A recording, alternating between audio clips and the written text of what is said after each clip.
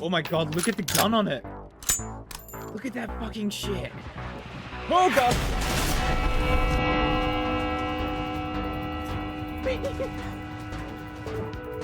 Oh god. What the fuck?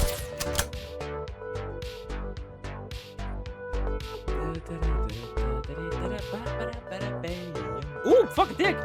Ah! My character's just a bit fucking nowhere. She doesn't really have a great grasp. She fucking really, Astrid?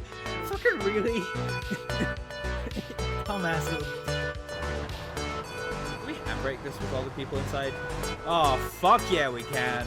Fuck yeah. Oh, fuck. Righty, hello everybody. Sorry for the delay there. I was getting ready to start stream, and so I pushed the button that should unmute all of the things that are muted, and instead I pushed my audio setup button, which is a now somewhat redundant tool that I had for like trying to fix my audio setup, because it used to be quite buggy-wuggy. So hopefully I have not fucked anything up. I can't even remember what it does. But welcome in, everybody. We're back playing some Train Sim World 5. Oh, okay, it's disconnected. Okay, so fine. Yeah, welcome to Train Sim World 5, which I now understand that y'all can't see. So let's get that sorted. Yes, there we go. We can see the game. We can see the game. So we're here today. We are going to be checking out the new West Coast Main Line Preston to Carlisle route that came out. This is reported to be the longest route for Train Sim World 5, and it has been. I'm not sure who it's made by. I know it's published by Just Trains, who are kind of Just Trains and Just Flight are kind of well known in the simulation corners of the world. Wait, we are done. Oh, right, let me have done something here. Fair enough. So yeah, and it comes with it lots of. I hate how fucking loud the fucking menu music is for this. Jesus Christ! Like, can I just turn this off? Menu music.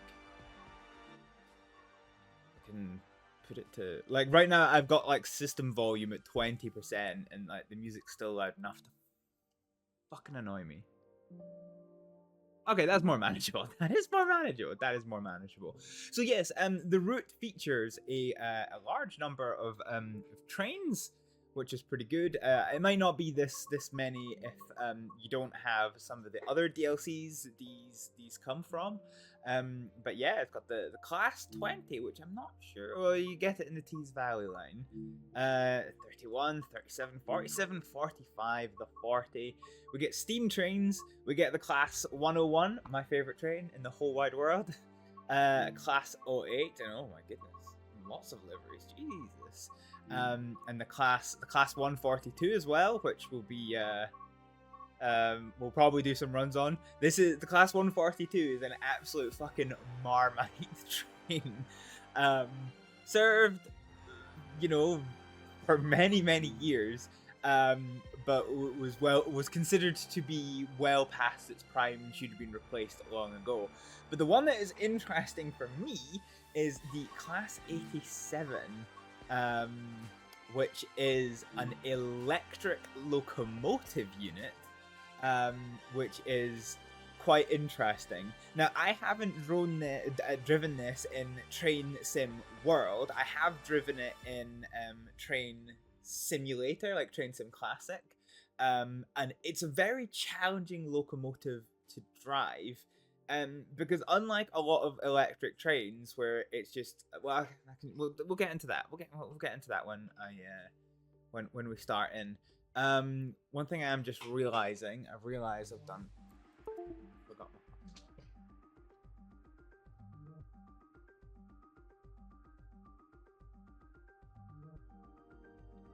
So what we'll do is we'll get to grips with the new class. Well, I guess it's not new, but this rendition of the class 87 that comes with the steel train. Yeah, okay. So we'll do the main route from London Euston to Glasgow Central, and this is going to be aboard a Class 87 electric locomotive. If you remember your TOPS classifications, 1 tends to be express trains, 2, which we don't seem to have here, is commuter trains, 0 is locomotive only, 6 is freight, 5 is like empty, or 6 empty and 4 is freight. I don't remember. I obviously don't remember my TOPS classifications. Anyway, besides the point. We're gonna go for a drive with yeah, here we go. So we'll do the mid-morning train from London Euston up to Glasgow Central. And one thing that is pretty cool is this train does come with a conductor mode as well. With the Trainsim 5's release, there was only a couple of routes that featured conductor mode, but that now is, thankfully, getting to expand. Let's go for clear weather because we want to see the route. It's a new route. So we'll do this in driver mode, and we'll take a little bit to look around the train before we actually kind of get into it good and proper. Oh, that's a nice screenshot. The bridge. Ahaha. So yeah, I always find that this is one of the more challenging locomotives to drive, and we'll get into why once we actually start driving it. But inside the Class 87, so I've not done any of the training scenarios for this, so I'm kind of Hail Marying this entire fucking stream. But we'll see how we go. I don't know how to drive trains. I'm sure it's not going to be that fucking hard. Famous last words. What I do need to do is I need to work out where the oh, can we go in? Oh, you can go into the engine compartment. Okay, I need to crouch. Ooh. Yes. So this is something that I'm surprised hasn't been included more often in is that a sink or a toilet? I can't really tell. Yeah, so we've seen doors into the cab inside Sims before. But yeah, this is the first time I think it's actually been included that you can walk through the full engine compartment of a locomotive, which is really cool.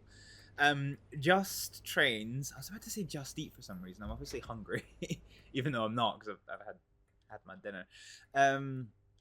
Yeah, Just Trains are quite well known for their very high quality add-ons. I'm a big fan of Just Trains and Just Flight. I have been using their products for many years, and they're in my experience, they're more than just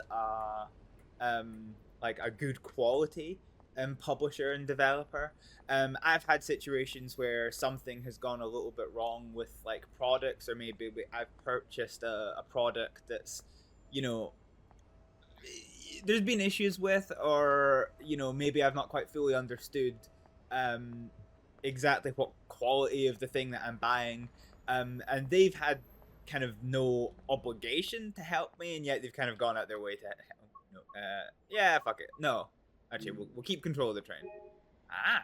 Okay, so this is every train station has various collectibles, but yeah, so I'm a big fan of Just Trains and Just Flight because their customer services is really quite good. Yeah, really spot on. Even in times where they've got no obligation to kind of help you in the way that they do, they do just help you. So here is the train here. This I think is. This is gonna be. I think this is gonna be Mark II coaching. So okay, hi. Let's get in here. Oh God, I'm getting bullied out. So yeah, this is not like Mark III high-speed train coaching stock. but it's a little bit newer than the old Mark 1 stuff. It does still feature these kind of end doors here. Look at him with his little mustache and briefcase. So yeah, basically we've got standard seating with some with tables, and actually I think they all have tables. I was thinking of bathrooms on this train. It's probably a bit worrying for a long distance train service. This looks like first class, I presume, by the fact that it's fancy as fuck. Oh, and also, because it's got the nice fancy carpet, and if I open the door, am I right? No, okay, it's just... Oh, it's different branding stock. Ayo. Oh, apparently we've opened enough doors to trigger the next step. Yeah, okay. So I think this route is set in kind of like 80s or 90s. I'm not sure exactly when the route is set. But over the years, the British railway scene has changed quite a lot. Going from privatized to well, from not until we finish looking at the train. Yeah, it's gone from like private companies to like public ownership back to privatization, and every time it's changed between them, and even there's been certain rebrands. So you've gone from the public British Railway livery here, so this is the kind of blue and white, and then still under public ownership they had the kind of Intercities livery which came in. Jesus Christ, a mustache game on this. Wait, this. So yeah, we see the buffet car. So this is where you can come if you want to get a light snack. And then I think this is us into first class over here. It certainly seems a little bit more spacious, and yet one for first class. So we've got first class right in the back, and I'm not sure if these are supposed to be toilets, but I'm not seeing a single toilet on this train. So for a London to Edinburgh, this must be the toilet here. Fine. Okay, I was gonna say, yeah, that would be an uncomfy train ride, having to go for that long. Without all of that. And right at the back of the train, we have another thing from antiquity, which is the guard's carriage, which is not something you see on trains very often these days. A lot of bigger like intercity trains will have a small section of usually either the front or the rear driving motor, which is like the guard's thing for oversized baggage. But back kind of 80s 90s era, there was still a lot of like larger things that were moved by train, and so this is what the guard carriage was. So you may notice if you go into the train, okay, well this is Mark II's. Whoops. No, fuck. Let me out. We're not done. Let me out. What, you can't jump off your own train? You fucking dick. Oh, there. Well. Ooh, okay. That's not what I wanted to do at all. Can we? Oh, yeah, we can. Exit the vehicle. There we go. Okay, so it's got actual protections to stop you from jumping off. So yeah, basically the point of the matter is that yeah, there was a lot of goods still moved by train, and obviously you think of freight trains and you think of course, but in the case of the guards components, fair enough, the Mark II coaching stock does have some more like modern features to it that you might not get in like the older Mark I stock, so with the overhead baggage rails. But if you've got like several big suitcases, say you're moving house and you've got like boxes or something, you would put them in the guards cabin. So we can go and have a look at the guards cabin over here. We're just absolutely foregoing railway safety. So if we come over here, here is a guard carriage in express parcels livery. Oh, actually, this is actually a mail train, to be honest.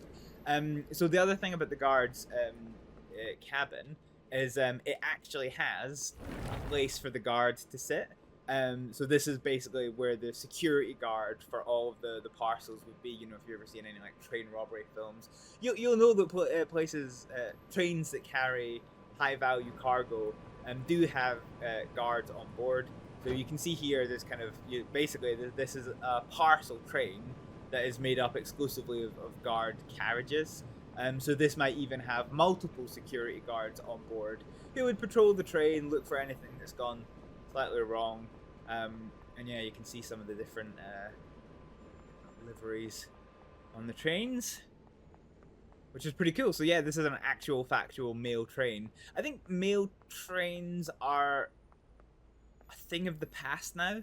There used to be like a dedicated Royal Mail branded train, which was, you know, pretty cool when you saw it around. Oh, we can load this. Collectible. One of the hardest things about like working with a new route is trying to find out what all the collectibles are. So we know what one of the collectible types is.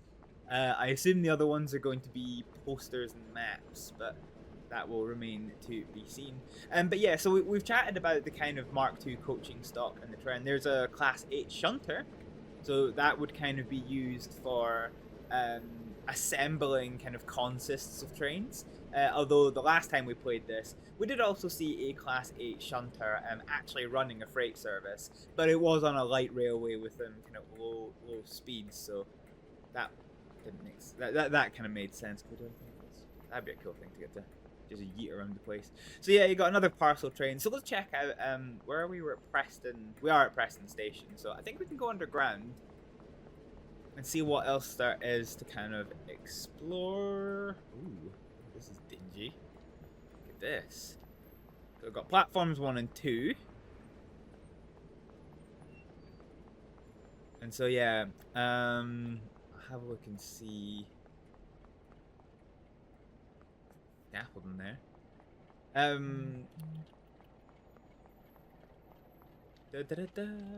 Railway safety is for nerds. No, railway safety is actually really important. But here's another parcel box that seems to be the only collectible that we can seem to find. I don't actually. I've never been to Preston, so I don't know how accurate this all is. I'm gonna go out on a limb and suggest very, because this is kind of just eat. Fuck, I did actually say it. This is just strange quality stuff. Hi, mint snacks.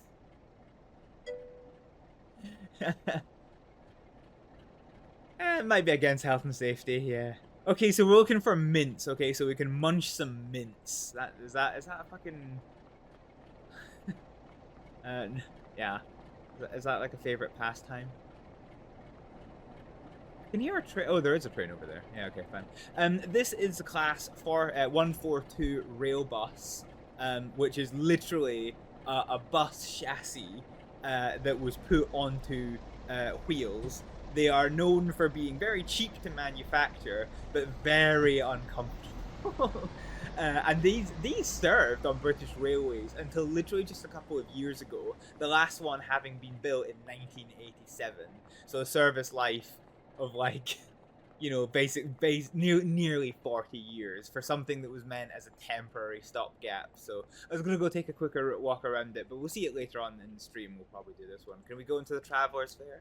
We can. You're bound to have some mints. Oh, is there any collectibles in the shitter? Nope. Mints. Oh, castle. Carlisle Castle. We collected a castle. So we've got castles, mints. We're missing the last type of collectible. I'm not sure what it's going to turn out to be. Oh, posters. Fine. So the ripped up posters. Okay. So yeah, I can't really comment on what else. I've never been to Preston. I don't even think I've been to Carlisle either. In fact, I don't think I've been to any station that's on this route. So my local knowledge and my ability to provide tidbits in that regard is going to be somewhat limited today. Do you have the leaning Hitachi train? The Class 180. No, 180. The Class oh, we've been here. The Class 801. Yes, I do have that one. Here we go. Here's one of these electric Class 87s that we'll be driving coming in. Oh, look at that. I really like the intercity livery. I think the intercity livery might be one of my favorites on trains. Obviously, I'm nostalgic towards the first ScotRail kind of pink and blue livery, because that's what I had when I was, you know, growing up. Yeah, and maybe I have local bias as well, but I quite like the modern ScotRail livery as well. It's quite a nice one. But yeah, beyond that, the first, the intercity livery is quite good. Okay, ooh, another collectible. Fine, it doesn't look like there's going to be anything else other than just kind of generic station facilities. So let's go ahead and restart this, and we will do some actual train driving. The GNER Route of the Flying Scotsman livery. What, are you saying that as like the intercity livery, or one that I might also like? I mean, my limitations of what I like comes down to what I have actually seen. Let's see. Oh, do you mean like dark navy and red livery? I've just googled it. Or the kind of the or yeah, okay. Yeah, it's not bad, but it's not my top 3. It's not my top 3. All right, let's go ahead and do this. And let's try some trains. Yeah, it's definitely not a bad livery, but yeah.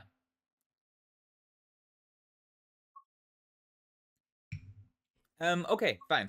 So, first thing we need to do is we need to work out where the safety system isolates are. Let's see if it's behind any of these panels. Tab heat. So usually somewhere there is a switch where you can enable or disable the train safety systems. Feel like, aha. Yes. Okay, here we go. Found them. We found them. Okay, so first thing we're going to do, we're going to sit in the seat. We are going to tell the guard to get out and start boarding some passengers. We're going to put the isolate switch into normal mode. And there we go. That is the sound of the AWS's people.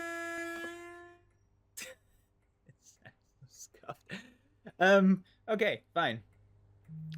So master key is going to need to go on. Reverser is going to go into the forward position.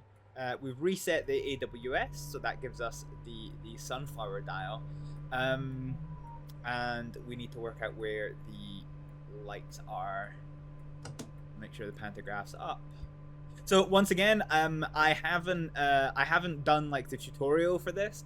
I'm kind of Hail Marying this entire run. So if something goes a bit pear-shaped, that'll be why. Headlights we're going to put into the on position, and let's go for the left marker as well.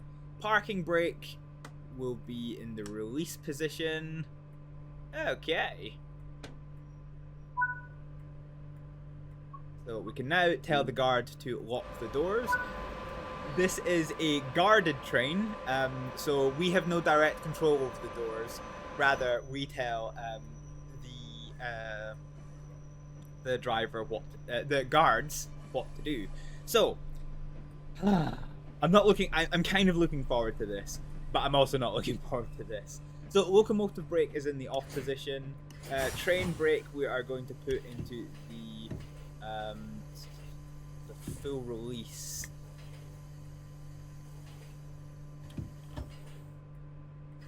Okay. So our brake.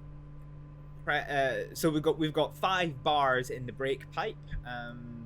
So this is fine. So the reason why this train is kind of complicated to drive This is going to be a bit difficult to explain initially. So yeah, you see this run down. Oh yeah, you can see here. So we're going to notch up. Fine. So we're going forward a little bit slowly. So you can see how we've notched up and we've gone into the kind of green band here.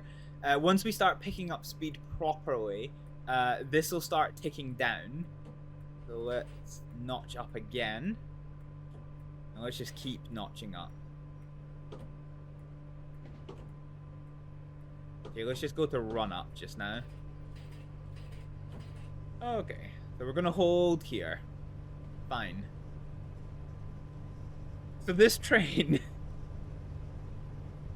this train is so, like, is so weird to drive. So when you have electric trains, normal electric trains, what happens is you accelerate, right? You put the throttle to 25%, and the train will begin to accelerate. Fine, that makes sense. The motors, 25% throttle, the motors will work at 25%. The power comes into the train, straight into the motors at 25%, and you're going 25% throttle. Fine. This train is a little bit different. The way I don't know much about the actual inner workings of this, but the way I have it in my head is basically you need to pull the electricity into the train, and then it's kind of held there, and then you kind of it deploys slowly over time. So this is what the notching is. So you can see here, like we can go 35 miles an hour. So we're going to run up, and you can see that little gauge. I'm pointing, but you can see the gauge has just gone into the yellow, and now it's deploying. So we have put all of this into all of this energy into the train, and this energy is being stored in the train, and it's slowly being deployed by the electric motors into like actual speed, actual factual locomotion. The problem with this is that you can overload the train. If you keep running up and running up and running up until you go into the red, you will blow the transformers that like stores the energy on board the train. So yeah, so you can see here it slowly deploys over time, and we're up to 80 miles an hour now. So our next stop is in Lancaster in 20 miles. So let's go run up again.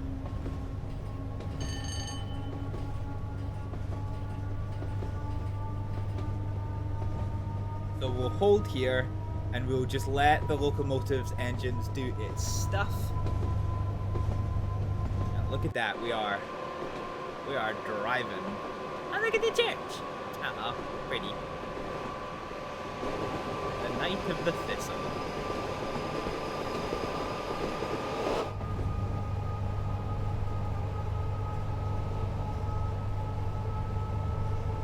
So here's our AWS plate, so you'll hear the ringing. You notice that our sunflower dial's gone into the disappear position. So AWS is an audio-visual warning system, rather than just strictly audio. Most people know like the bells or like the the silly noise it makes, but yeah, that's not all there is to it. Right, let's see if we can't get ourselves up to 110 miles an hour, which is the current speed limit. So this is, I think, the most.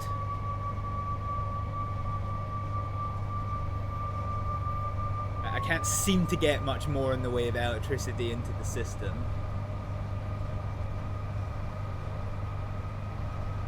So I think this is the electric field, and you can see this one's at 100%.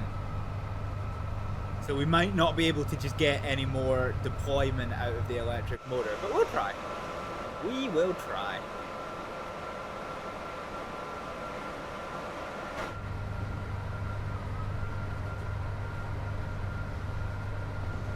Now, every time I drive the class 87, I almost always end up blowing the transformer.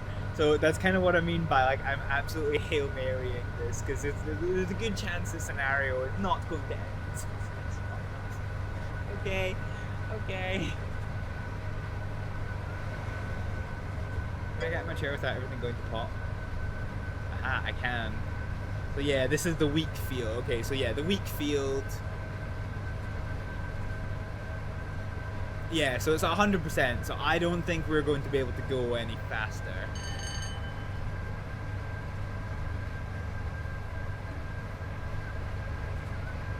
Having said that, we are at 100 miles an hour, and we're going downhill, so this isn't too bad. Is there a rule about which pantograph should be up? Well, I've only got one, so I'm gonna go out on a limb and say no. Well, actually, if you're an electric train and you only have one pantograph, you should have that pantograph up. There you go. That's the rule.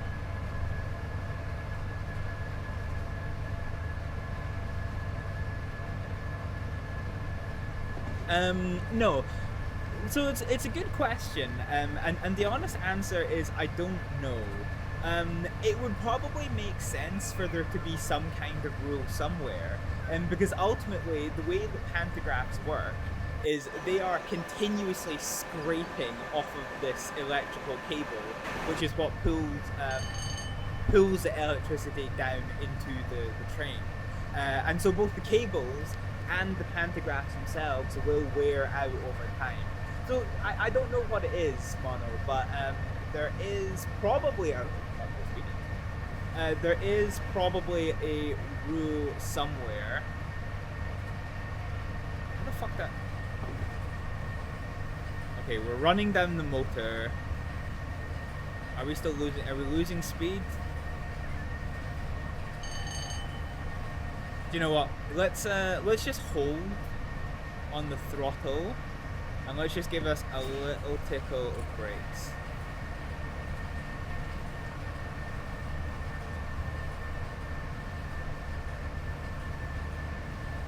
And then still release those brakes.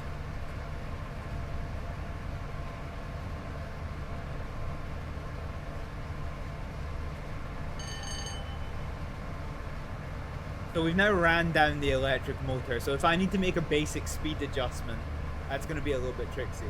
But yeah, so I think from a train maintenance point of view, yeah, it would definitely make sense for there to be some kind of rule which tries to equalize the wear between them.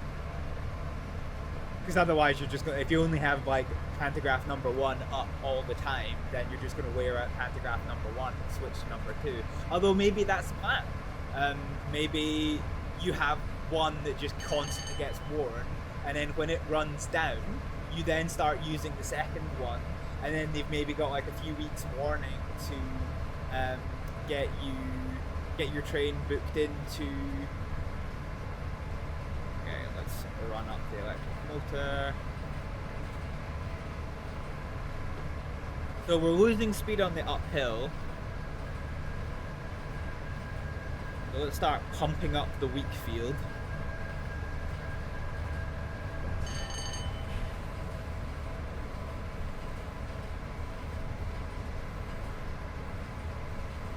Okay, something's happened.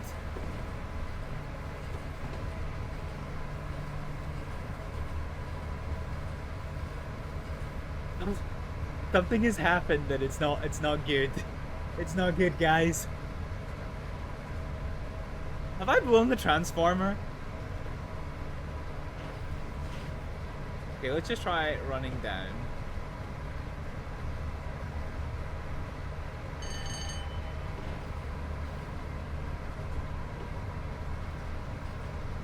Okay.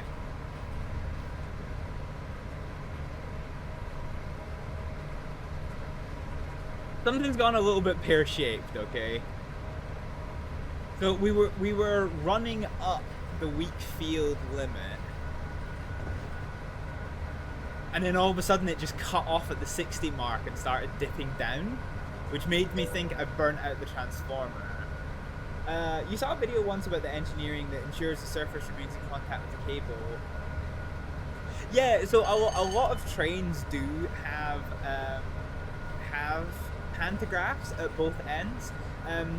It typically tends to be like an all-electric train. So like when you have like an electric multiple unit, that will typically have either one pantograph in the middle, or like one pantograph 1/3 of the way through the train, another pantograph at the second third of the way through the train, or alternatively one pantograph right at the start of the train and then a second right at the end of the train. That typically is what you see, but they typically are on like full electric, like entire trains, as opposed to this train, which is just an electric motor, like an electric locomotive with carriages that can easily be disconnected and attached to any other train type out there. An electric locomotive with 2 pantographs isn't unheard of, but I don't think they're that common. Okay, after a fucking age of trying, we have now got ourselves fucking full throttle without burning out the fucking electric motors. It's only taken us the better part of 8 miles to fucking fix that issue. You get the train. But yeah, I generally am favourable towards trains that are quite challenging to drive. So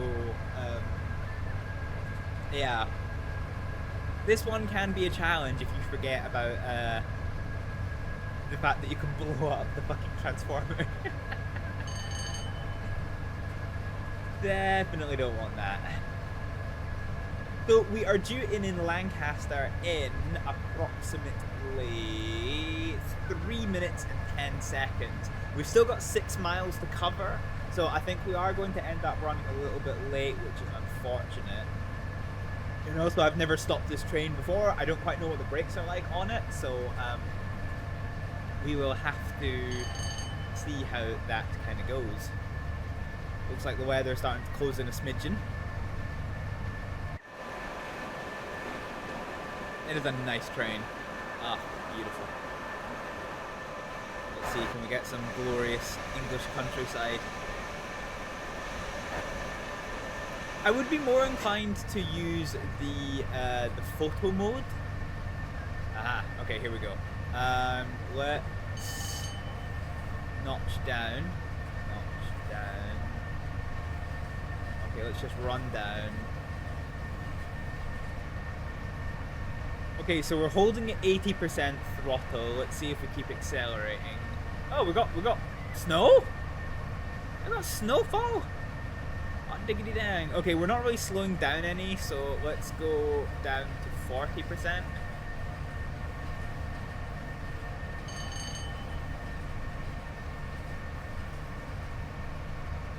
Okay, we're now 40% throttle and we are now starting to slow down. This gives me enough time to work out how to do the window wipers. Okay. So fucking slow. Okay, a bit faster than that one, sunshine. There we go. When you lived in London, there was a train that switched from third rail to pantograph at some point in the route. The train had to stop completely during the switch. Yeah, okay. Yeah, so there are some trains. So I think the class 313 is one of those. Okay, we are coming up within 2 miles of a speed change, so we are now just going to run down the motor, and we're actually, yeah. Oh, flashing double yellow.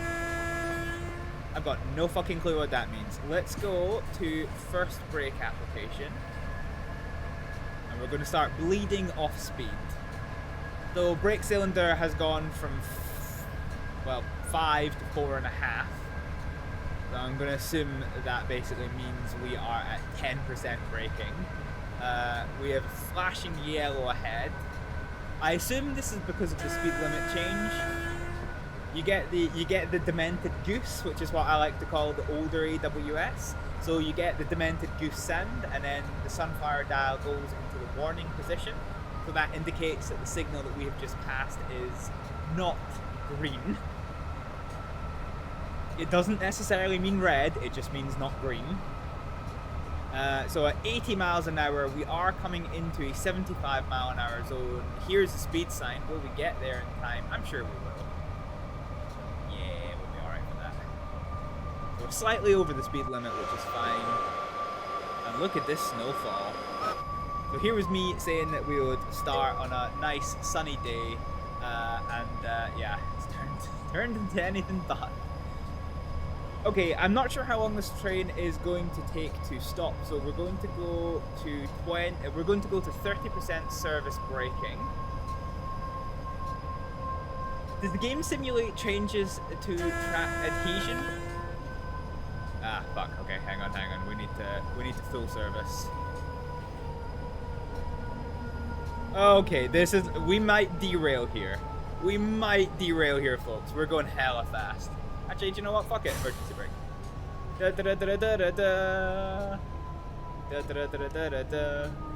Oh, these brakes are going to get me roasty toasty. So we're doing 40 miles an hour and we need to be doing 15 about now. Okay, we did not derail.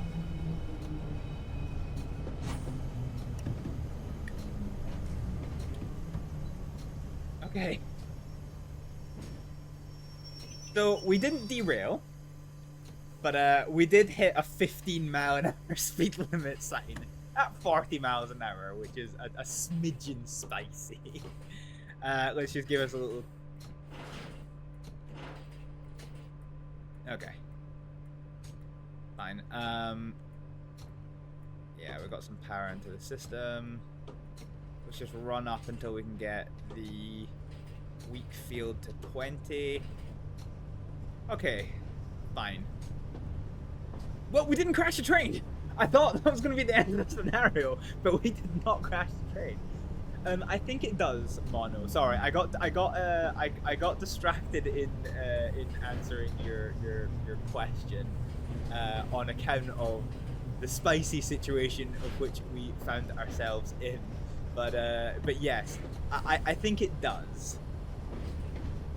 Don't quote me on that, but I think it does. So yeah, it's gone from being a bright sunny day to quite snowy. So we're coming into Lancaster at the moment, which is somewhere in the west side of England. Yeah, I see the red light. It's fine. Don't worry about it. I see it. Okay, let's just go for 50% braking. Bring us into a nice stop. So for our first ever stop in a train that I'm kind of Hail Marying, 5 yards isn't fine. Let's get the guard to open up the left-hand side. So we're currently, what, 2 minutes late in arriving, and we're already a minute late in departing. So that's something. So let's go back into the cab. So we don't really have any time to explore Lancaster. Because of the adverse lighting conditions, we are just going to get an extra marker light on for better visibility. And we are done loading passengers. Okay. Fine. We've got the off switch, so I don't know what that means. But we do now have the green light to go. So let's full release on these brakes, and then let's go to notch up. So we're going to run up just a little bit. We're going to run up again. Okay, we're going to run up until the weak field limit indicates 20%, provided that doesn't blow the transformer. Okay, so we're now at 1/5 acceleration just now.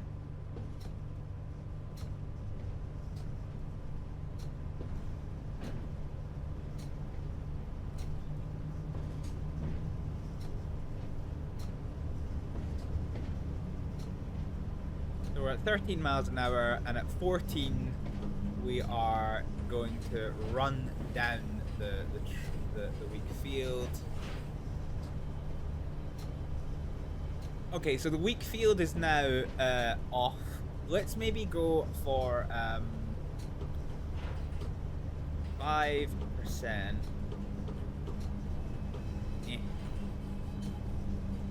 Okay, we're now 5% on the weak field. This is quite a steep uphill, but we are passing, so that's a 100-mile-an-hour speed limit sign. So once we get over this, we actually should be good.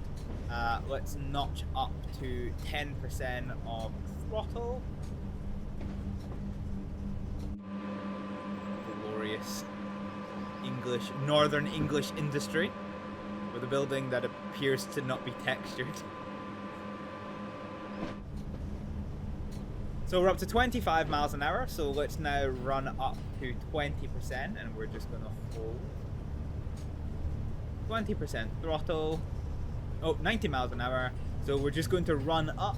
Now, we can't run up all the way because we're going to blow the transformer, so we're going to get to about here,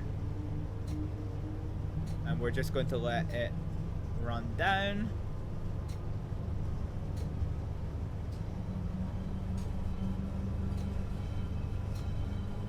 Do we even have a sander button?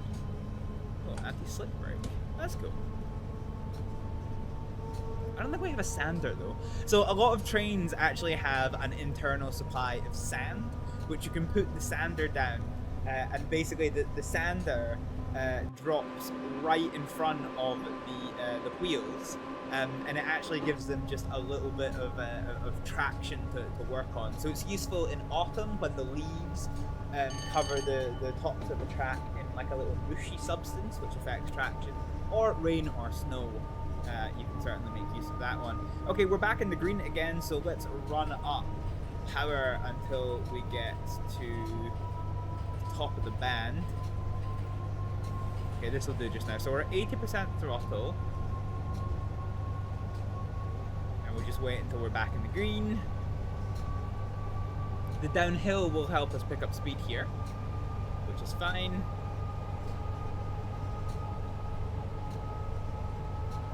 We're back in the green, so let's now notch up to the 100% mark.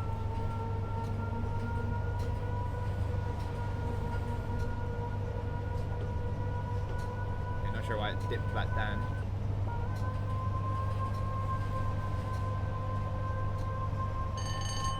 Well, let me get to 100%.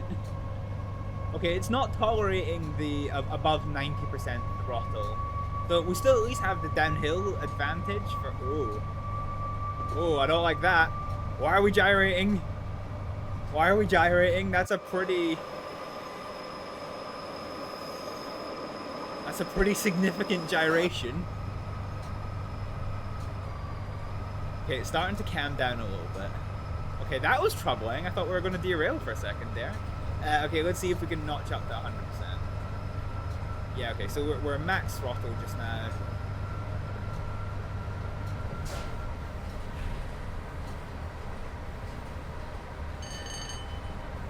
Something just triggered the emergency brake.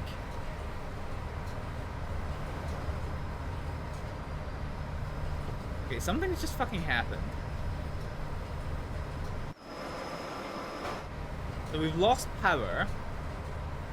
I don't think we've blown the transformer. Maybe it's just overheated or something. I hate this train. I hate this train so fucking much. Oh, I wonder if it's because we left it on notch up. Okay, let's just do 30%. Seem to be holding well. So let's go to 60%. We seem to be holding well.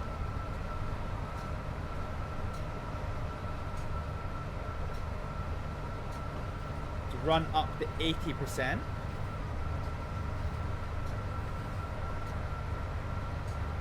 Seem to be holding well.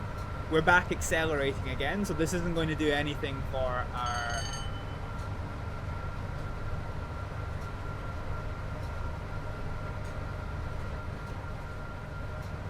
Hang on a minute. Why is it telling us we have to stop at Carlisle 15 minutes ago? I'm pretty sure we just left the station at 9 minutes past. Hang on a minute, that can't be right. That cannot be right. Yeah, what the fuck? We leave the station. We're scheduled to leave the station. Oh, it's 11. Wait, 11:42. Oh, okay, that's fine. That's fine. Okay, all right, fine. I forgot the hours were a thing. I was only looking at the minutes. Okay, let's run up again and see if we can't just get it to stick at 100%. Okay, we seem to be holding well now at 100%, which is just as well because we now no longer have the downhill advantage. We're now going uphill. Let's see if we can't make any gains on 94 miles an hour out of 110. Yes, let's get all that cold British air. Ooh, this looks interesting.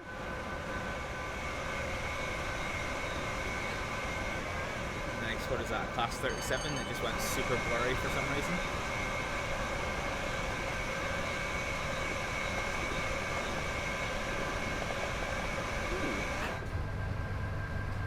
Where this is that we're just passing through.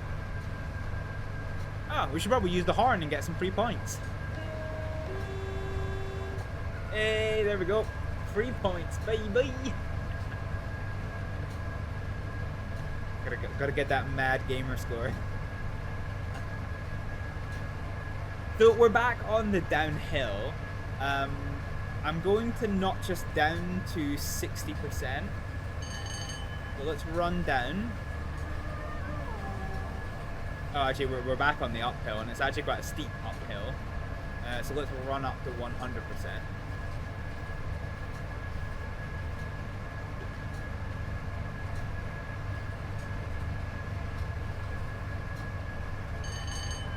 Okay, we're 100% on the weak field.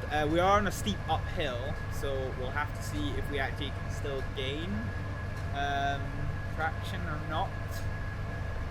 We're a comfy 105 miles an hour. We've got green signals across the board. Oh no, the train's back gyrating again. It just makes me so uncomfy. I pronounced a little wobble. With botheration. And yeah, all we can see is snow. Yeah. Can't really see much else.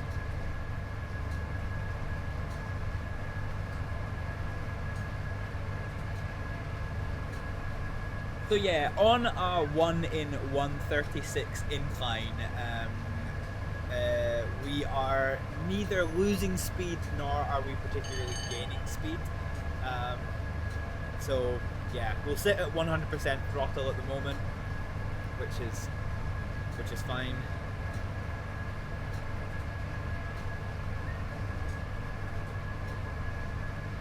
And yeah, it's going to be quite a long drive towards Carlisle, but then this is an express service. So as we remembered by our tops kind of running orders, I'm curious what was the one that I missed. So 0 is what you call a light engine. 1 is an express train. 2 is a stopping passenger train.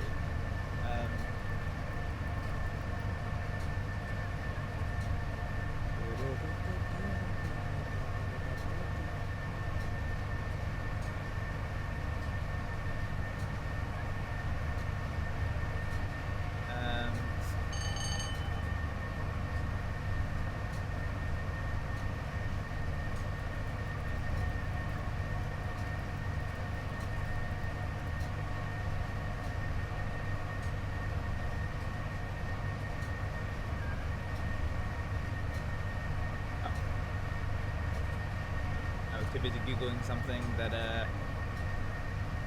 missed the thing here.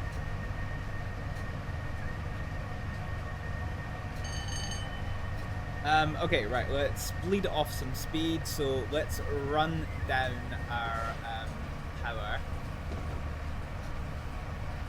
Beans, we flicked it off by accident. That's not gone well. Well, we'll need to wait for that to reset now. Or can I actually just... So I want to be at 40. No, okay, I can't do it. I need to wait for it, which is fine. This will help with bleed speed just a little bit more. Okay, let's notch up to 40%. We are on a steep uphill. So we'll hold at 40%, but we're now under the speed limit, so let's run up to 70%.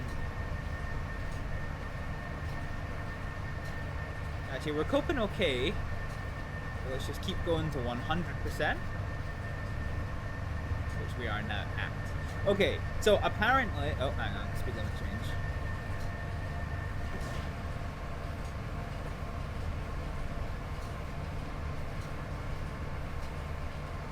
So 100-mile-an-hour speed limit zone coming up here. And we are going too fast for it. We are using gravity to just bleed off that speed. Maybe a bit slower than I would like. But hey ho. Yeah, okay. So 0 is a light engine. 1 is an express train.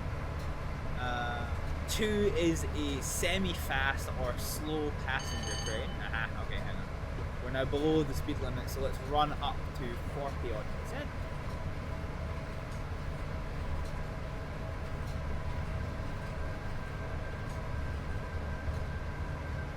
Fine, tolerating that well. Let's just keep going to 80% for just now. There we go. Okay, so 3 is a...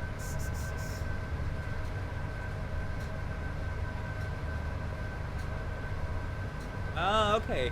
3 is priority empty coaching stock train. So an empty like passenger train trying to get somewhere in a hurry, or a parcel train, or a weather related vehicle, so like a snowplow or something.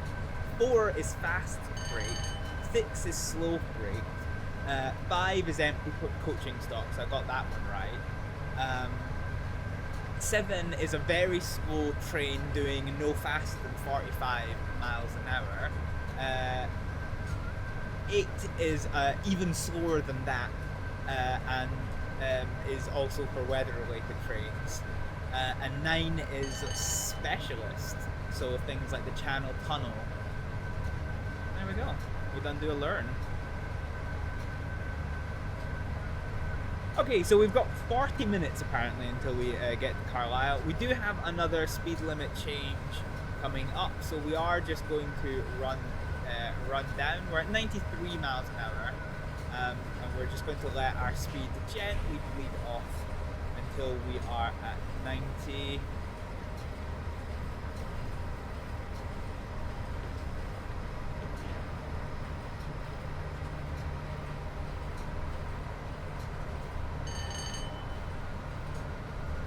Okay, we're just going to run up the motor until we can get back to...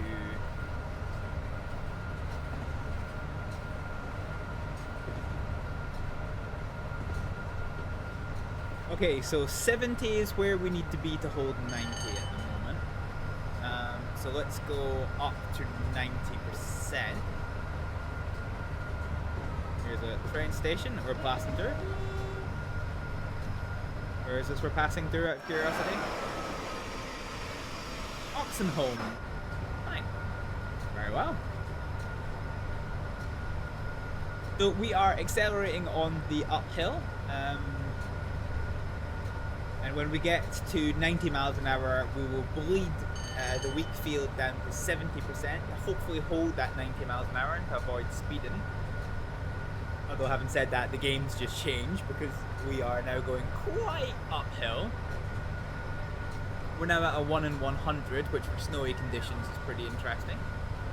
Passing another intercity train there. Let's actually notch up to 100% for just now.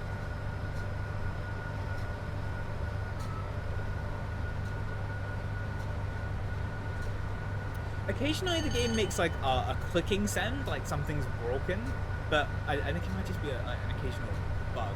It's a bug that's scaring me though, it is indeed a bug that's scaring me. Okay, that's 90 miles an hour, so let's run down, and we're going to hold at 90% of weak field. Okay, we're gonna actually run down again.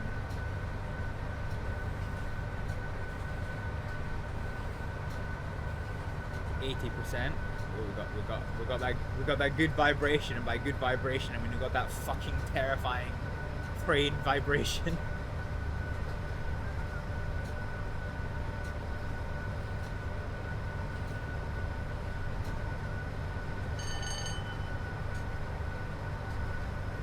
Okay, now that we're well balanced, we're going to try and use the notching system a bit better.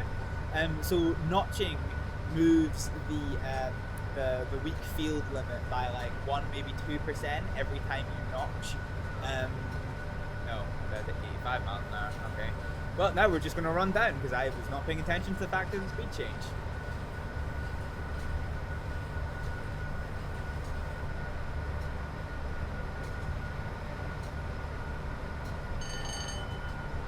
Riding significantly over the speed limit. It's only 3 miles an hour above the speed limit. That's not significant, you dick.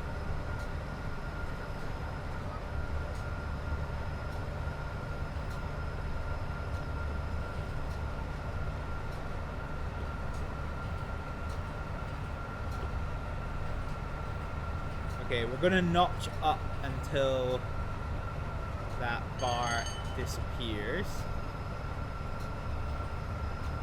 Now has. I don't like having like the full HUDs, but I do like having just enough of a HUD that I can, because you can feel acceleration, right? So I want, I want to know if we're slowing or accelerating, and yeah, this helps me cover off some of the things that I can't feel. This fucking side-to-side rocking of the train is freaking terrifying. Look at it, you can see it compared to the rest of it. Christ, that's scary.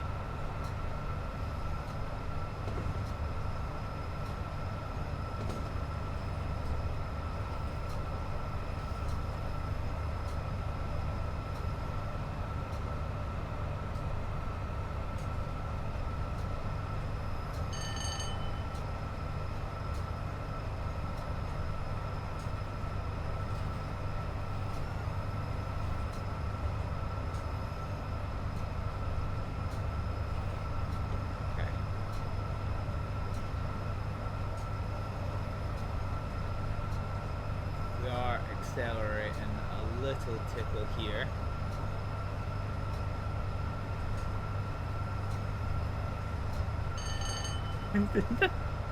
This fucking train shake is making me so uncomfortable. I feel like I'm gonna fucking derail.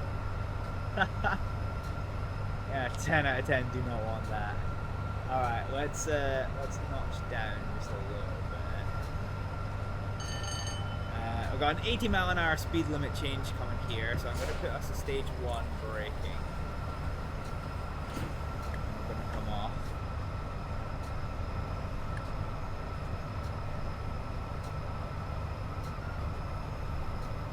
But just using the brakes a little bit has now readied us for that 80 miles an hour, which we have, no, we're about to pass, that's here.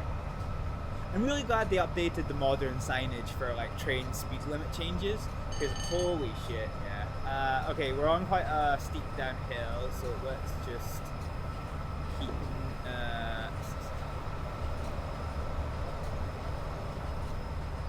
keeping bleeding our speed.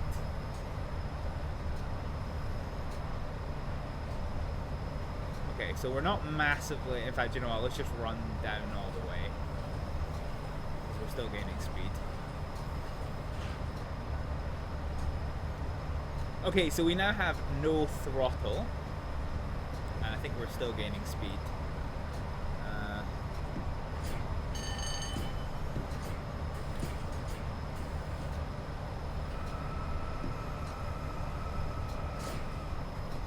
And then we're straight back to the fucking uphill.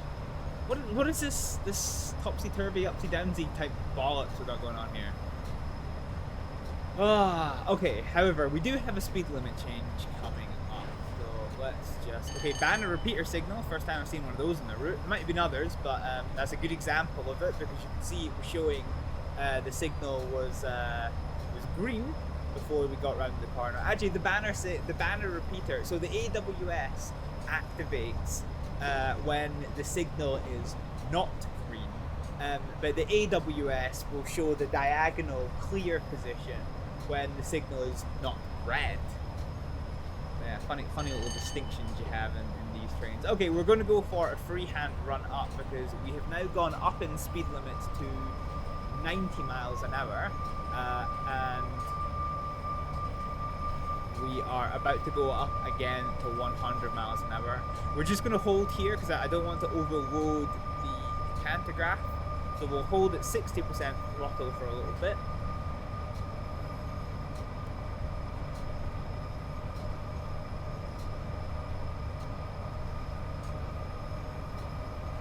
Here's our 100 miles an hour. Oh. Okay, and we have just ridden right into a snowstorm apparently. Okay. So we're at 100% throttle, and we're on the downhill, so that's great.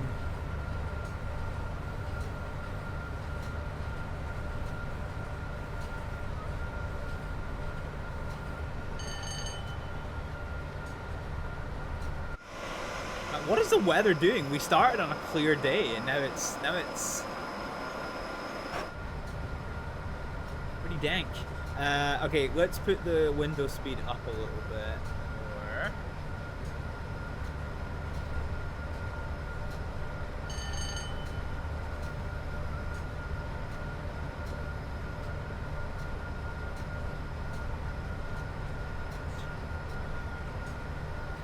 Here's me wanting clear weather so that we can see the scenery, and all we can see is literal fucking snow.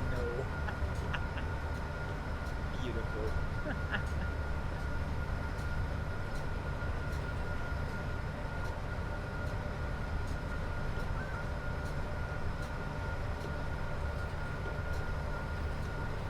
Okay, 105 miles an hour is the speed limit coming up, which is just quite a strange thing.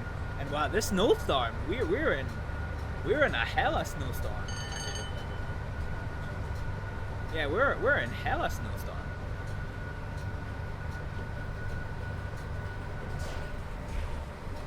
What boy? You see that? We just fucking lost the pantograph.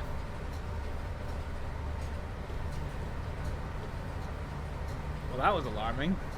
Okay, this is gonna end up losing us speed. Yeah, we had pantograph disconnect for a second, which was slightly troubling. Okay, let's now run up. We'll have to restart this. I think we can, at 85 miles an hour, I think we can tolerate going to straight to 50%, which we have now done. So we'll give it a couple of seconds to catch up. Here's another banner repeater sign showing it's green. Or showing it's not red, rather. So, as we've talked about before, banner repeater signs are... Oh, hey! Explore with me. Subbed on YouTube. Nice.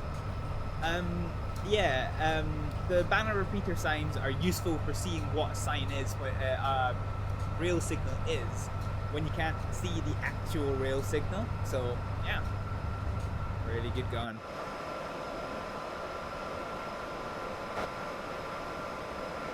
Love how you can see that up and down motion of the pantograph.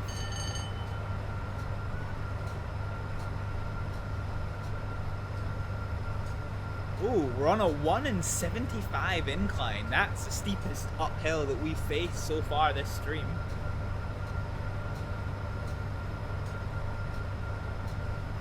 See now why it was saying that you had an hour to get 60 miles.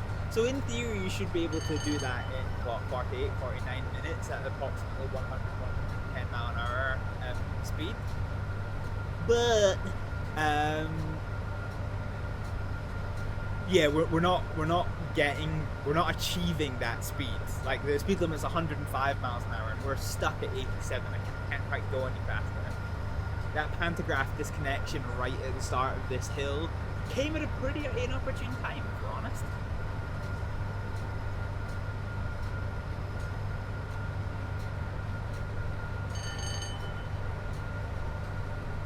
We are slowly gaining speed, but it's quite painfully slow.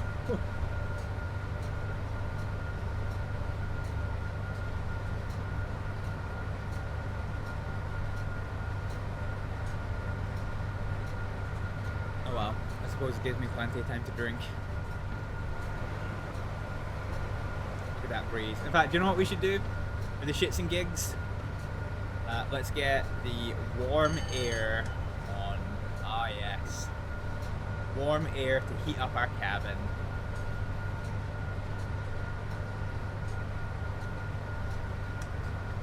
Oh, there's a cab light. There's a cabin heat, isn't there, somewhere? Oh, cab heat. Yeah, there we go. So, oh, demister. Heyo. Cool. Let's see if that makes it. Let's see if having the demister on will make any difference to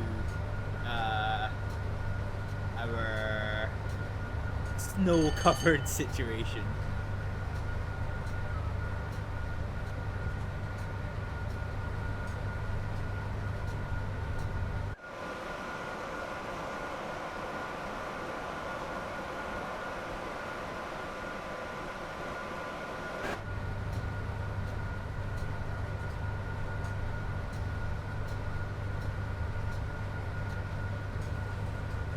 Okay, I'm not sure what these yellow things are. I'll be honest, they're scaring me slightly. So it's shunting signals, but we're not shunting. I don't know why they're illuminated. I'll be honest, it's terrifying me a little bit.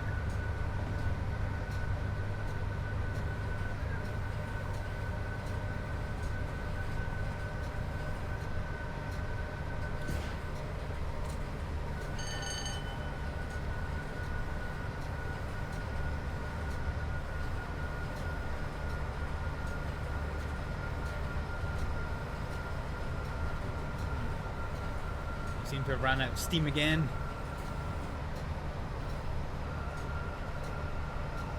Yeah, I wonder if it's just like a path control thing. Wait, are we still on the brakes? Yeah, we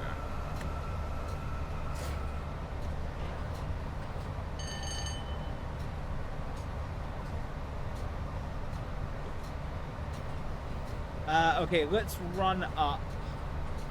And we'll keep to 20. We're on a very steep downhill. But actually, I might just.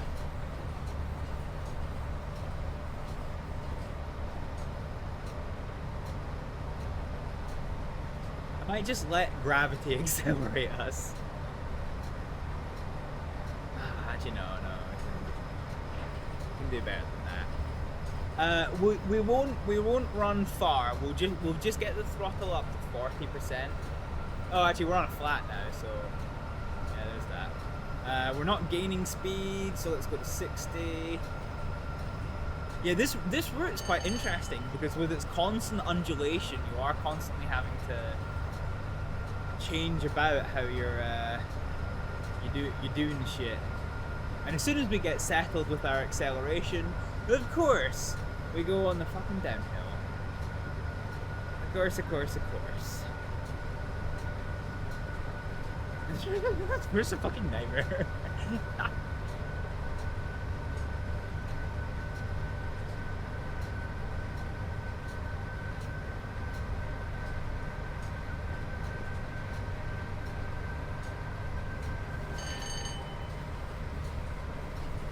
Okay, power control is going to go in the off position. I'm just going to go for a little dabble of first brakes, and then we're going to release that.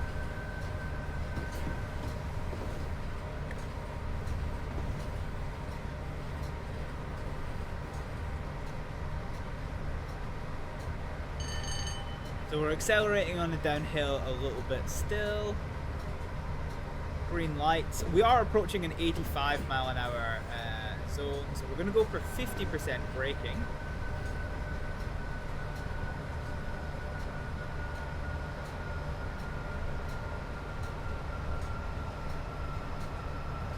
And we're now going to release the brakes.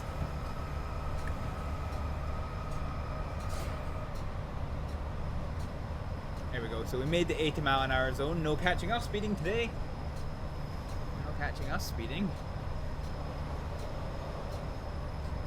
Do you know what? 78 miles an hour, 79 is approximately 80 miles an hour. So I'm happy to leave that as it is.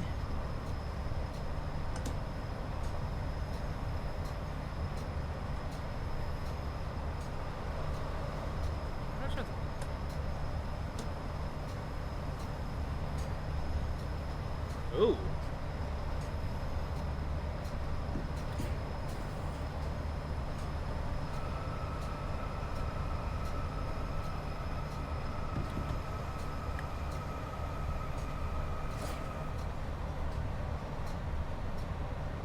Did the pantograph just shit itself again? I'm now wondering if that's what that clicking noise is that I hear every so often. Like, not the click of this, but occasionally there's like somewhere between a strong click and a really quiet thud. I wonder if that's like pantograph losing connection. I do wonder if that is what it is.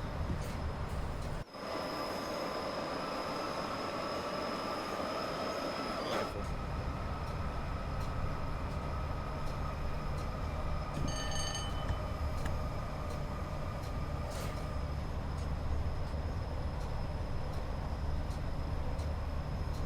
So wait, how much can we overcharge the brakes?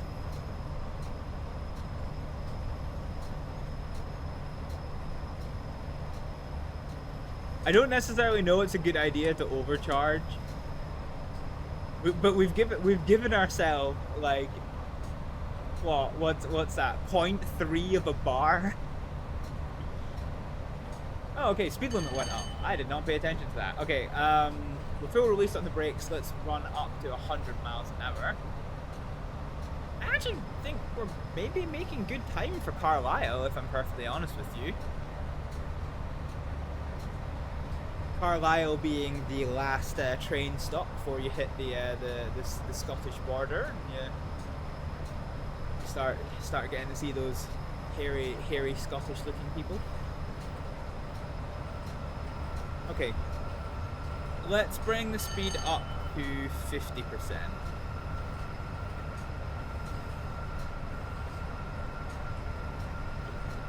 That'll do us.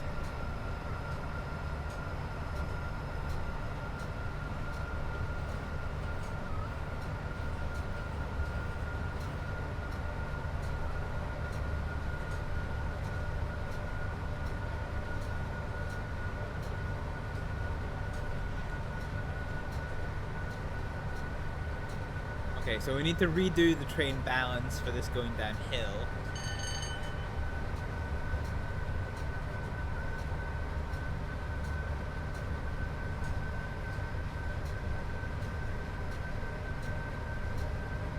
Oh god, that was such a nope, I don't like that. Don't like that. Such an uncomfortable gyration. Fuck. Okay, we're about rounding out at 100 miles an hour. So let's start running down our power.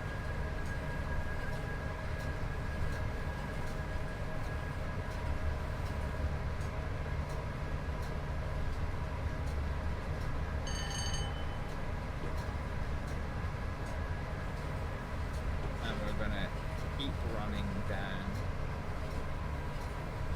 Yeah, do you know what? I'm actually just gonna notch off because we are yeah. Because we're on a downhill. It's not the steepest downhill in the world, but we do have speed limit decreases coming up. So we are actually just going to start applying the brakes here.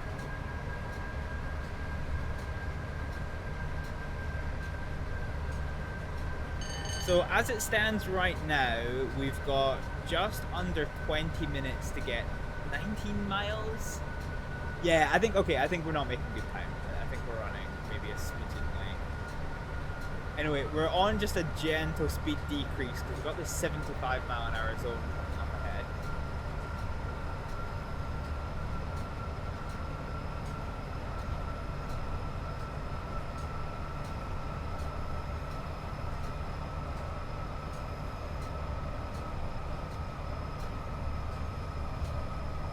Okay.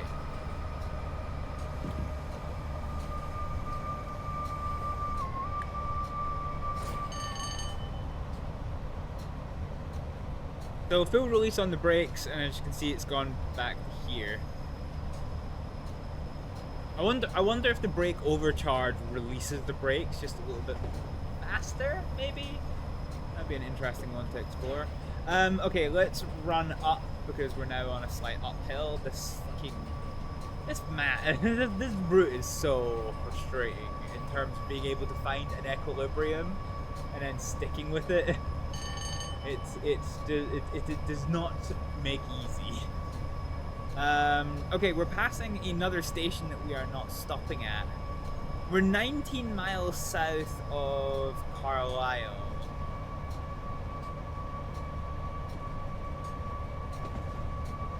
This isn't Penrith, is it? No, Penrith would be further south than this. I think.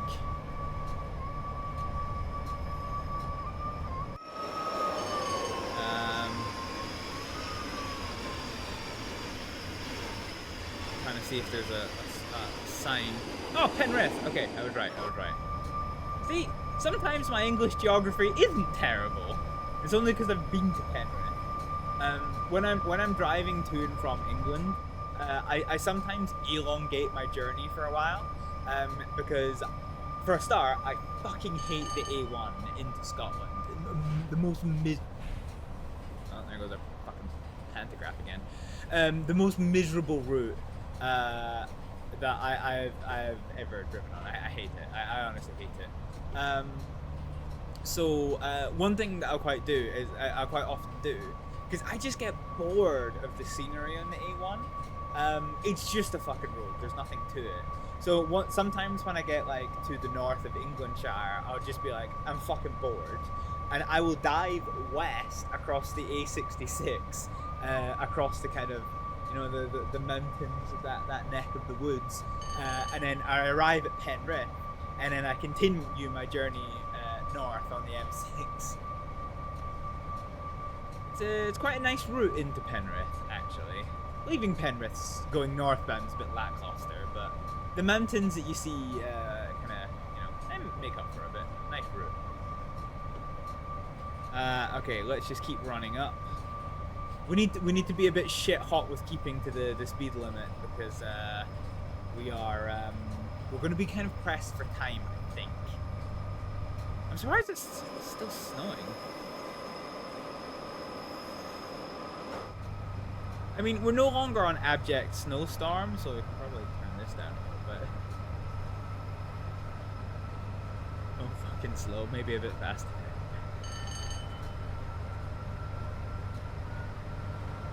Okay, we're on the downhill, a fairly steep downhill again, but we're just going to keep at it. We're just going to keep guns ho for a little bit. We want to get right up to this 110 mile an hour.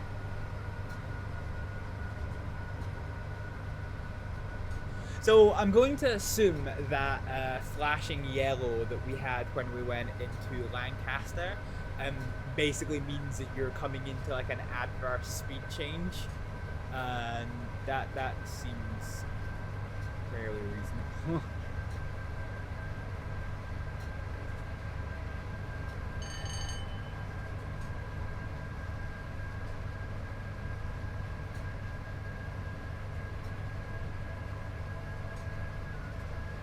Okay, 103 miles an hour. Still at 100%, accelerating probably the best I can right now.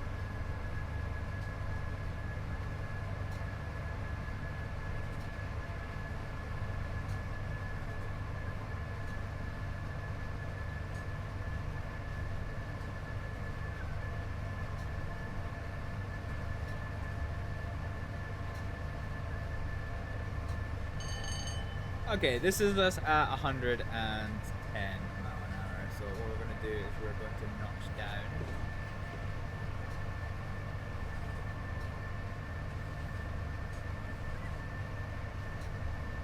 until... In fact, you know what? We're just going to run down until we get to 80.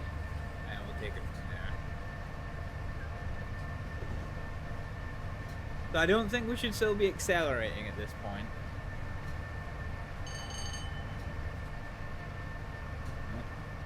Maybe we are. Okay, let's run down to 60.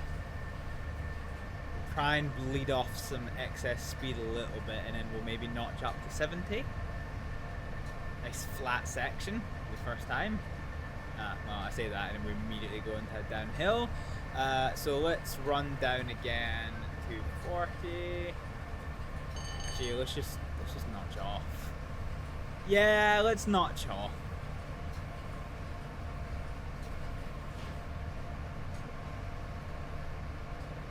Go for a little dabble.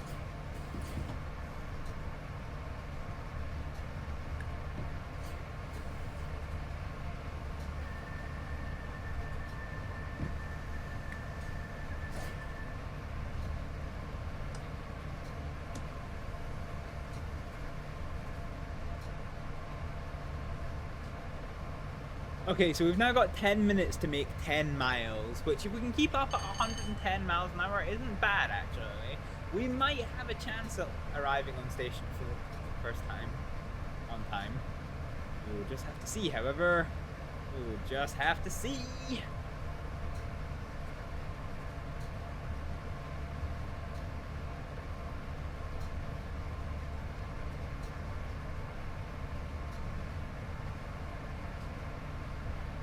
So we're as close as we can to 110 miles an hour without speeding.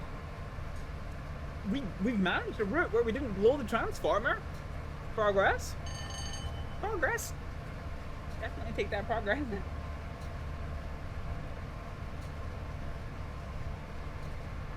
Still on the downhill. We're now 8 miles away. And we are starting to face light speed limit decreases. 5 miles an hour, it's not bad. Not bad at all. Snow's looking like it's picking up a bit again.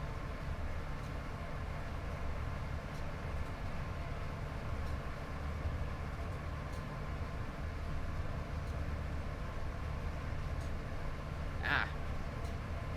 55 miles an hour. Okay.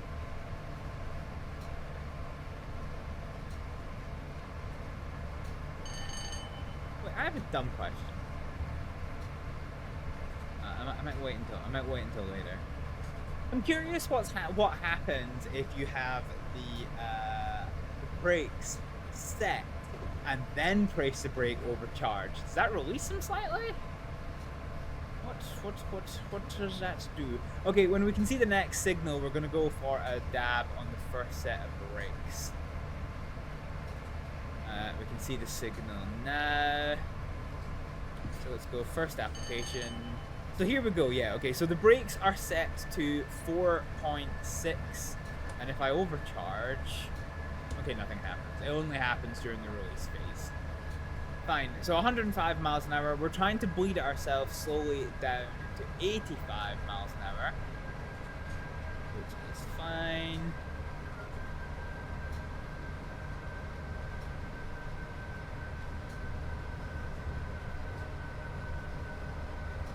Lead the speed.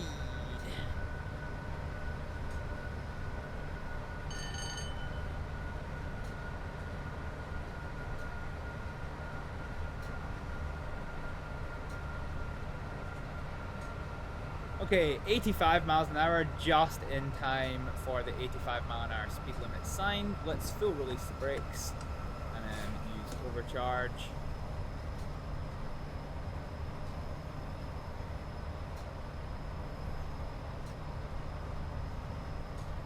And then we're about to go up to 90 miles an hour, so let's just run up.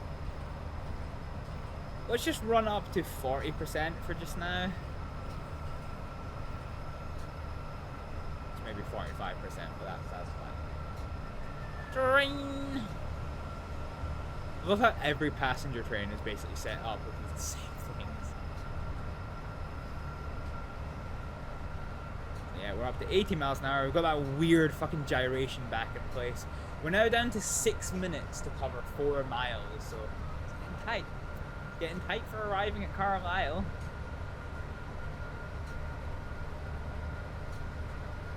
But we should manage.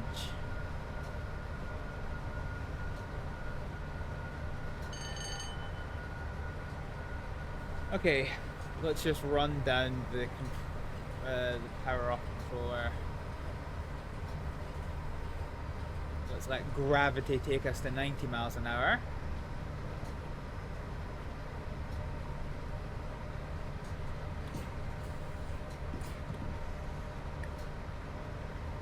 We'll just go for a little dab off the brakes every so often.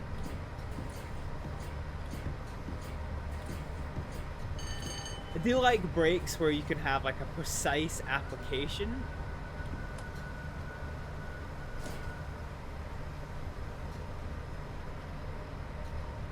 Because like this would be perfect if you have like a 100% thing and just say, okay, I'm just gonna have the brakes at like 2%. Okay, perfect, done, done. But alas, we don't have that. Okay, so we're now 2 miles from Carlisle, and we are approaching a 75 mile an hour speed marker. Let's go to first application. And we are on a bit of a downhill, so I'm tempted to just leave this. We also have an adverse signal here. Yeah, okay. Fine. So I'm actually going to go 50% braking. We get the Demented Goose, and we have the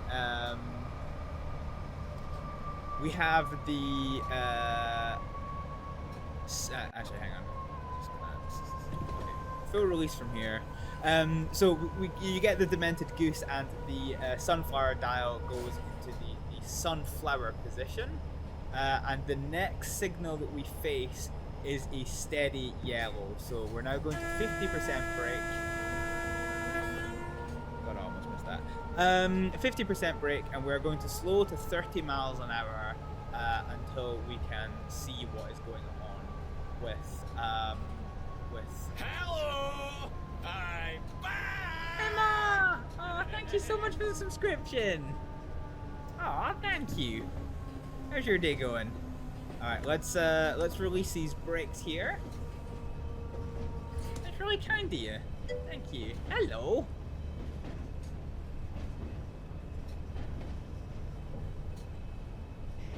Hey yo. Aw. What's that? Little wavy person. Okay, so we are now, we're finally at the end of this route to Carlisle, and we are, have a 20 mile an hour speed limit ahead. Snow's back on heavy again. The Demented Goose!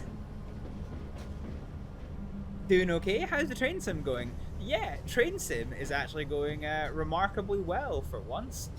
This is a class of train where I am notorious for blowing the transformer on it. I end up blowing the transformer, and then it just ends the scenario because if you get the traction motors into the red, the whole like electrical system aboard will blow, and then you are just a broken down train. So you have to end the scenario. I am frigging notorious for doing that, but we haven't done it once today, and I haven't driven this train in a long time, so I'm kind of impressed, to be honest.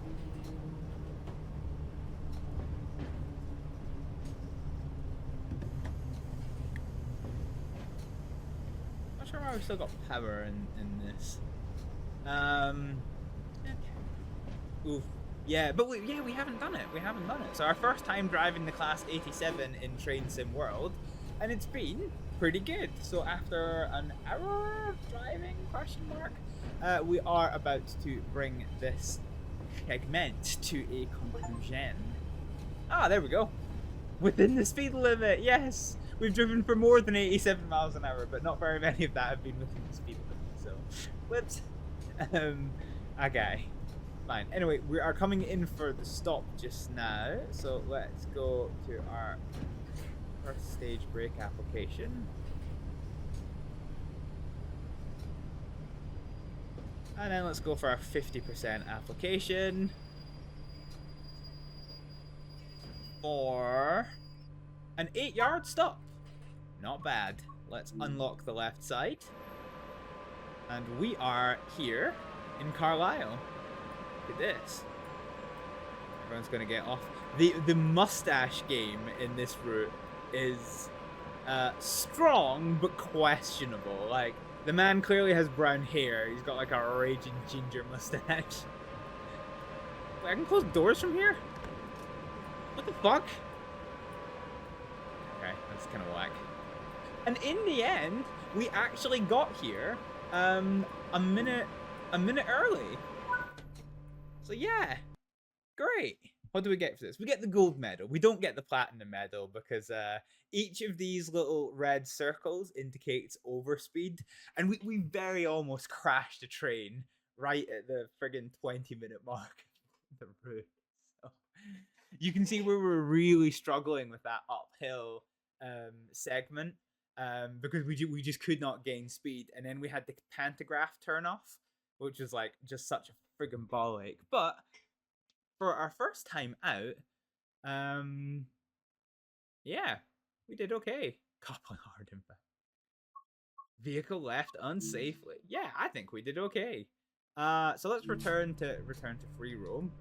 So somebody else is taking over possession of this here train. And welcome to Carlisle train station. So you can tell by the look of the van that this is set for a little bit of a historic route. So I'm going to say this is going to be like late 80s or early 90s. So a B reg is going to be what? 1977? 78? I think. Which could put it early 80s, but then we also see class 147 trains running around the place, which were built 1985 to 1987, which puts this route at the earliest in the late 80s kind of thing. Get some collectibles. Rail tour posters. Ooh. Oh, this is old class 1. This is old Mark 1 stock, so you can see the difference with the paneling. It's a little bit more dated. You can see the overhead storage is a lot smaller. So this is the older class 1 Mark stock, which has, I think, been refurbished. Oh no, the train's leaving. Ooh, they got the whistle. That's first class. I wish trains still had these, the individual like cabins. That would be so nice. That would be so nice. I feel that would maybe do a lot for rail safety if they brought that backwards. You're facing the wrong side of the train. Oh, there we go. There's a class. Here's a class 147. So these are the rail bus trains, which are 142, not 147. Where they get that from. And you can see how it kind of looks like a bus. They are literally just a bus that they put on like train tracks. So yeah, it's very. Like, you can see from what we were just looking at in the Mark 1 coaching stock, you can see how these... Look, where the fuck are your legs supposed to go? Yeah. Yeah, imagine sitting like knee to knee with somebody. You'd be close enough to fucking play tennis with each other's genitals. Fuck's sake. Yeah, so you can see why these got a reputation for. They did have a toilet at least, but for being uncomfortable. I think we might try one of these next, actually. Oh, hello! I'm just here chilling in your train. But yeah, this is Carlisle. This is the last train stop, before you get into Englandshire. After this, you continue northward. So this train is bound for Glasgow Central. So after this, you would continue northbound. Oh, you can go into the shitter again. I don't know why I'm always so happy that like the more like developed routes tend to include access to a shitter. I'm not sure why. I'm not sure why. But let's see. Is there any mints we can steal? Come on, I'm gonna need their collectibles. I don't know how we found the fort. No, we did find. Ooh, hello. Oh, train's leaving. Dude. Aww, and it's off. I love the. I just noticed them actually, but I love the old. Love the old CRT screens. Oh, that's so cute. Oh, that's freaking nostalgia there. Beautiful. So there goes our train continuing on to Glasgow Central. Let's see if we can find the collectibles. Any more collectibles in Carlisle. So yeah, after I think after Gretna, you eventually get to you get to Lockerbie, and then you will get to a place called Carstairs, and some people get uncomfortable around Carstairs. So if you're not from the UK, this name might not be synonymous with many people, but Carstairs is home to Scotland's state hospital. So I'm not sure if this parlance translates to other parts of the world, but in the UK, a state hospital is basically it's like a mental hospital for like the criminally insane. So people who have like committed crimes as a result of or have committed crimes and have like acute mental health concerns that cannot be managed in a normal prison. They get housed in what's called a state hospital. It has the name hospital, but it is in fact a prison. And so England's big famous one is called Broadmoor. Scotland has one which is called which is it's just called the State Hospital. But it's at Carstairs, and Carstairs is also Carlisle Castle. There we go. Carstairs is always also a very important railway junction. So it's basically a Y-shaped junction. Actually, it's not. It's more of a T. But it's like a diverging point. So trains coming from the south will get to Carstairs, and they can either go north to get to Glasgow Central, or they can split northeast to go to Edinburgh Waverley. So both Glasgow Central, which is on the west coast, and Edinburgh Waverley, which is on the east coast, are served by trains coming from the west coast main line. And yeah, basically Carstairs is the splitting point for them. It's quite a big place. So what have we got here? We've got another waiting room. This place has lots of little waiting rooms that are quite quaint. Ooh, the transport police. The men's bathroom. Yeah, I can't go in there. Class 101. Oh, hey, there is. Wait, is there 5 Panda collectibles on this? Oh, look at that. That is my favorite train. Hands down, no questions asked, my favorite train. I'm curious, I can hear something on the other side of this platform. Oh, it's another Class 101. Look at that.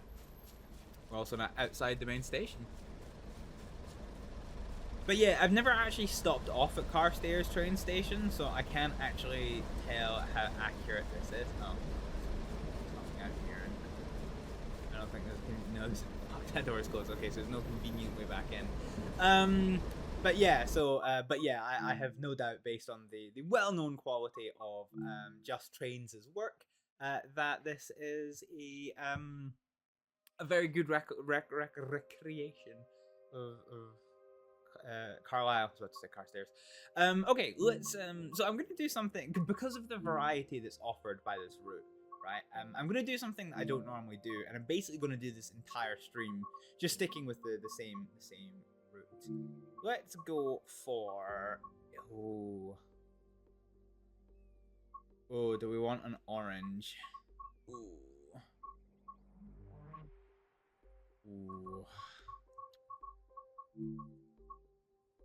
Yeah, let's grab the orange. Is this a 3-card version? Oh, it's a 4-card version.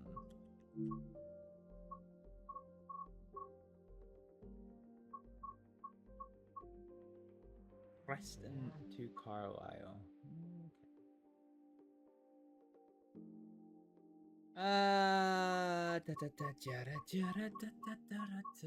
Okay, let's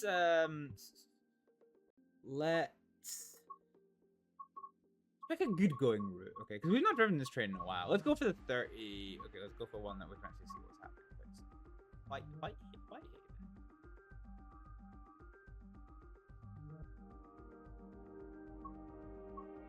This looks like it goes weird route. From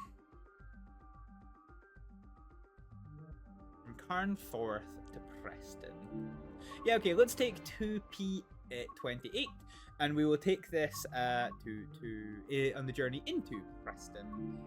Let's just go ahead and absolutely Hail Mary the weather. Foggy. Oh, can do conductor mode as well, yeah. Haven't done that yet on this route.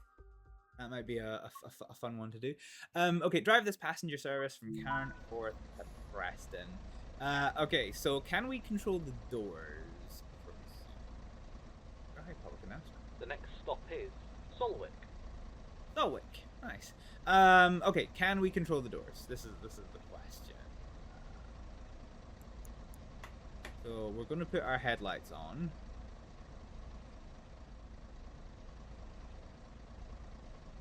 I think this is this guarded. Okay, apparently so. Okay, right, fine. So what we need to do is we need to find where the master key goes, and it's down here. So master key is on. Reverser is going to go to the forward position. We have 2 fucking throttles for the cab heater. We are going to turn the AWS on, and we'll get the cover down. That annoying squawk is the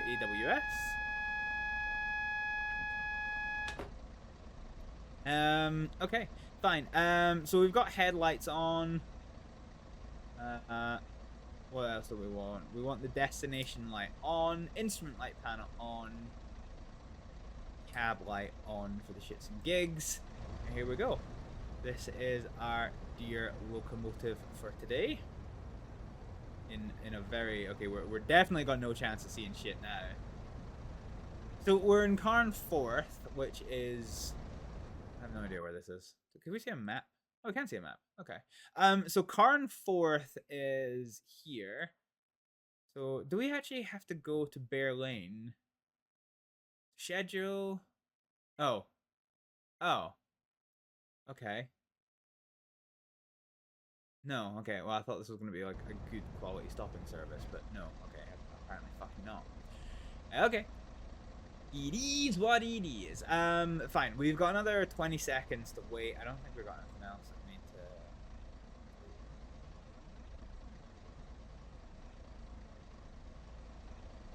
to... Maximum speed, 75 miles an hour.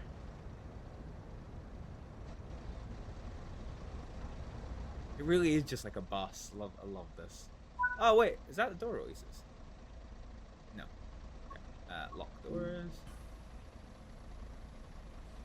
Funny thing is, there's no guard buzzer. So, oh, there's a guard buzzer somewhere. Yeah. Okay. Okay. Let's do it. So full release on the brakes, and then we're going to go to throttle stage 2 to start us off. Let's just have a little gander at this. So saloon lights, we can put the saloon lights on.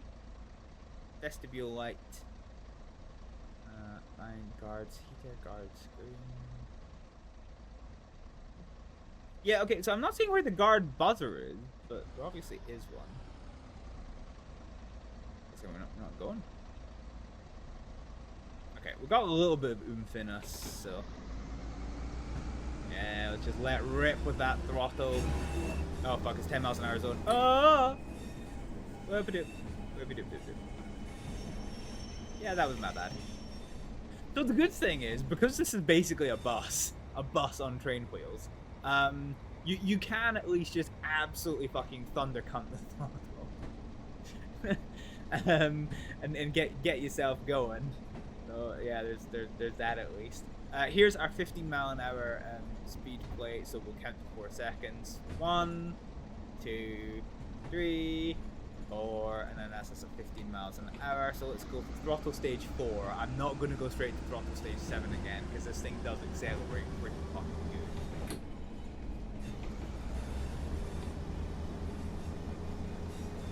Yeah, it does actually sound like a bus. I respect that. I respect that.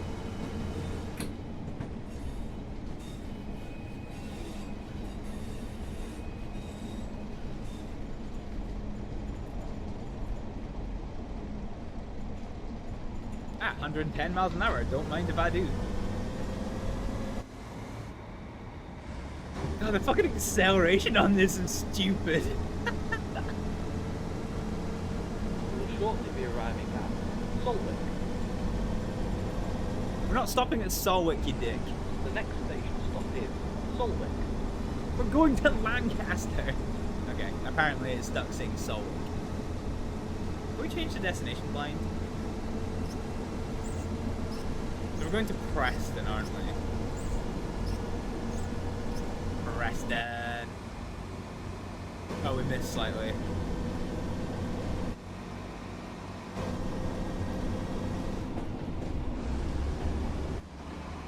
There we go, Preston. But did this change the thing slightly? Oh Jesus Christ, it is foggy. Look. The next stop is Solwick. Solwick. We're going to fucking Lancaster.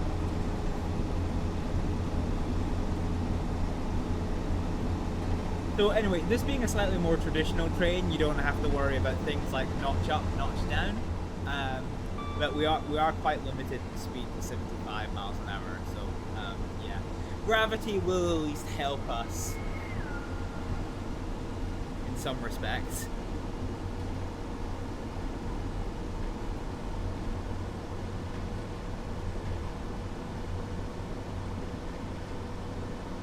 Yeah, it do be hella foggy.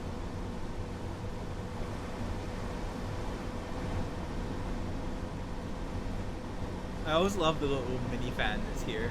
So many trains have it, it always cracks me up.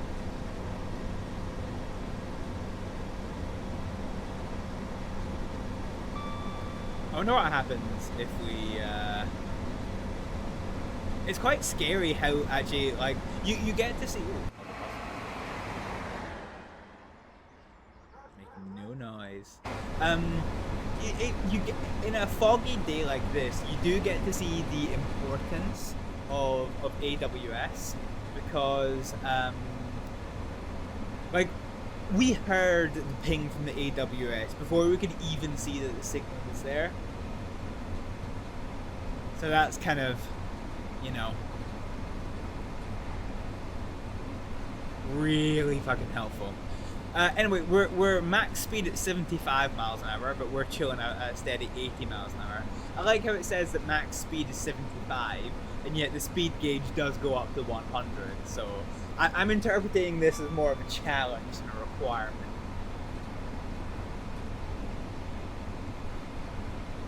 See, we're driving under the speed limit. We just got points for it.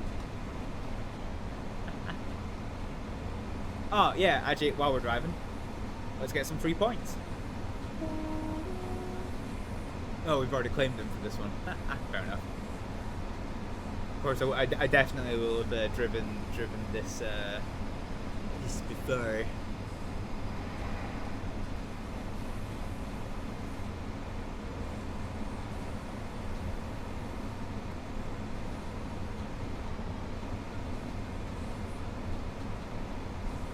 So we've got 2.5 minutes to get to Lancaster. Oh, fuck.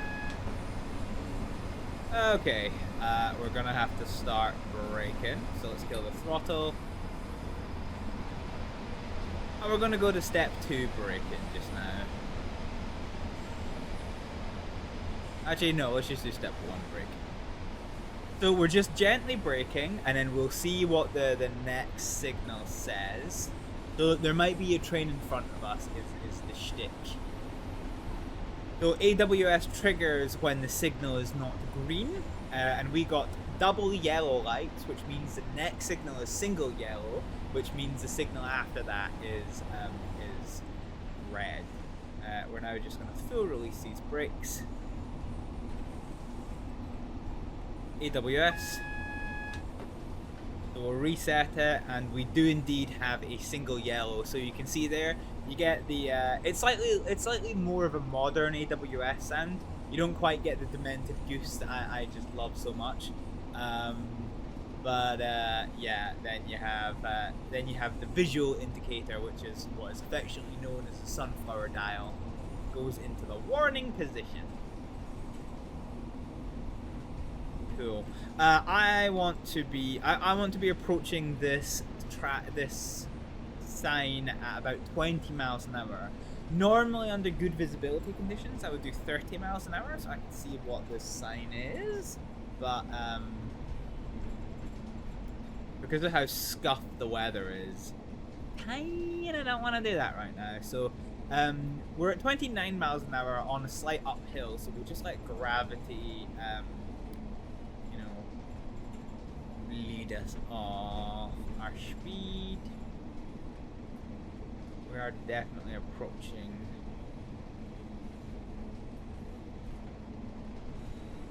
Okay, gonna go break stage 1 here. The signal is not red, so we will release the brakes. We have a yellow signal for platform Lima 1 or Lima Indigo. Yeah, I don't know what that means.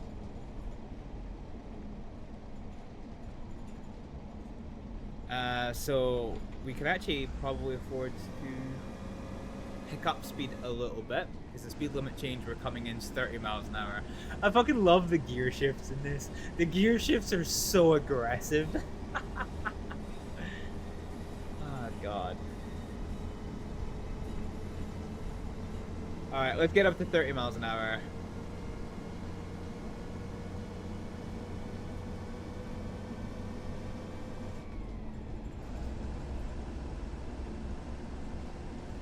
I wish this was a manual. I do wish this was a manual. Right, let's kill the throttle. And we'll go for a slight dab on brake stage 1. So 75 miles an hour. We're about to come into another speed limit change. This would be the local knowledge. It's 30 miles an hour if going to the left, and we are, because my local knowledge tells me we're going to Lima Indigo, which is apparently to the left. So that's fine. Okay, we're approaching the platform edge, so we're going to go break stage 1 just now. It's such a long platform for such a tiny train. I love this.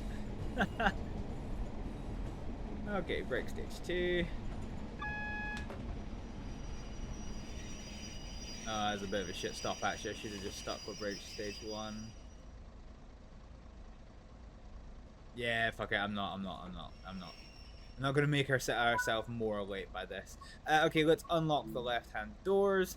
And the passengers are going to start boarding. They've got themselves 10 seconds to board. I wonder if there is a cards panel here.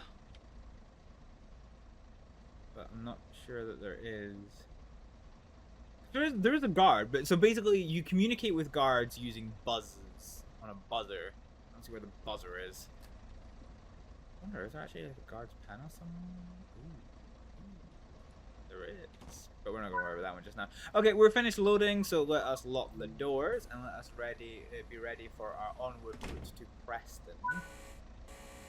So 2 buzzes means the go go go, so let us go go go. Throttle stage 2, and as the engine is spilling up, we will full release these brakey boys.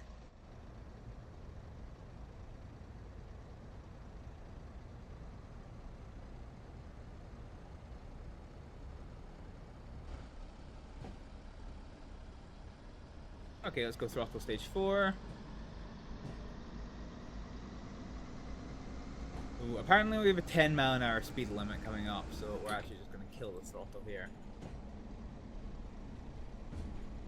Until we're past that.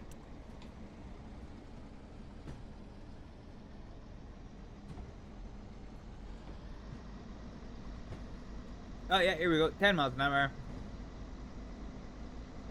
I would have missed that. I would have just absolutely fucking let rip with the throttle up to 30 miles an hour and then wondered why I was getting penalized. But here we are.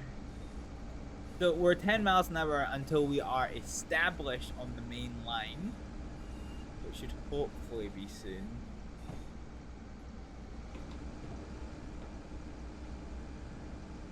Oh my god, 10 miles an hour is so painfully slow.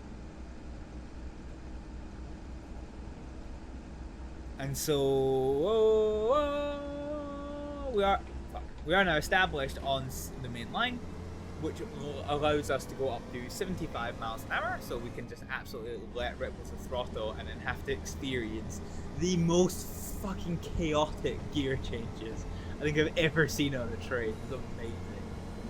Anyway, 75 miles an hour on a 1 in 94 uphill. I think we'll probably get to about 73, 74 miles an hour, but we can live in hope. We can live in hope. It's 20 miles to Preston. Okay, for a stopping service that misses all of the platforms in between, this is a little bit dog shit. I feel like I've been scammed.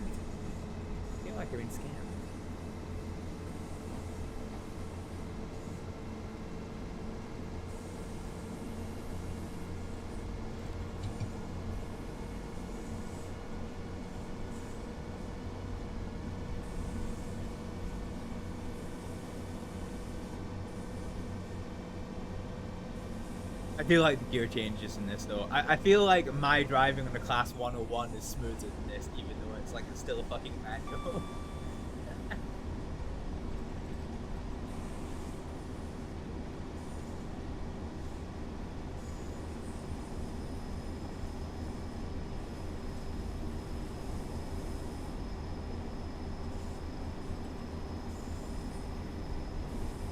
I have to say, I'm not looking forward to 20 miles in this train. This might end up being a long 20-mile run.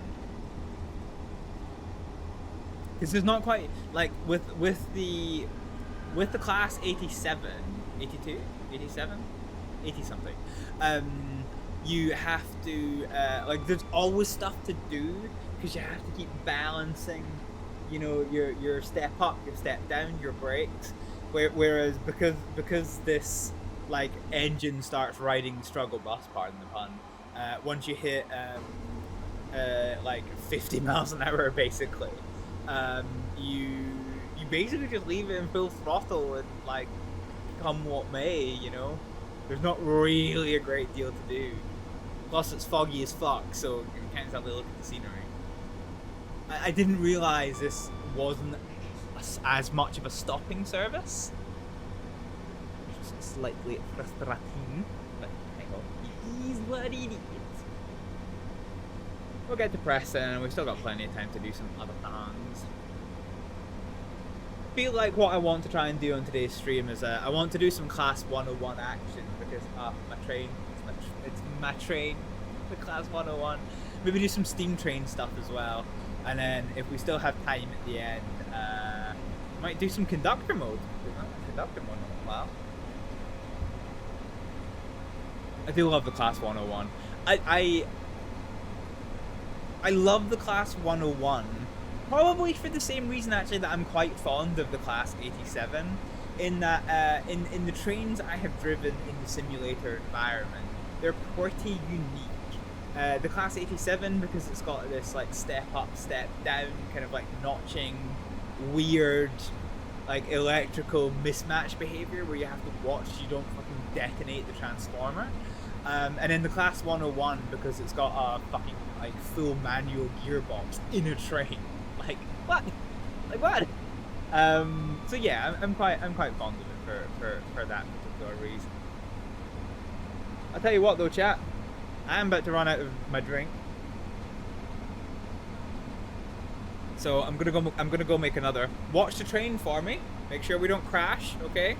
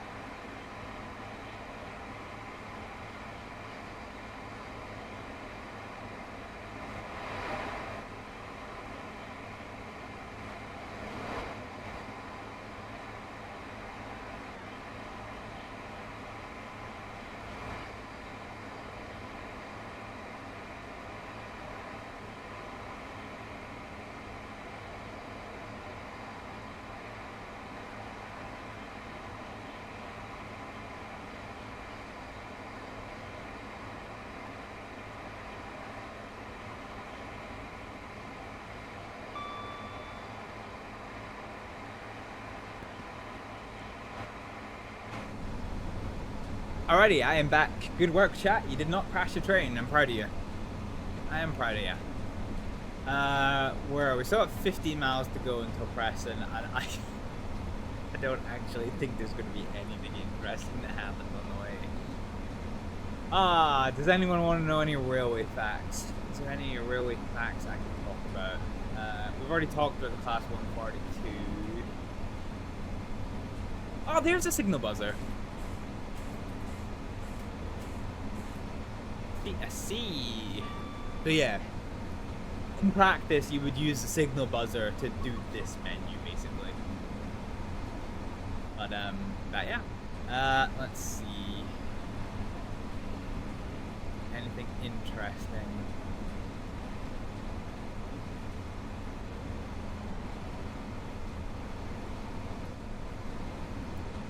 Not really.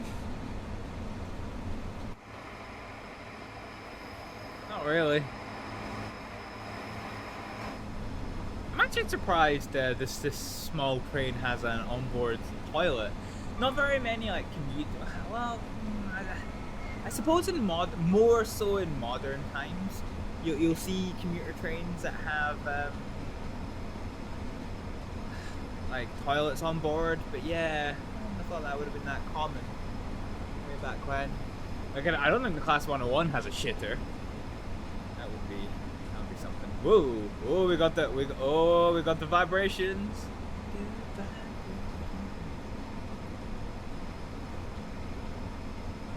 It is very disturbing. We can't even talk about the scenery. Oh, actually, I was gonna say we can't even talk about the scenery because we can't see what's going on. But I could break it. I could go into photo mode. There we go. Because photo mode is broken in Train Sim World 5. Thanks Dovetail. On account of the fact that it clears the weather up for you, and then it does let you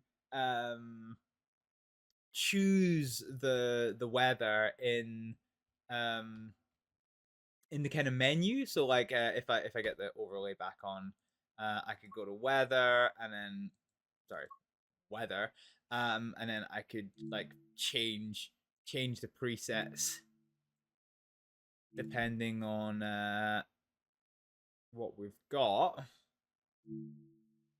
Heavy snow. And yeah, so you can change all of this, which is pretty cool. But none of this saves, and not only does none of it save, but when you go back out of this, clear skies. Look at that. But not only are we in clear skies, if you go to the photo mode and then change it to something that's not clear skies, so let's put it to a lightning storm, okay? And then we exit out of this. It's back to clear skies. So you can completely remove the weather by going into camera mode. So here we go. Now we can see the scenery. So it is still foggy, so you do still get like the like. I guess fog doesn't matter, but like if it's raining, you still get like the penalties for raining. It's still a little bit harder at stopping things. But yeah, that's a fun little tidbit right there. Ah, buggeration. Yeah, hang on.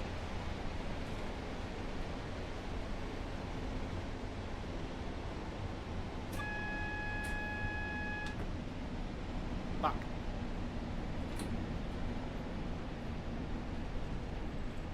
I accidentally pressed W because I forget that the camera controls aren't WASD. Absolutely fucking scunnered it by putting on the emergency fucking brake. Okay. So we need to wait for a complete stop. Blah blah blah. Alright, okay, quickly. Okay, hang on. Let's remember how to do this. So reverser to neutral to reset. Reverser forward. And then brakes release. There we go. That'll do us. That's absolutely fucking. Do you know what? I wonder. Can I go into the control guide? Fucking just.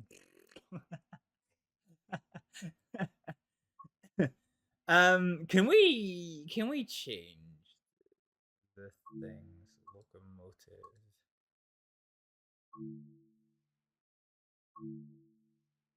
Okay, locomotive. Can we just remove the reverser commands? Oh my god, there's so many fucking commands. Jeep. There's a fucking Jeep in this? Hey yo. Okay. We're looking for reverser. Yeah, okay. Can we change this? Let me change it. Oh my god, okay. I would love to just get rid of that as a key command because I think it's dog shit. Yeah, I'm really bad for not actually using the photo mode. I quite prefer trying to get like screenshots natively. Normally I am normally I'm a fan of like photo mode in games. But the problem is when the I have to, as much as I love like getting screenshots, I also have to bear in mind that I am providing an experience through the medium of Twitch and then later on YouTube when I get around to uploading them. I am also providing an experience of like what we're doing as well. So like if I was on my own, it wouldn't really matter to me too much that like yes, the camera mode destroys the weather, but that's experience breaking, it's immersion breaking. So for stream purposes, it doesn't really work so well. So I try to do like a best of both worlds approach and get you know. So can we do? Yes. Yeah, I try to just get them natively in game. It used to be able to like press P and like pause the game and then just like fly around and do that, but that's something from the old Train Sim world. Something I really miss. It's probably the one feature that I miss the most. Anyway, we're now going to be hella late for getting to Preston, unfortunately. So let's just we're on a slight downhill slope. Let's just leave the throttle at 100% and see if we can, you know, make up a whole heap of time. I just love the little fucking face plant that our speed took. What is this graph? 1, 2, 3, 4. I don't know what this graph is. But yeah. Oh, wait a minute. Is that hill? Oh, that might be hill actually. So let's see if like 2 miles from now we get like an uphill. So what are we just now? 9.7. So let's see if when we get to the 8 mile mark that we start going uphill. Because that might be what this display actually is. That'd be pretty cool, to be honest. Anyway, constantly pausing the game is also immersion breaking, so I do apologize for that. But yeah. So now we can meow. So it's like, oh, power transformer. Ooh, very nice.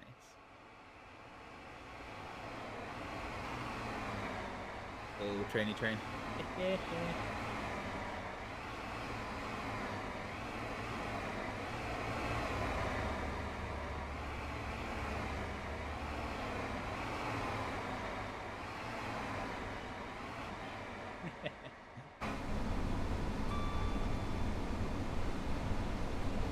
Okay, so we are currently at 79 miles an hour out of our allotted 75, which isn't bad, not the worst thing in the world. So let's continue on. Aha, so here we go. So we're approaching the 8 mile mark. So between 8.0 and 7.6, we should start to see going uphill, and we are. And if I go to this, yeah, okay, so it is an uphill, right? Okay, that's good to know. That's good to know. I never actually knew that about the pause menu. So yeah, I done learned something today, chat. I done learned something today. It's a glorious English countryside. Some of the so this is a good route. But some of the LOD looks a bit janky. So like, look at the trees. They look kind of a bit meh until you get up close and personal with them, and then yeah.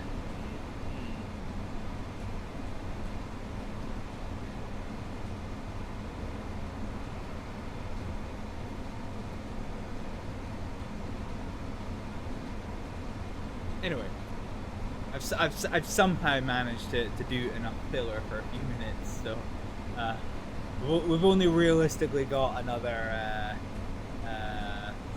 well, 10 minutes before we get into Preston. I know it says, so we've got 6 miles, which at 60 miles an hour would be 6 minutes, and we're doing 80, so it would be less than that, yeah, I think we're probably going to run a little bit late. Our overspeeding now to try and make up for our emergency stop that happened on accident. Yeah. I wish you could change the keyboard controls. I would just, because the only thing I ever really use keyboard commands for is the throttle, and sometimes, very rarely, I'll do the brake as well. And I would actually prefer to have W and S control the brake rather than the reverser, and A and D can stay as the throttle.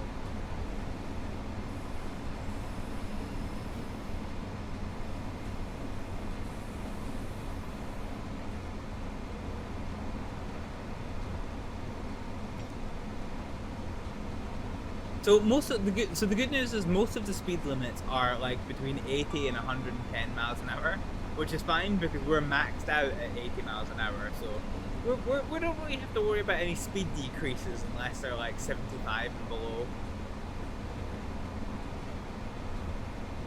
Which ain't bad, which ain't bad, which ain't bad.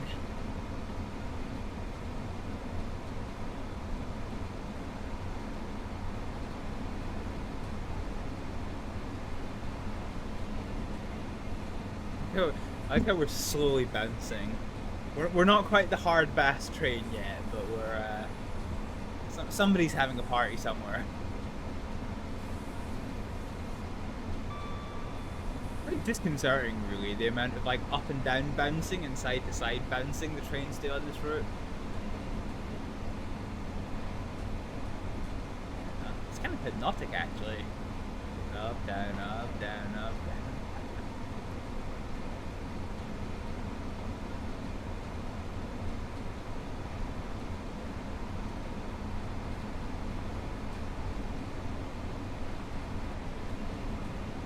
Aha!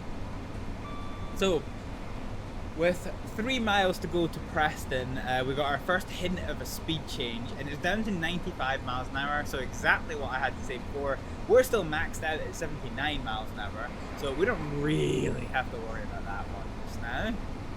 But no doubt as we get closer to Preston, there will be more speed changes.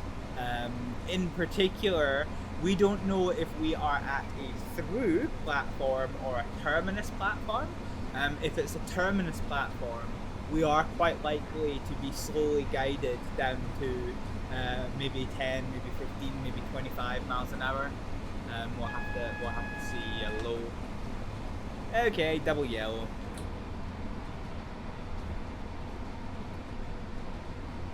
So we're gonna go throttle off and brake stage number 1.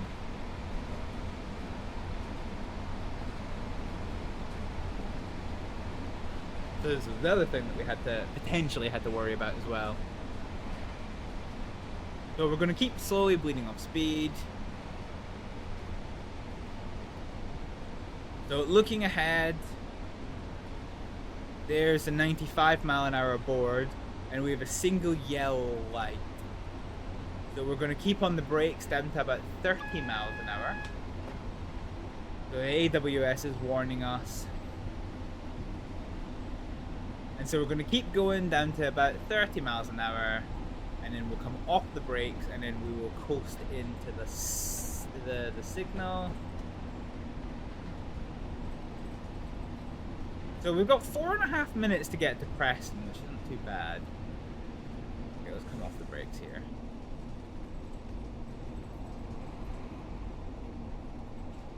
down to 80 miles an hour, which is fine for us because we're not needing to, you know, we're not really needing to do anything with that. Here is the Preston. I don't even know, does Preston have a cathedral? I'm going to imagine it does, because that's a pretty banging looking church over there. Look at it.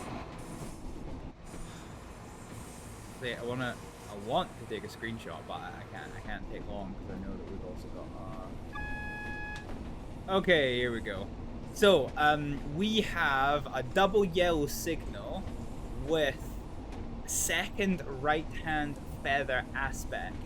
So what that tells us as well, actually, hang on, we can probably do this via the timid. Oh no, it's because it's probably gonna have gone red, hasn't it? Now, has it? Ooh. But yeah, we can still talk about it. So this has got like quite a complicated, yeah, so it has gone red. But this has got like a complicated feather shape, so you can see the system to it. So basically, if it's green and that's it, then you are going straight ahead. If it's got like that kind of left feather sorted, then it means you are going to the first left. If it's got the right one on, then it means you're going to the first right. But then this one, which is what we got, tells us we're going to the second right. So we're going to be on a set of tracks, and we are going to go onto the track to the right, and then right again, we're going to go to a second right beyond that. And there's lots of feathers. In rare cases, you can actually have like a straight ahead feather. But basically there are 7 possible positions. First left, second left, third left, first right, second right, third right, and then the very rare straight ahead feather.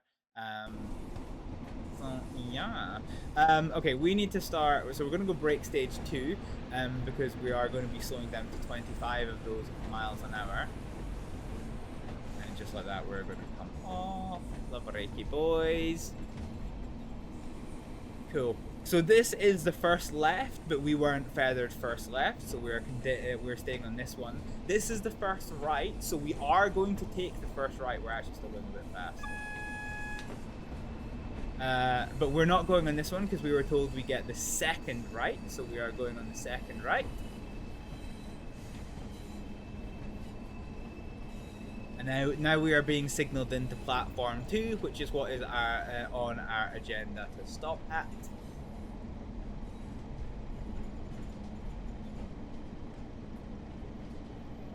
It's quite steep downhill into Preston, actually.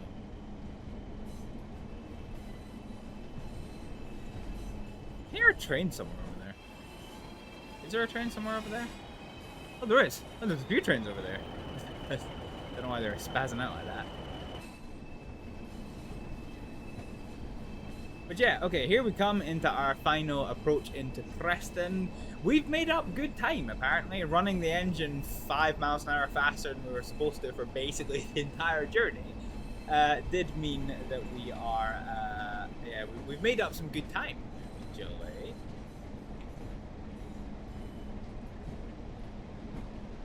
Let's see if we can achieve a good stop.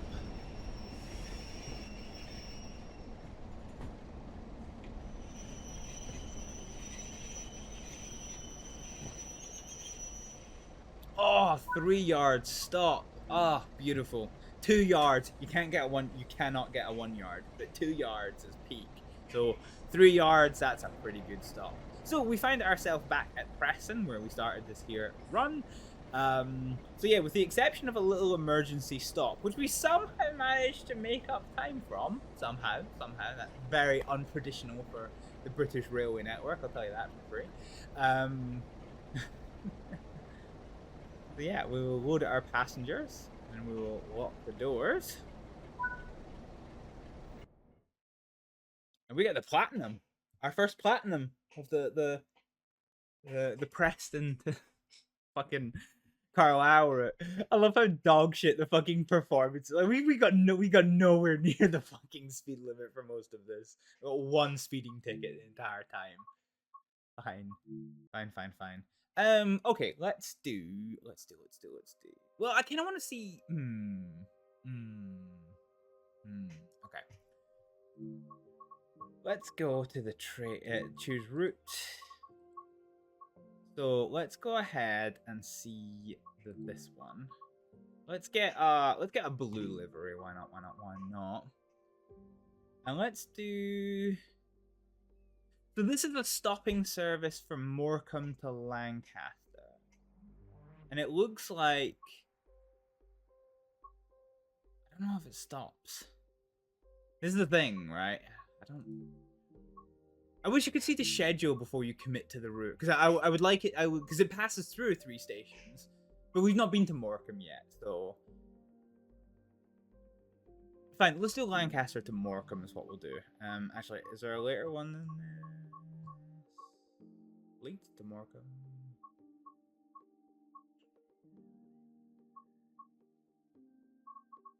Yeah, it's not. It's all late at night. Yeah. Yeah, okay, fuck it. We'll do this one. Lancaster to Morecambe. So we've been at Lancaster, so that's absolutely fine. Let's just pick clear and see what the weather does to us. We are going to do this one in conductor mode for the first time. And we'll see. Yeah, we'll see how this goes. That's what we're playing right now. Thank you, Trains of World. Heyo. Heyo. Where's my fuck nuggeting train? Can I eat you? No. Dude, what?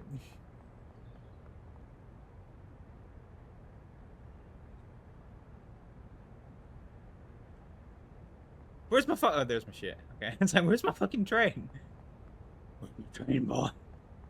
Can we eat? No, okay, I can't put that one. Okay. So we need to like run over here.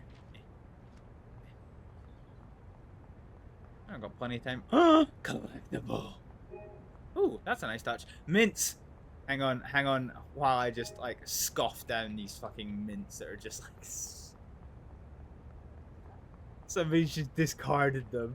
Imagine like sitting there, like looking at like a pile of mints, and just a random train conductor turns up and just wolfs them down for absolutely no reason. Wow, then, have you got any mints? Got any mints for me? Heyo, those alcoholic beverages. God dang. Do respect that. Right, okay, I think this is my train, and I'm kind of running out of time, smidgen. So let's go ahead and open my flap. Boop. Ooh. So, open.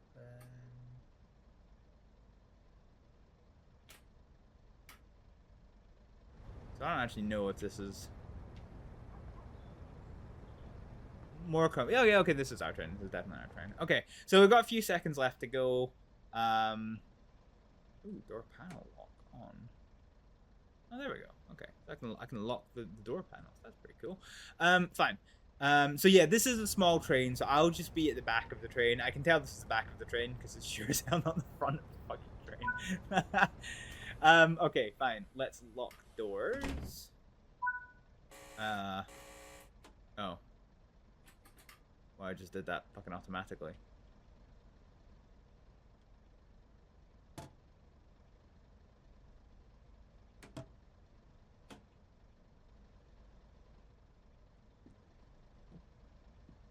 Can we check anyone's tickets? Well, that's concerning.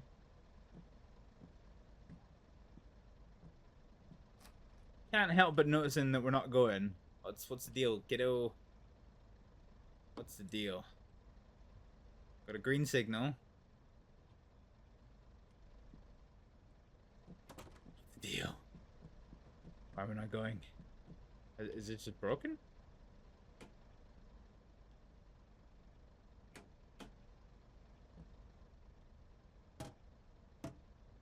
Hang on a minute. Closed? Doors are closed.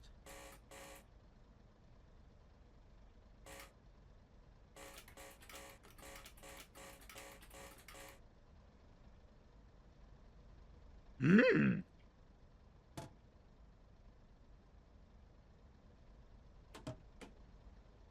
Well, that's no bueno.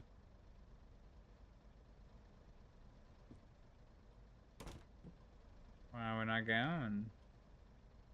Door panel lock.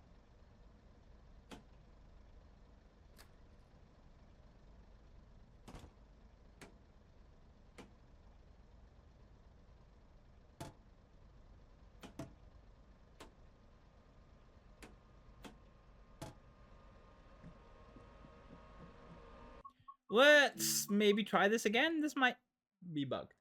This might be bugged. Might be bugged.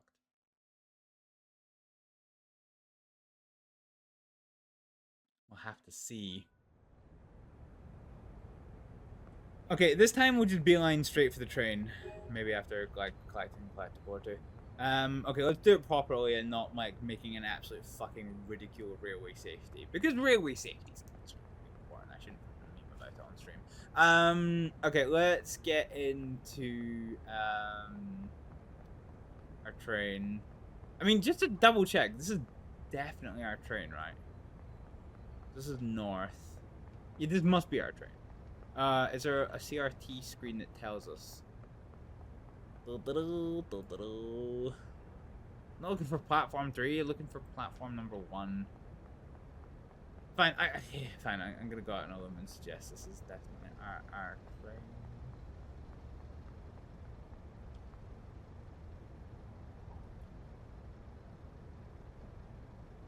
Oh, wait. Door panel cover? Hey, yo! What the fuck is this? Ooh.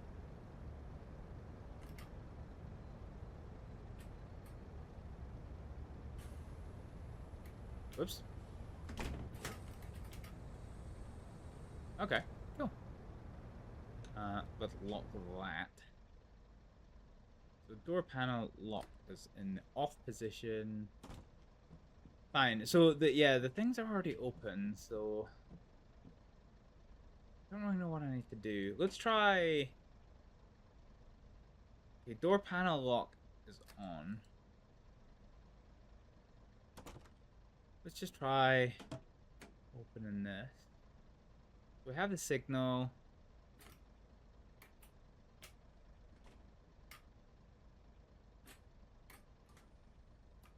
Okay. Now let's close this.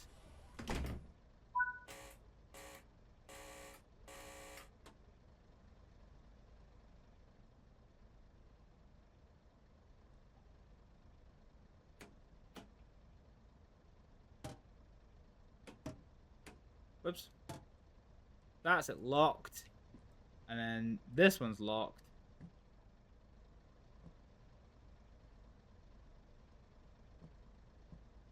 Alright, fine. I'm gonna go out on a limb and guess that conductor mode is broken. Here was me just wanting to fucking see Morecambe, but no. Fuck me, I guess. Yeah, I got it. I think conductor mode's broken. I wonder if it works on one of the other services. Here was me talking He was me just talking about how good it was that like other services were starting to like include this, but yeah, evidently.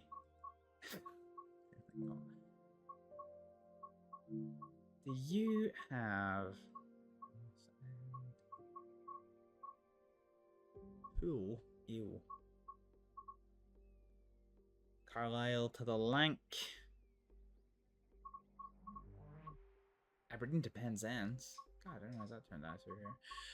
Okay, yeah, I don't think there's any. Fine.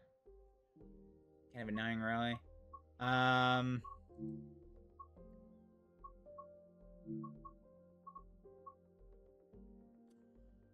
Well, this works.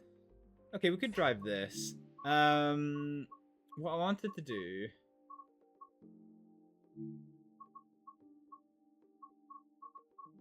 Trying to see what's a short journey. Barrow to London, Euston.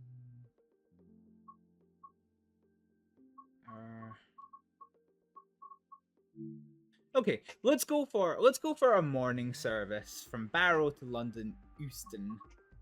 It's a 20-minute service. We'll try this in conductor mode just to see if it works. So we'll do this in conductor mode and see how we go.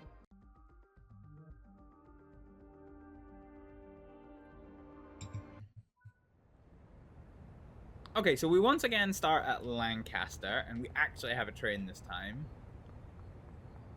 So we have to unlock the doors. Okay, well that was easy. They just did it by fucking magic.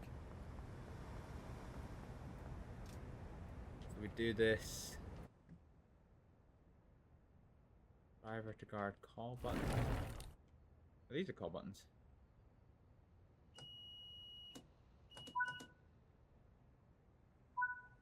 Wobble. How does one blow a whistle? Wobble. Ah!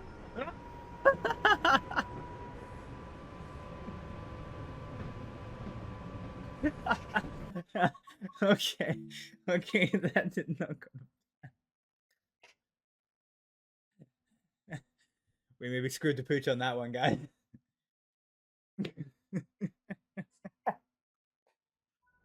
Just be prepared to blow your whistle. It's like, yeah, okay, how do I blow my whistle? Train starts just absolutely fucking thumb punting into the distance anyway. Okay, I guess we're going. I ain't collectible. Where are we? Oh, we're in Lancaster again. Okay, fine. Fine. So we're in Lancaster going southbound this time. So we have to load passengers. All the doors are open and this is fine. Let's get into our guard compartment. We are going to supervise the loading of the passengers, which at 8 o'clock in the morning, in the busy rush hour, it seems to be absolutely fucking getting no one.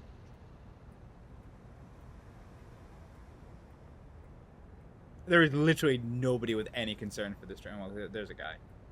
They are not very concerned the fact that the train leaves in 70 seconds. They're just chilling. They are just... Oh no, one of them's gone. Right, we'll start beelining for the train because it ain't gonna wait forever, guys. Okay, some people are apparently waiting for the train after.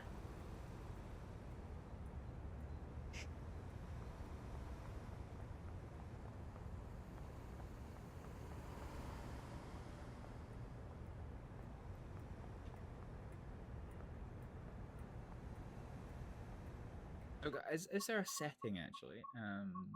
Settings, controls. Keyboard. What's advanced controls? Ooh, nope. Keyboard controls. So do guard, because there's one for guard. Guard key, guard puzzle signal.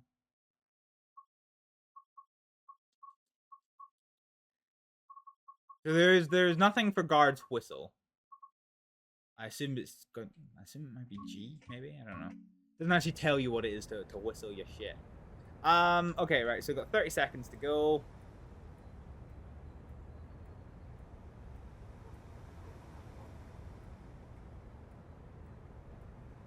Everyone's getting ready for the next train, but nobody seems to be that interested in this train. So that is absolutely fine. Can we spawn a new train? Ew. We got this train? What happened if we do this train? Okay. I don't think we got any way of closing the doors.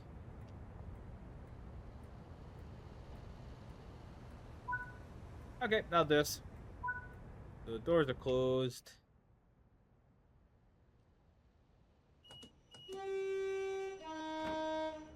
Okay.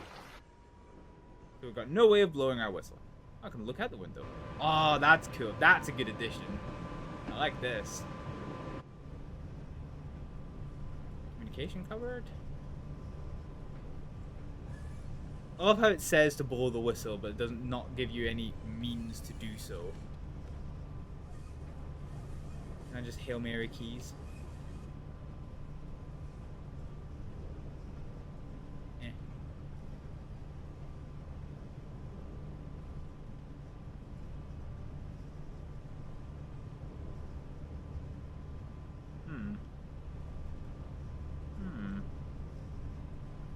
Okay, that crouches us.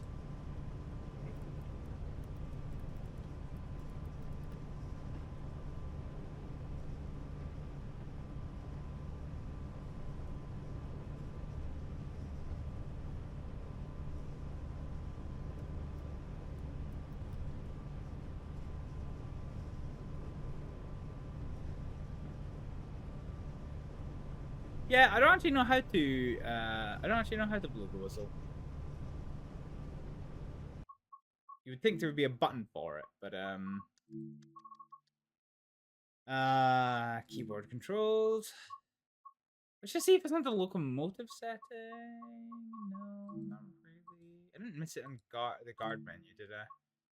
Keys, guard puzzle. So that's the one I think it might be, but it's not working. Yeah, no, there's literally no fucking option. There's literally no option. do it. Okay. All right.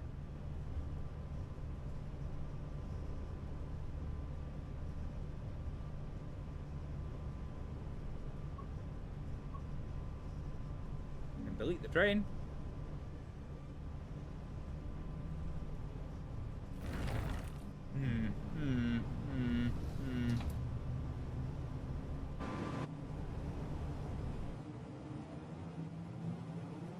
Yeah, okay, right, fine. So because we haven't blown the whistle, is it something I can click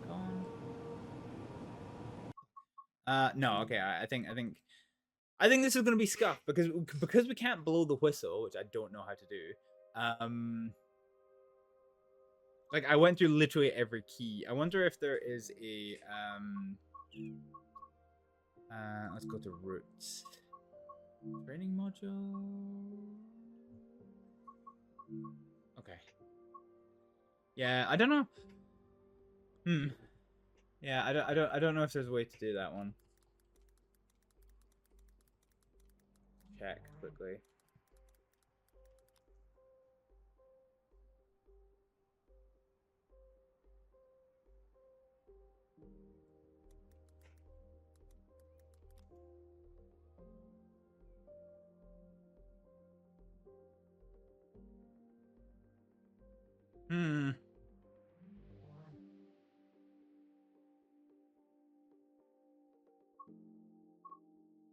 So it says so online says to press the horn key, but we did that one.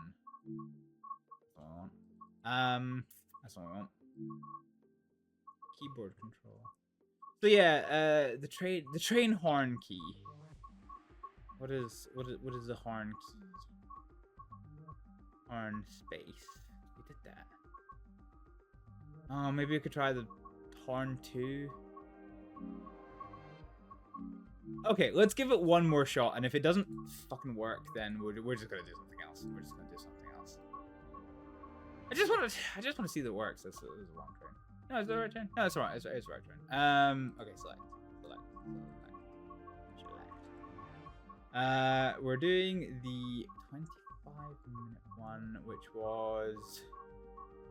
Oh shit, I forgot which one it was. It was like the 8 a.m. Barrow to London Euston. Here we go. Yeah, fine. Okay, let's see if this works. If anyone knows the answer to this, by the way, just let me know. Cause I'm kind of riding the struggle bus here. Fine. We'll try control space, which is like the alternate horn, and see if that does anything. It's slightly annoying that it doesn't work. Space. Okay. It says to press space, but nothing's happening when I press space. Cool. No. Okay.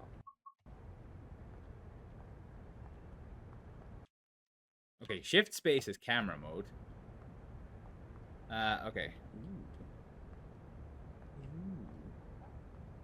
Mints! We can scoff some mints. Yeet. There's a quaint little cafe, actually. Yeah, okay, fine. So we'll load passengers. Look at that nice buffet car. Oh, get an overpriced sandwich for like £25,000. Okay, third time's a charm. Third time is the charm. Let's see if we can do this. So let's see if space or control space is the answer. So it's now no longer giving us the prompt. So we're to load passengers.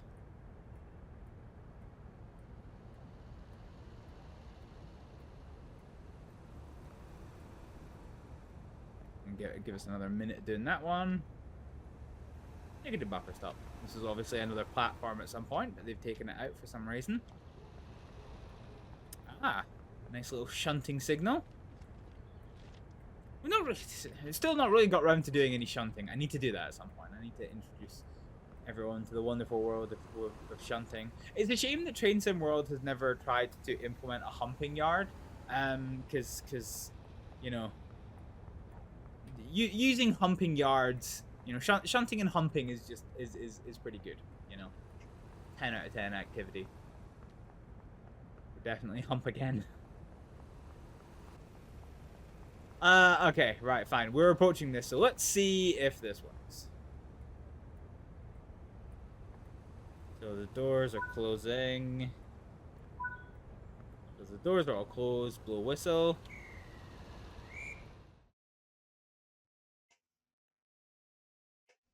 Okay, so it is space, but you have to be on board the train.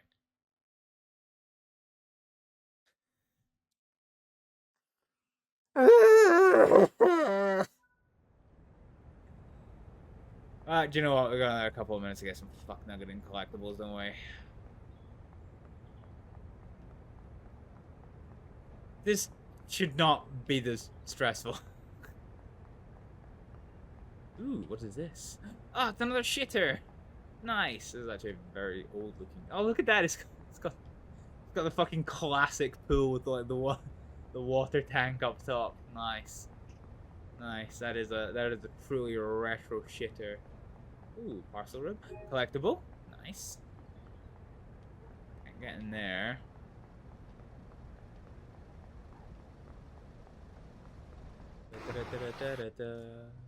Yeet. So we've got the collectibles from here. Oh, yeah, collectible. So there's 5 collectible types here. Oh, I didn't realize that. I did not realize that. So you have to blow the whistle from inside the train, apparently, which is not at all realistic. In British Railways, at least, on trains that don't have like an inbuilt electrical system for controlling the guards, what you have is the guard basically stands at the back of the train, or as close to the back of the train as you can get, with still having line of sight of the driver who will be leaning out of the cab. They raise a paddle.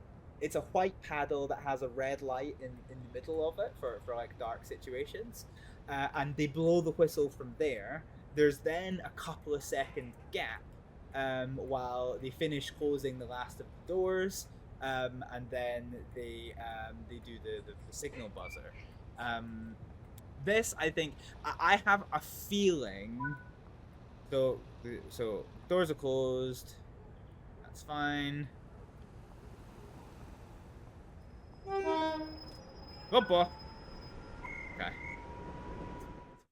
Right, I'm done. Okay, fine.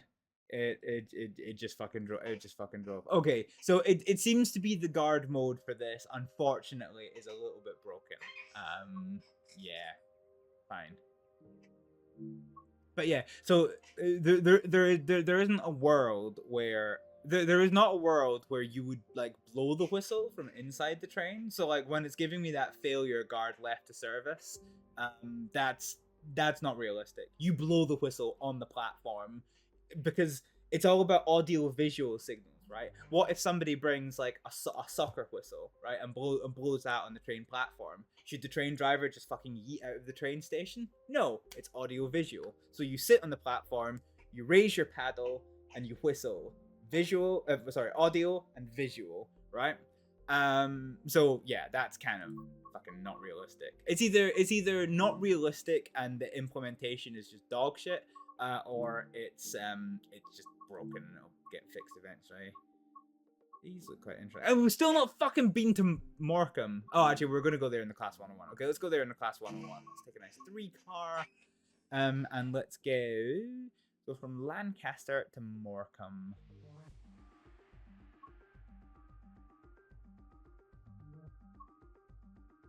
Nope. Let's go for a midday service. Let's ride.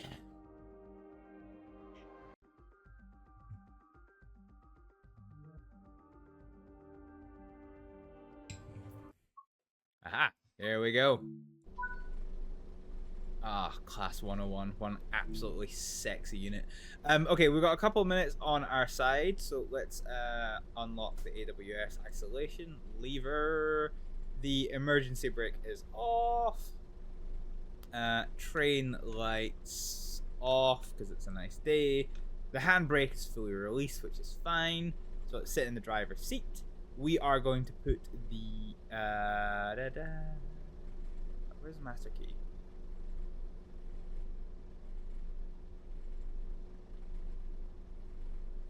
Where is the master key? There it is. Control circuit key on. Okay. So control circuit key on, which means if we now put the reverser into the forward position. Buggeration. We are. Okay, let's crouch. So the AWS lever is unisolated. This makes me think I'm missing something. I'm sure there's another master key somewhere.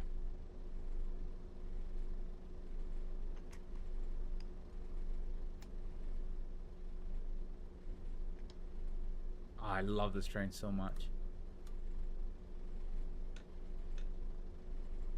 Anything else we can switch and flick? Yeah, maybe we just don't have AWS for this.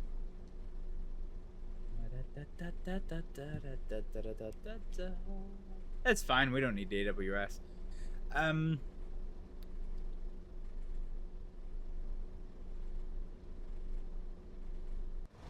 Now, we are a 3-car service, but we've only got lights. Oh, I was going to say you've only got lights for 2, but actually that makes sense. So when you have a 3-car class 101, the middle one has no engine, which is why it always shows as 2. Okay, let's now lock the doors. Okay, so let's go for white lights, destination board off. And let's drive my favorite class of train. Let's get the sound up for this. Okay, fine. So the guard has given us a signal, so we're going to put the throttle to idle. We are going to go to gear stage 1, and we are going to bring the throttle in. So when the throttle is marked as idle, when the throttle is marked as idle, that is effectively like the clutch is in.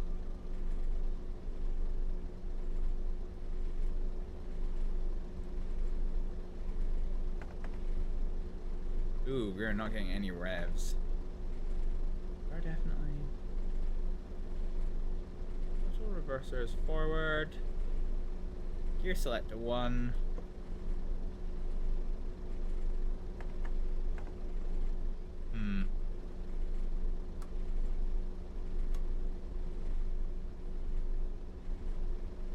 I have the uncomfiest feeling I'm missing something. I feel like so there's a control circuit key, that's fine. I feel like there is let's go back to neutral. Can we take this one out? No. Off. I'm sure there's another key somewhere. This is what's getting me, right?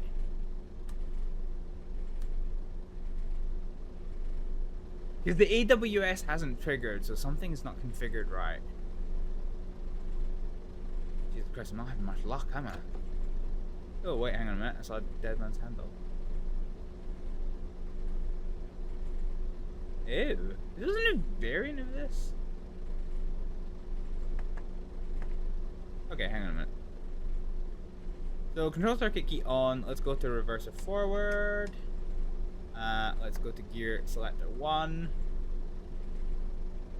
The dead headman.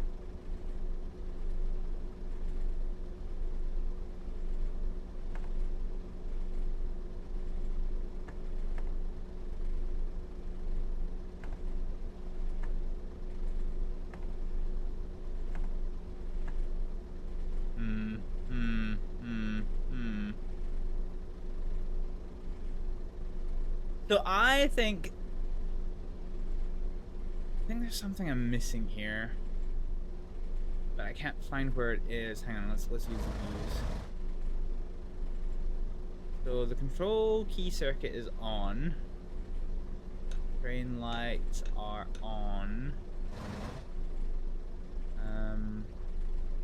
None of this matters. This is the brake pressures. The destination light, that's fine. Test is on.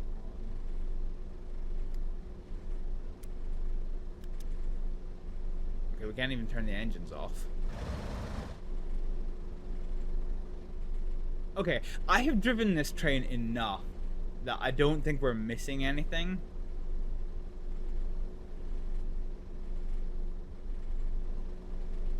I don't know why we are not making locomotion happen.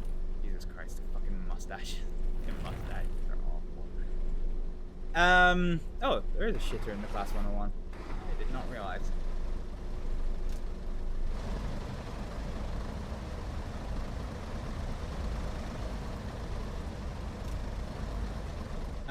Okay, so let's see if the back end is very different. Because sometimes you'll have one end that's like designated the master end.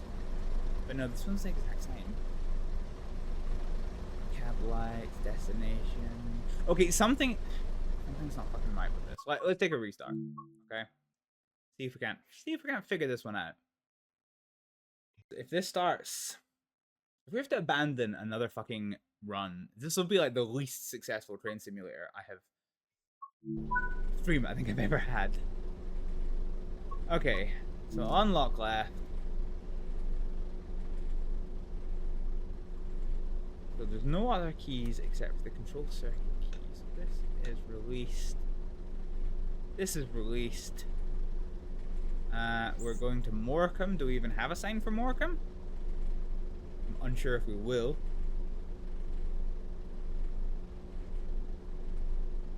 Oh, shit, we do. Yeah, nice.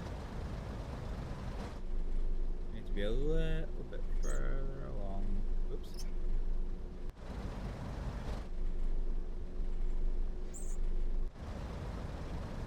Morecambe, because this is where we're going.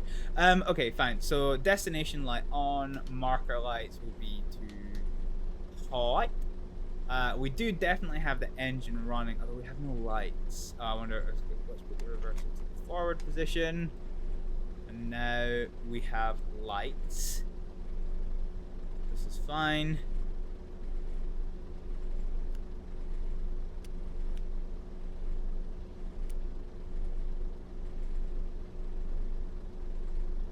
Let's see if we can get this one running. So we'll put the panel lights on. Oh, AWS? Question mark? Still no AWS. This makes me a little bit suspicious. This isn't gonna work.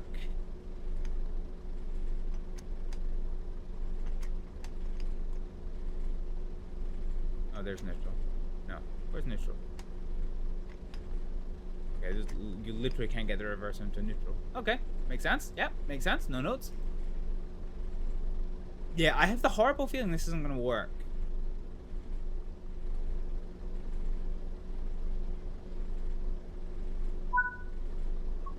Okay, let's lock the doors. So there's the guard buzzer. Let's acknowledge it back too. And then full release. Reverse or forward. Gear selector 1. No, okay. Right. Oh, we're not going anywhere. Okay. Right. Right. Not happy about this. Not happy about this one. Okay, let's go back to the main menu. I am 76% sure that I'm not missing anything. I think this might just be fucking bugged. Yeah, I think this might be bugged. Let's pick a train. Scenario, class 101. So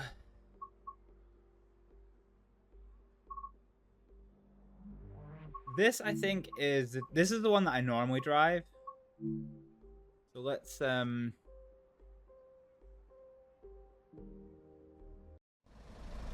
Seaside Summer Special. Yeah, this is definitely the train I normally drive, because you basically have to go around and connect it to this one, right?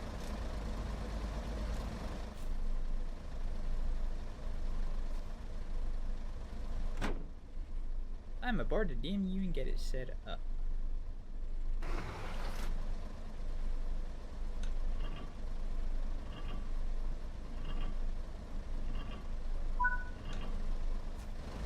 So that handbrake's released. So both handbrakes were released, we know that much.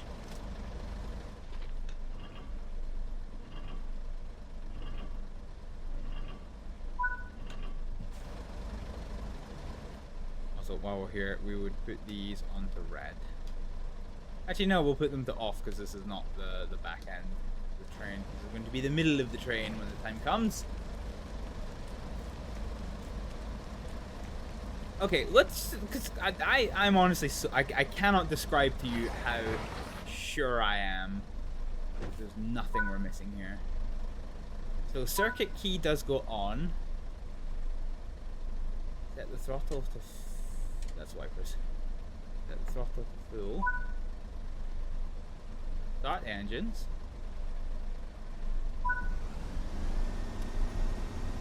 Start engines.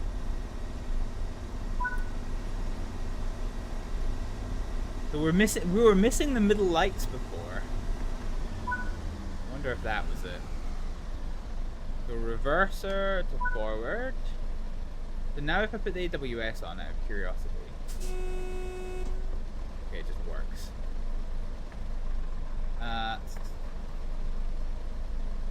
Set gear selector to 1. Brakes to full release. And then wait for the brakes to release. Blah blah blah blah blah blah. God, they take so long to release. Especially when the train's like cold and dark.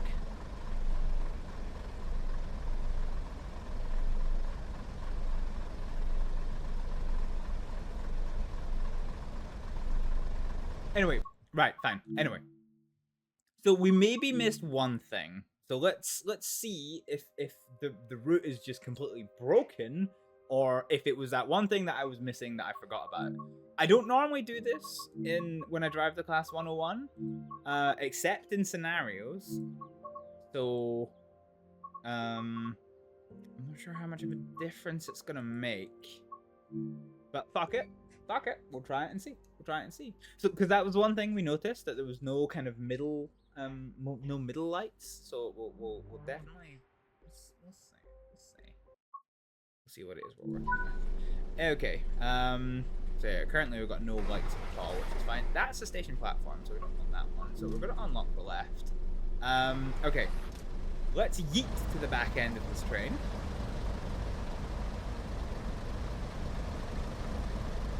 The one thing I like, I don't know if this is simulation wide or just for the route.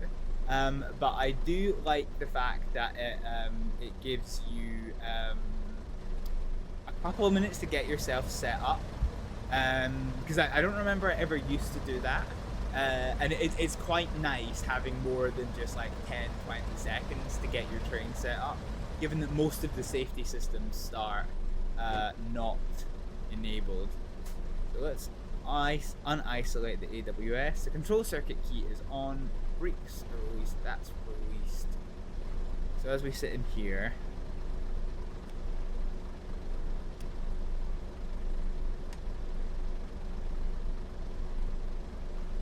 okay.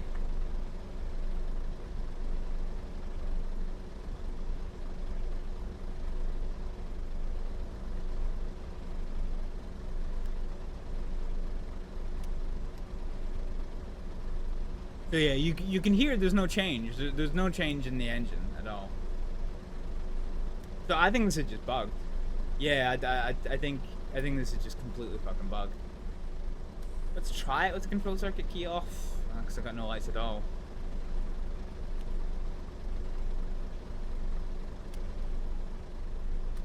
Yep, okay, fuck it. It's bugged. It's bugged. Okay. I don't think I've had this before. I don't... You know, here was me praising Just Trains for their high quality editions, and I have to say, I don't think I've experienced a route that's had as much game-breaking bugs as this. That's really unfortunate. I'm used to a much higher standard from Just Trains than this. So yeah. That is unfortunate. Okay, let's go from Carlisle to Preston in a steam train to round out this. That's quite a long scenario, actually. Oh, do we just save this for another day? What have we got here? Barrow to Nottingham.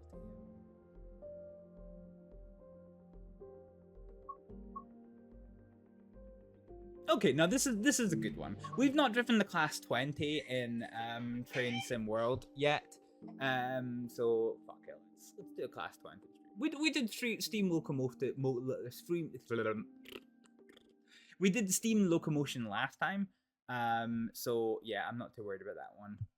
Okay, so this is Nottingham to Barrow Part 1, and we're going to be doing this in a class 20. So we're going to tell the guards to unlock the door on the right, and we're going to figure out how the knucklefuck this train operates. So we've got throttle, we've got a reverser, we have a master key. Should be a place for a master key somewhere, although I'm not entirely sure where it's going to be. Cutout control switch, normal. Hot plate for cooking your food. Window wipers, okay. So yeah, this is really cool, the fact that you can actually like see out of this ooh, seat rotation. Hey yo. Ah, that's cool. So you can see out this side, yes, for if you're going the other direction, but we are not going the other direction.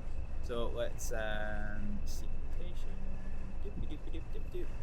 Okay, so we haven't found the master key switch. That may turn out to be a problem. Okay, fuse cupboard. That's pretty cool. Yeah, we're kind of Hail Marying this one because I have never driven class 20 on this before. Okay, these look to be the same. It's a master key. There we go. Okay, so that's where the master key is. Is there an AWS isolator? Yes, it's going to be here. So AWS unisolated. Oh my god. Fuck me. Okay. Jesus Christ. I was not I was not ready for that one to just yeah. I was not ready for that one. I was not ready. Okay, in terms of lighting, so engine stop, engine start, that's throttle. So we're gonna put the reverser into the forward position. So we need to lock the doors. I need to, I was gonna say I need to work out how to put the lights on. Okay, so we want the, let's just get instrument panel and cab light. There we go. Cool. Okay, let's lock the doors. So yes, this is our train. Nice whistle. Okay, so reverser in the forward position. Let's get. Jesus Christ, this throttle is compensating for something. Okay, train brake to full release. Locomotive brake is off. Let us give it a little bit of oomph. That's gonna take a little while. Do we have a brake overcharge option?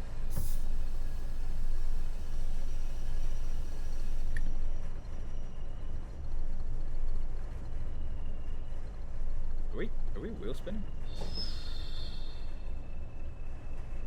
Ew, do we have a handbrake on somewhere?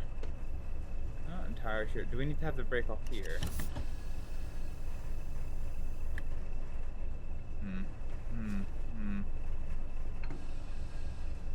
Okay,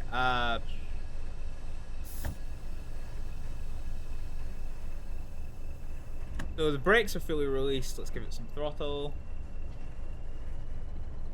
There we go. Okay, fine. Oh.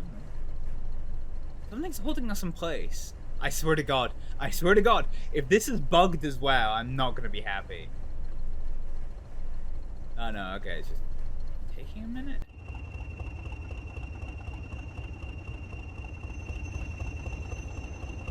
Oh. Hold on a minute. We're going the wrong ass way. Are we at the end of the train?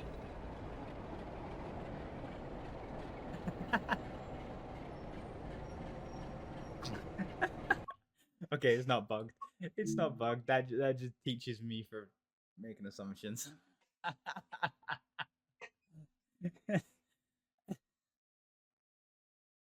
So we're in Lancaster bound for Morecambe, so we should be heading north. Fine. So this has become off. This is okay. This is where we're going. Okay. Fine. Okay. So am I right in saying this? So wait, are we in Preston? No, Preston. We're not Preston. Okay, so we should be going northbound. Okay, fine. I think we may have accidentally been on the southbound side of the train. Okay, so we're gonna unlock the side, and let's start getting this all set up. So master key is gonna go into the in position. The brake here is going to go to full release on this side. A reverser forward here. We're going to keep the brake on this one, and we're just going to keep it at full service. We put the AWS isolation on. My god, that is unreasonably loud. Fucking hell. Okay, fine. In terms of the lighting, let's just put the left-hand side marker on, instrument cab lights on. And then let's very quickly hop over to the other side of this rail tour service.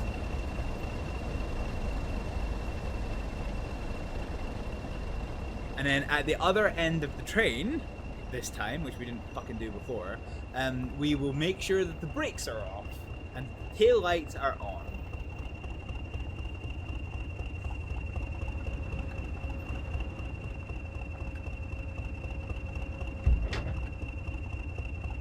So, climb aboard. Okay, fine. So all of these lights are off. So tail lights on, and then the brakes here are going to be on full release.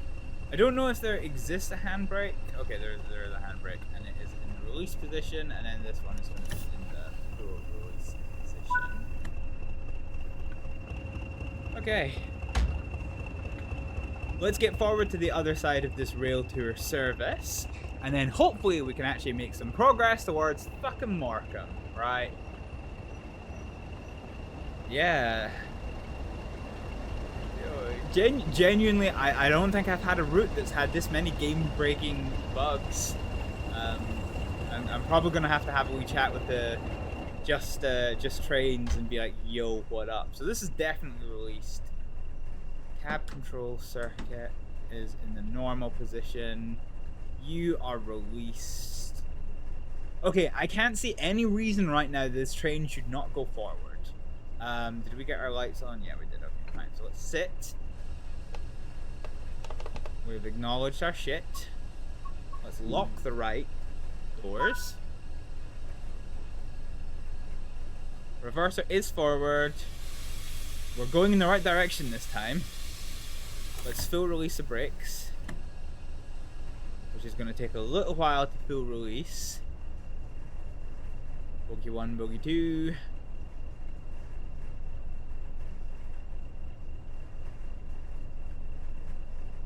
So brakes are now full release, so let's give it some throttle.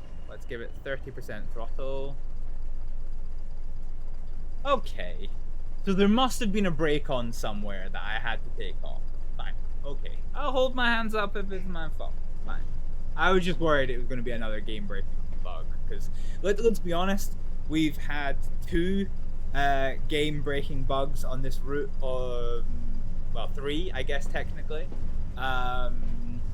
So, yeah, it's not great. It's not great for one single route. But anyway, we're in motion now, so let's give it some oomph, get ourselves up to 35 miles an hour, and our next stopping service, our next stop is going to be Lancaster. We actually want the right hand side thing as well.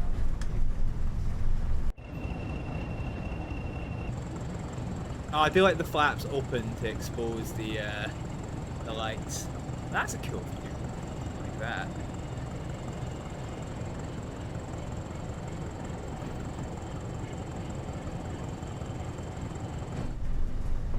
Okay, let's just give it some full throttle to get up to 35 miles an hour.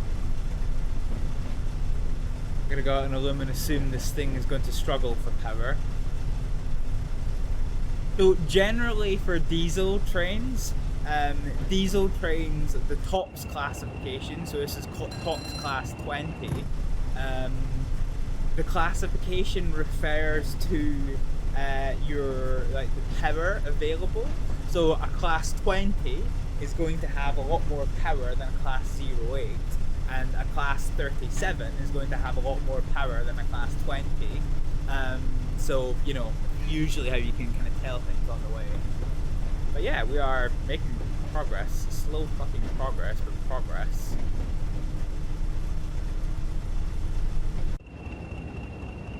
Somehow, this train just feels like it's fucking idling. It doesn't feel like it's contributing anything.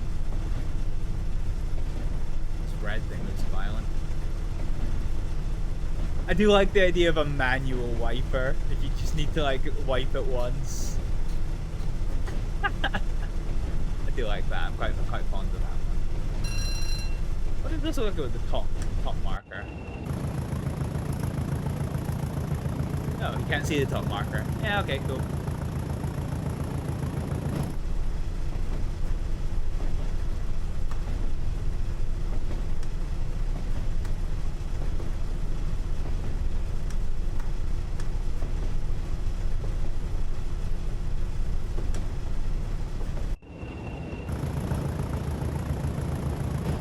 Oh, it's done. The game is done letting me open flaps. Okay, fine. So we're a nice chill 35 miles an hour. How long is it supposed to take us to get to Lancaster? Ah, okay, cool. We do not have a scheduled time. Yeah, okay. I suppose this is a rare rail tour, so you know, having access to high speed isn't really that important. I do like the idea of having a hot plate in the cab. I've definitely seen this in trains. Because like freight trains, you can be on your own for ages. Like we saw in the class 87, it had like what appeared to be like a driver's fucking toilet, which was amazing. It may have just been a wash basin. But then also no, you definitely can. But yeah, it's also got like a hot plate for heating up food. Touching surface may be hot. That's hilarious. Yeah, you can cook your food. I wonder if for Train Sim World 6 they're going to introduce RPG elements, so you have to keep yourself like fed and watered as you drive your trains. That would be kind of funny. We're up to a blistering 43 miles an hour, folks. I'm not happy about this. Not freaking happy about this. About 19 miles to get to Lancaster. Is there any good screenshots to be had? Not bad. It is a nice looking train. I quite like the class 20 because like it's quite similar to some of the like design methodology that you see in some of the like big American locomotives. So in the UK, we typically have like a double cab set up. So if you were going the direction that we're going now, you're in the forward end of the cab. But if you need to turn around and go the other direction, you would either have to do what we did in the class 86 and go through the internal door and walk to the other side, or you would have to like hop out, jump down onto the trackside, walk trackside down your train, climb in the other side, and then you're looking in the reverse direction. Whereas this, you literally just like turn and face the other way, and you've kind of got these like small windows that kind of look forward over the train, and that's quite a similar methodology to how America builds their locomotives. It was quite common in steam locomotives. And some of the smaller TOPS class locomotives, of the class 08, the class 20 for example, they tend to have like this single cab design, where one cab is designed to accommodate both directions. But once you start getting into the higher TOPS classes, like class 32, 35, 37, they are all like double cab designs. And then once you start getting into like the diesel multiple units or the electric multiple units, they're just double cab designs as well. So it's quite interesting Because while there is a lot of similarities in railways across the world, ironically, because railways were first invented in the UK, so every railway in the world is a child of the British railway network, and each country has made its own pretty significant improvements on the railway design over Britain, whereas we've been stuck in antiquity because our railways were designed so long ago, and changing them now is just too expensive. But it's quite interesting to see a design which kind of mirrors that kindred spirits with like a lot of American designed locomotives. Yeah, it's definitely not common, but it's also not unheard of in British Railways. So yeah, there we go. Guys, we're up to 57 miles an hour. I absolutely rocketed down those stuff. We were doing 110 miles an hour at the start of the stream. Now I'm excited about fucking 58 miles an hour. Jesus. Yeah, I'm definitely gonna have to. I think I'm definitely gonna have to ping an email to Just Trains after this because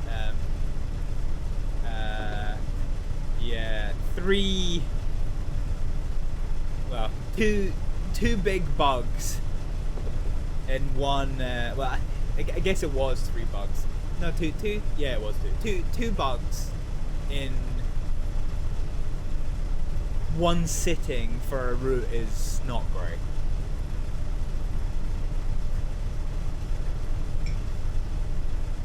When it works, when it is up and working, it's a nice route. Lots of trains, lots of flexibility for driving express passenger, commuter passenger, steam train, diesel train, electric train, multiple unit train. There's a lot of flexibility and variety. It's a nice route, it's a long route.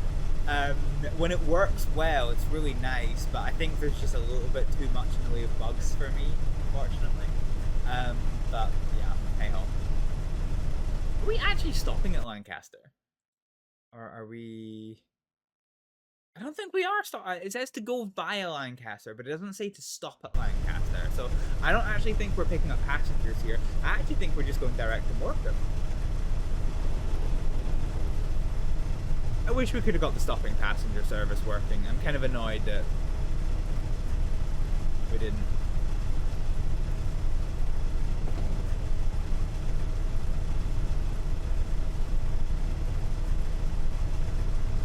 Because so far in this stream, which has lasted 3 hours, 3.5 hours, we've seen all the big stations on this route.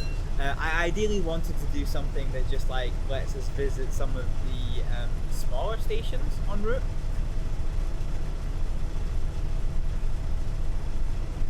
But yeah, maybe another time. Maybe another time.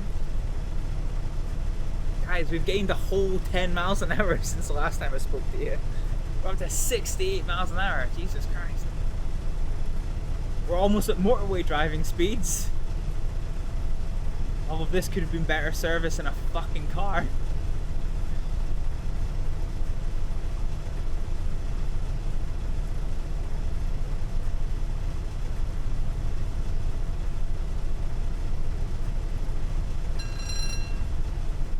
What did I just hear over there? That was weird. I definitely hear something.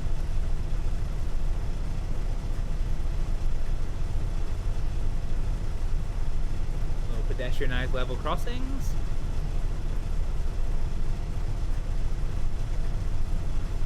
What is the top speed of this train? Oh, it doesn't have a speed play.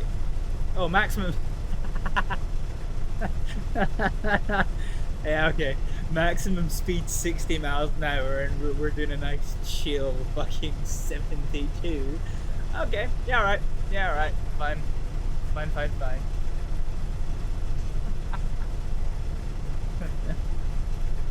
Whoops. Might be going a bit faster than we're supposed to, but it's fine. It's fine. Is that a fucking canal boat? Is that a it is a canal boat. I was right. It's a fuck nugget canal boat. Look at that. Aww.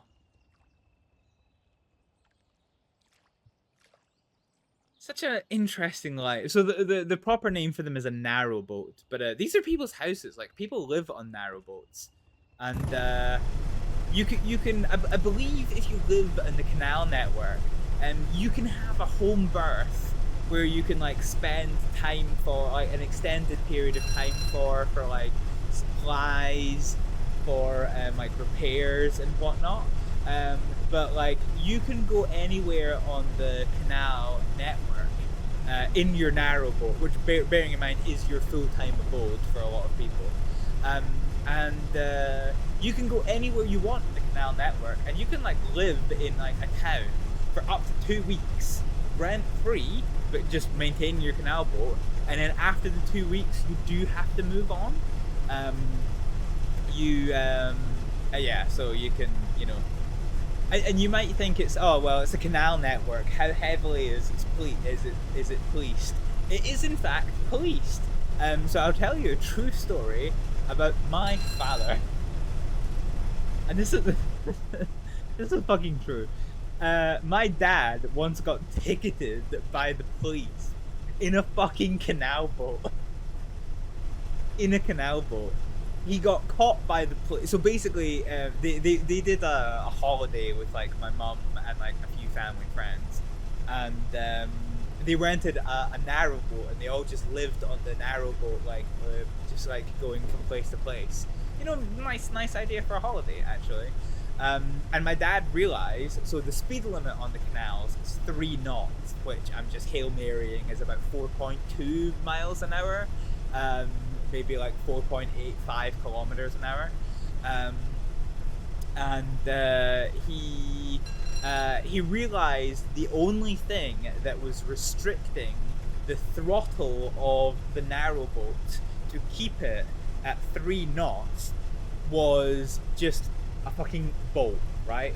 Well, not a bolt, like a nut. So he, being the fucking the fucking deviant that he is, unscrewed the bolt to the nut right to the end of the throttle, which allowed him to get 4.5 knots out of this little narrow boat with a fucking shitty tiny engine. And it was all fun and games until he actually got ticketed by the police for speeding in a fucking canal at like basically the equivalent of 5.5 miles an hour. Which is hilarious to me. But yeah, it is police. There are people who patrol the canals to make sure that you are not going faster than you should be. Because the thing is, right, canals are flanked by canal paths, because in days of old, when motors weren't a thing, canal boats used to be horse-drawn. So the horse would be on the path, guiding the boat up the canal. And so, because it's quite low lying, if you go too fast, the bow wave that you push through the water can go up and over and flood the actual canal path, which isn't good for the people that use the canal paths. Canal paths these days are very popular for cyclists, for walkers. They are, so, you know, if they are suddenly getting flooded every time a fast boat goes past, it's a bit shitty. Not so bad, like, if you're on foot, it's just an inconvenience. But if you're cycling, it's actually very potentially dangerous, because you could end up in the water. It doesn't take a lot of water to, you know, upset your biking, so not ideal. But yeah, so canal policing is a thing. Even if it is kind of funny.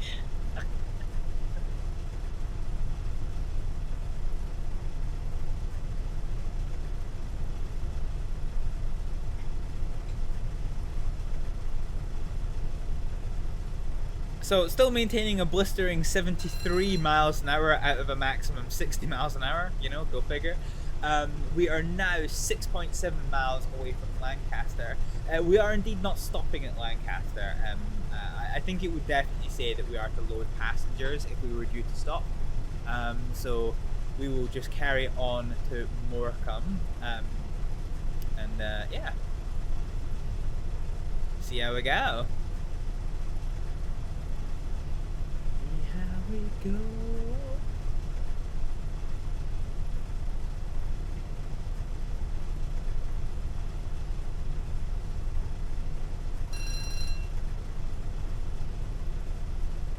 Green lights all the way, innit? And the weather's actually stayed nice for us. It didn't like hit us with a surprise snowstorm out of nowhere. I don't know why it's suddenly decided that this cab is the main cab of interest, despite the fact that it's not like the leading driving cab. Oh, freight train.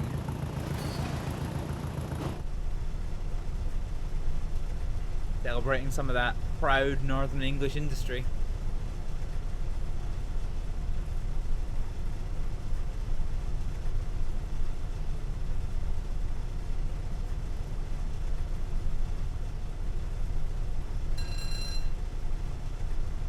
What is this? You know what? I'm not looking forward to if we get like a single red light because oh my god, it's gonna be fucking loud in this cab. Passenger train. Ah, look at it.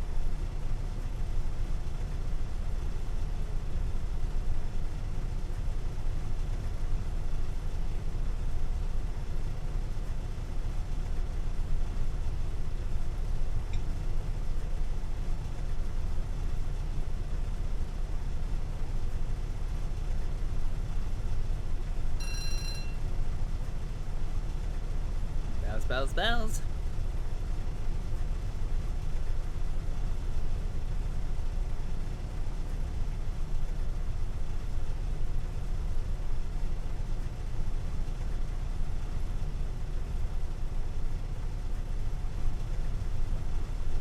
Do you know what? Actually, now that I think about it, I have been to Lancaster. I was saying throughout the stream that I haven't been at any of the train stations on this route, as is relatively common when I do English routes.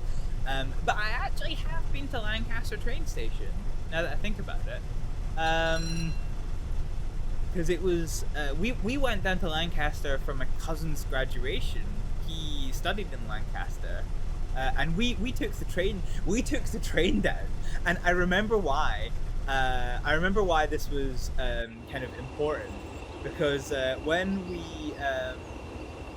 we took the train down, it was so full of people that we ended up being sat in the like I can't really show it so well, but like the vestibule between the two compartments. So like that little squidgy bit where one compartment connects to another. We were sat there for the entire train ride along with this guy who was reading a book. He was a pretty cool guy actually. We ended up chatting to him for a bit. But yeah, like because there was just no fucking space on the train at all. So we went to Lancaster. So I have actually been to Lancaster train station, but I don't remember anything of it. My only two core memories of that trip were some random person thinking my cousin was a bouncer for some reason. And then we visited a McDonald's in Lancaster, and it was when McDonald's were doing their phase of everything was a mix something, and it was just fucking horrific. And it was basically like, oh, you know, if you work with us, you can mix study with us and get yourself some MIC qualifications. That's not bad for a MIC job. And it was just disgusting. It was one advertisement, and it was nice. It was basically saying like, if you work with McDonald's, we will support your studies, so you can gain qualifications. But every second noun had a fucking MIC attached to it, and it was just kind of, this is just like rancid fucking capitalism. I am not about that nonsense.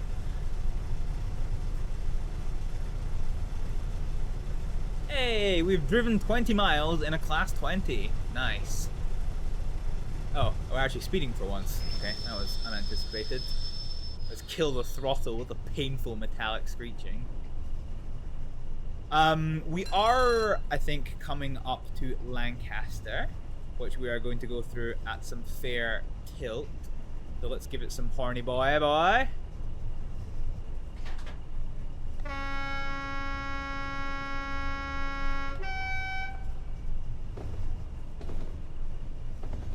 I really hope this isn't a stop at. I really fucking hope this isn't a stop at. Well, it can't be a stop at, actually, because we're on the passing line. Actually, hang on a minute. Screenshot potential. Okay, maybe not with the depth of field being absolutely fucking dog shit as it is. For the grid. Ah, okay, fine. Yeah, so that is so the grid. The grid's quite an interesting phenomenon. If you do any studies on photography, which I haven't, the people will sometimes point out that like having the subject centered in the frame of shot can make for a good shot, but doesn't necessarily always making for an interesting shot. So some people tries to tell you that like if you divide your your frame into thirds, like we've done here, you should kind of like aim to have you can basically get like some interesting angles if you aim to have the subject matter kind of aligned to one of the thirds. It can be slightly better. So like if I have the cab, which is the subject, along this third, you can see here it kind of opens up a little bit more of the scenery in the side. Yeah, that's like one of the only principles of photography that I think I kind of know. But I almost never use it. Okay, right, fact, we got shit to do. Okay, so double yellow means the next signal is red. We're going pretty fast, and this thing is dog shit at accelerating, so I'm going to assume it's dog shit at braking. So double yellow means the next signal is yellow, means the next signal after that is red. We know from the diversion coming up that we've got 25-mile-an-hour speed limit change coming up. And I am indeed not mistaken that at 50% at brake... Oh, fuck, that's a locomotive brake. Yeah, okay, that explains why. Yeah, fuck. Okay, we were using the locomotive brake there, which was not good. So the reason why locomotive brake is non-ideal... Actually, we're gonna go to 60% braking. The reason why locomotive brake isn't ideal is because only the locomotive brakes come on, whereas with the train brakes, the brakes across the entire train come on. So when you have the locomotive brake on, the locomotive is braking, but the rest of the carriages attached to it aren't. So they bump into it, and the momentum of them actually pushes the locomotive forward, reducing the braking action. Which is obviously not good. That's a red signal. Ah, fuck a dick. We fucked this. We've absolutely screwed the pooch on this one. Emergency! Yeah, we screwed the pooch. Passed it.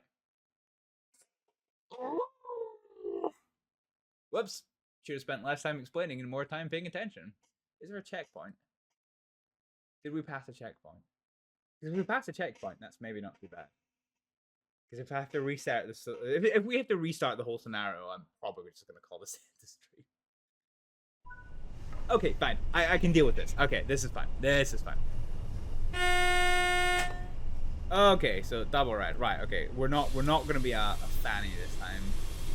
So we'll go to 30% braking, and we'll take it from here. Not bad, by the way. We got our maximum 60 mile an hour train up to 80 miles an hour, just as we hit the brakes there.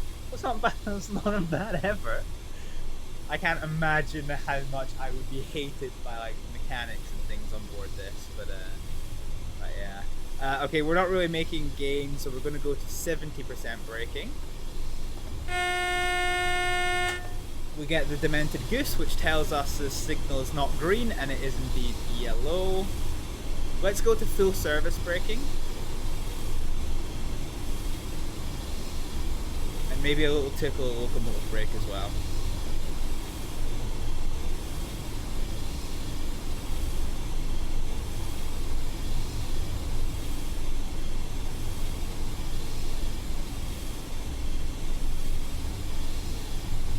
Okay, locomotive brake off. The train brake, I'm just going to put an initial application. Actually, no, we're at 30 miles an hour. Let's come off this. Okay, so the brakes are going to very slowly release. We're down to 30 miles an hour, and we do know that we have a red signal ahead because we fucking failed the scenario because of it. So we're going to get the squawk here. We can see this is red. We're going to go to train brake stage 50%. And we're going to go for full service braking. Oh, light's gone green. Hang on. So, full release on the brakes. We have a green light with a white feather ahead. So this is telling us that we can indeed go on. So the brakes are taking some time to release.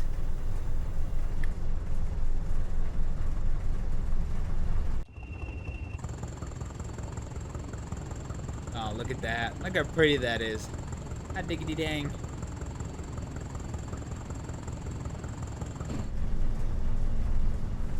I'm quite fond of the look of the Class 20, actually. It's like a...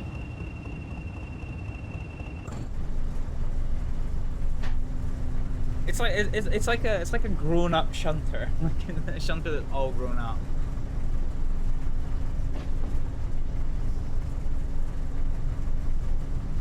Cool, so the speed limit here is 25 miles an hour. We had the feather signal that is diverging to the left, and we can tell by the position of the rails that we are indeed going left. We're going to kill the throttle because we're on a slight downhill, and we are at the 25 mile an hour speed limit that we had. We've already had one scenario failure today, so I'm not interested in any more.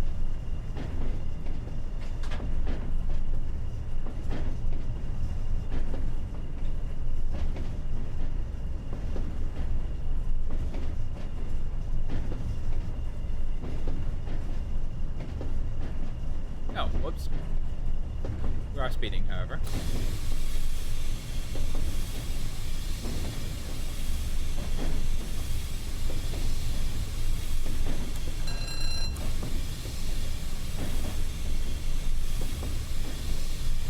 So that red light is not for us, that's for this line. We have a green light here. So our initial application isn't enough. Let's go to 10% on the brakes.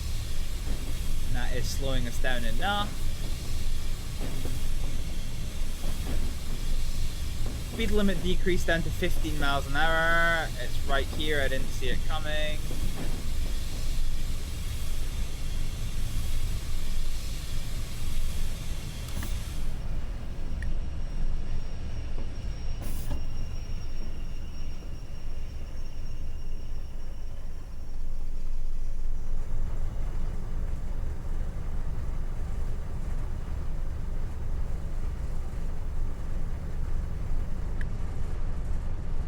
So what little townlet is this that we're coming into? This is Bear Lane. Doesn't look very bare. Looks like there's houses and cars. And even a level crossing to boot. Aw, that's actually kind of cute. I like this. I like the signal box you can actually see into. Can you actually go into it? Oh, you can! Okay, that's cool. That's really cool. Okay, we might come back here before end of stream. Also overspeeding.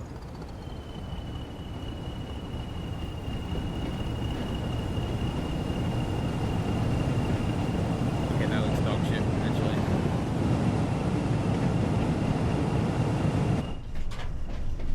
Yeah, okay, we might actually, because I think this is going to be the first time you can actually go into a signal box, so that might be pretty cool. Right, we're up to 60 miles an hour, so let's go full throttle. We got 1.4 miles until we get into more.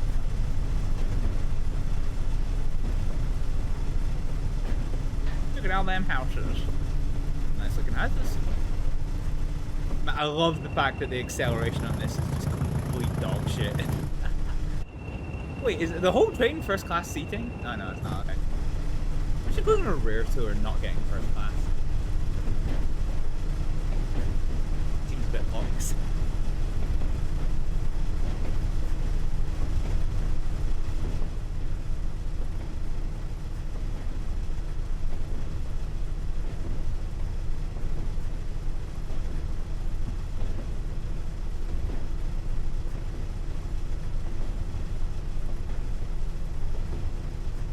So it says 60 miles an hour, but we're not getting up to 60 miles an hour anytime soon. I reckon we'll get to 45 miles an hour by the time we hit the 45 mile an hour sign. And then from there, it's only a short jaunt into Morecambe.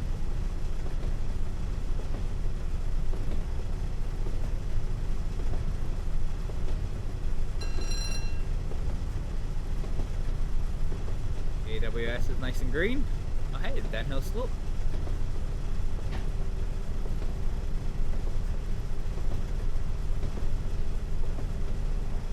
Alright, here's 45 miles an hour.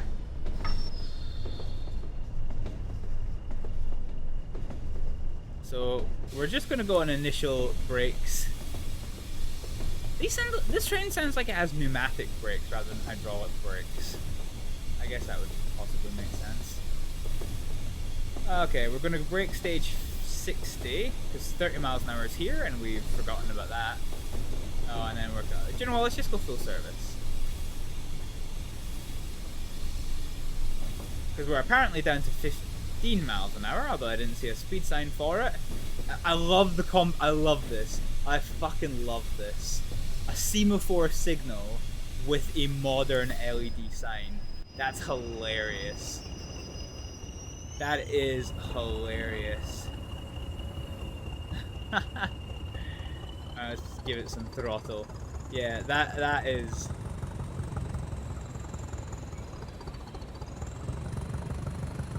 that is a thing of beauty. Semaphore signaling, classic railway speed signs, and a very modern LED platform plate. I can't make that shit up.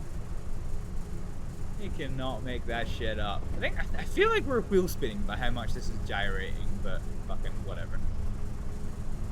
So, at least we know we're going to platform 4, and that is indeed what is in our schedule. So, we're coming up to 15 miles an hour, so let's kill the throttle. Ooh, can we go into this one? No, we can't go into this junction block now,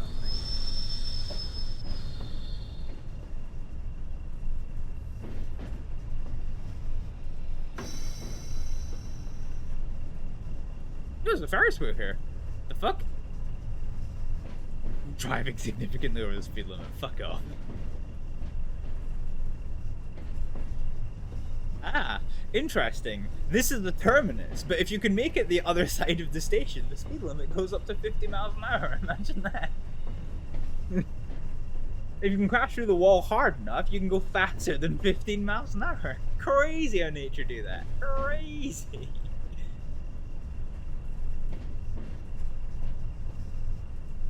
Train simulators, honestly. Ugh. Alright, let's slap a full service brake on. And I will take a 13-yard stop. I will take it. Unlock.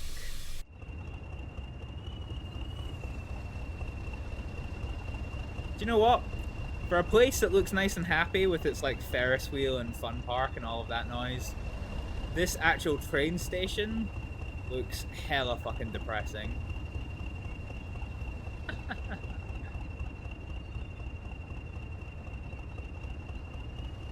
Look at this. Look.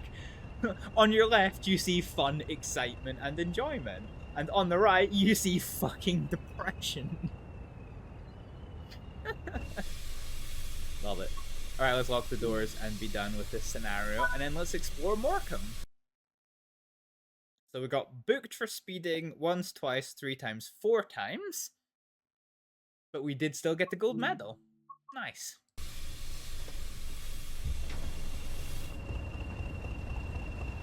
So we're in free roam now. I don't know why this station needs 4 platforms. It's such a it looks like you could tell me this was a fucking barn for cattle to go into, and I'd be like, yep, I do not doubt this in the slightest. Can we go out this way? Can we escape? Can we go ride the ride? Wouldn't that be hilarious? Wouldn't that be hilarious? Wouldn't that be a hilarious Easter egg if there was actually a very specific route you could take that could let you go and like ride the roller coaster? I'm gonna try that. Okay, that's not wanted. I have actually, fun fact, been the first person to no, you can't go outside the back. Oh, you can! Freedom! Ah, no. I have been the first person to discover a video game Easter egg before. Can we cross the road here? Oh, that's cool. You get the bus.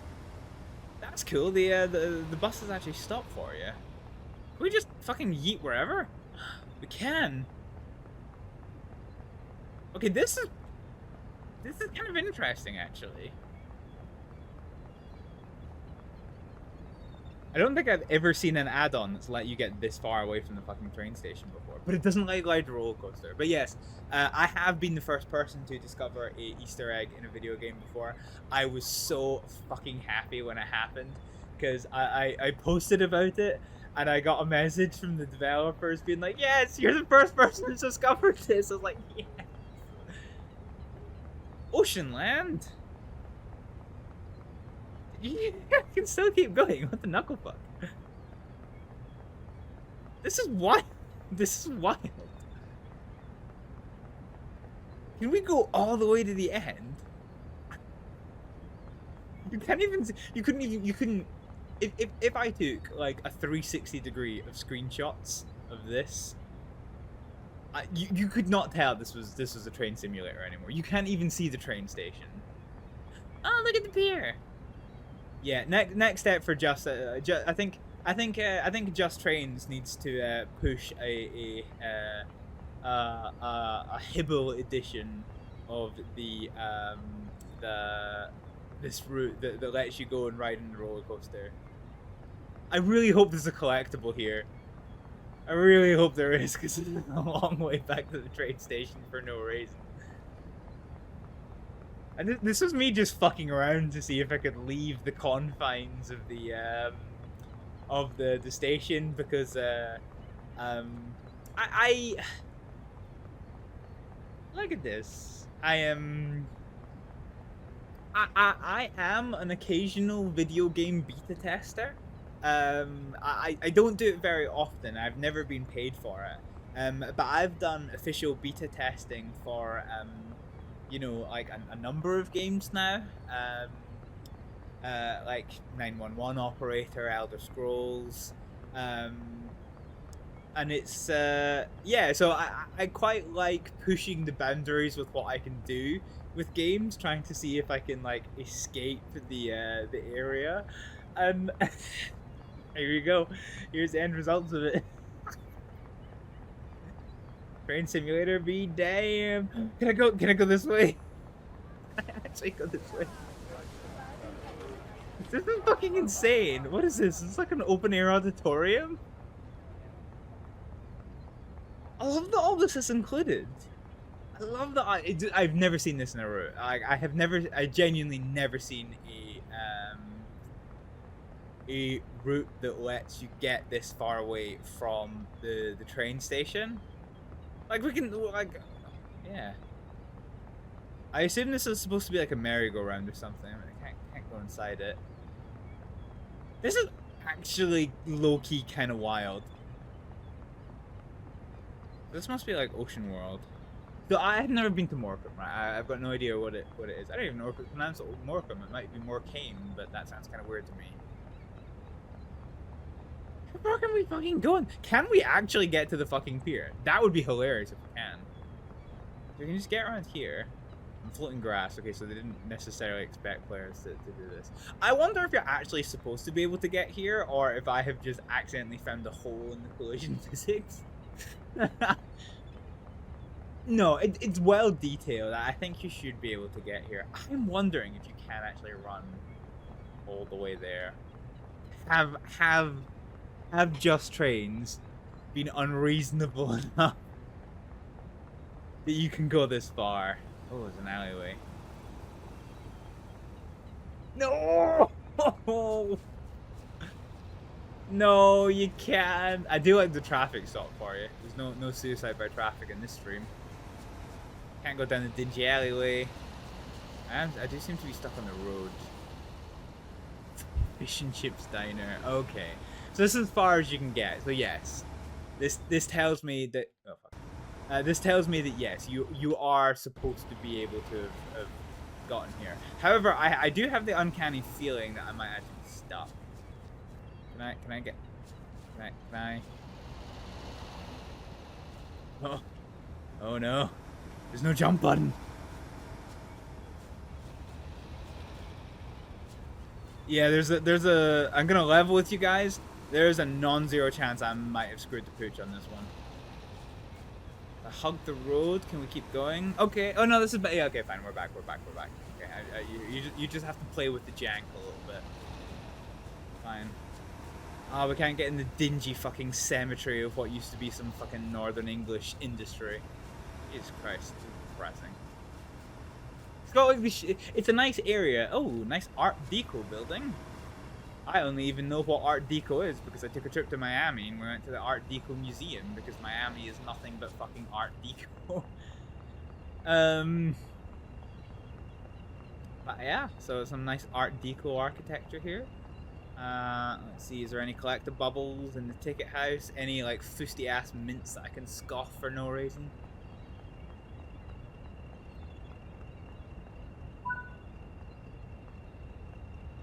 Oh hey, it's time for the return journey for this train. For the nice rail tour. No, I can't escape. Ooh. Frequent day excursions during summer seasons. From Morecambe to Douglas. So we're near the Isle of Man. That is the three fucking weird ass legs, symbol of the Isle of Man. Not sure what that boat's supposed to be, but it does look pretty in nature. Nice waiting room here. Any mints for me to scoff? No. Any posters for me to replace? No. I don't think there's any collectibles to be had here, to be honest. Parcel area. Mints! Fucking scoff around the mint. 4 out of 28 mints eaten. Can't get into the parcel room. Yeah. A shitter! I've got no idea why Just Trains decided to include so many shitters in the fucking scenery. It's an interesting touch. It's a weird touch. But it is, I suppose, technically a touch. Let's see if there's any collectibles on the outside. We'll go have an interesting look. We'll go back to Bear Lane, because the fact that you might be able to go into that signal house. So let's go to the main menu. Yes.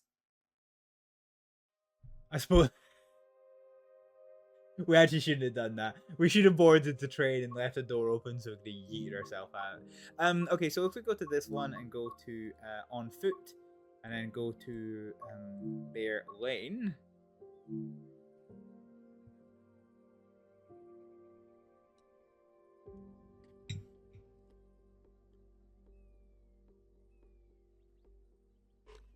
So here we go, Bear Lane.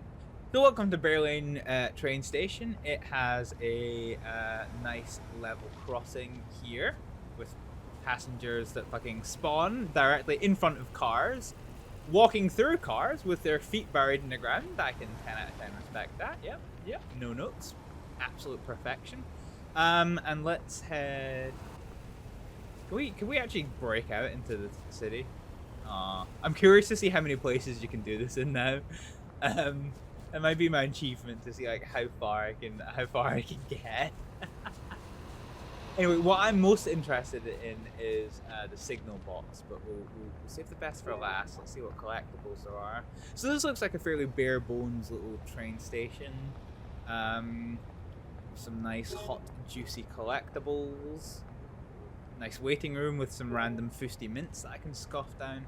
I'm curious as to what a Ronnie's Cumbrian mint snack is, because I do actually quite like mint, so it'd be banging. It might be banging.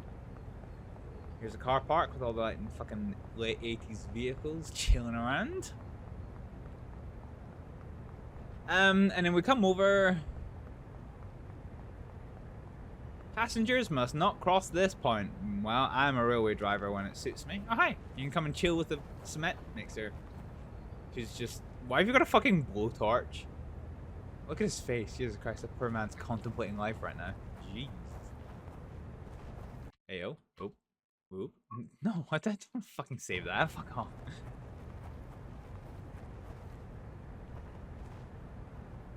Red circle. I think it's funny because I think the blue circle is an actual cement mixture brand. Red circle, that's a good nod to them. Yes, construction workers laying around, causing delays for no reason. Just an arbitrary pile of rubble for no reason. Okay, let's try and not get absolutely fucking thunder cunted by a train, but we'll get on to the other platform, which is here, because there was at least one collectible, and then we'll go see the signal box, and then that will, ladies and gentlemen, be the end of the stream.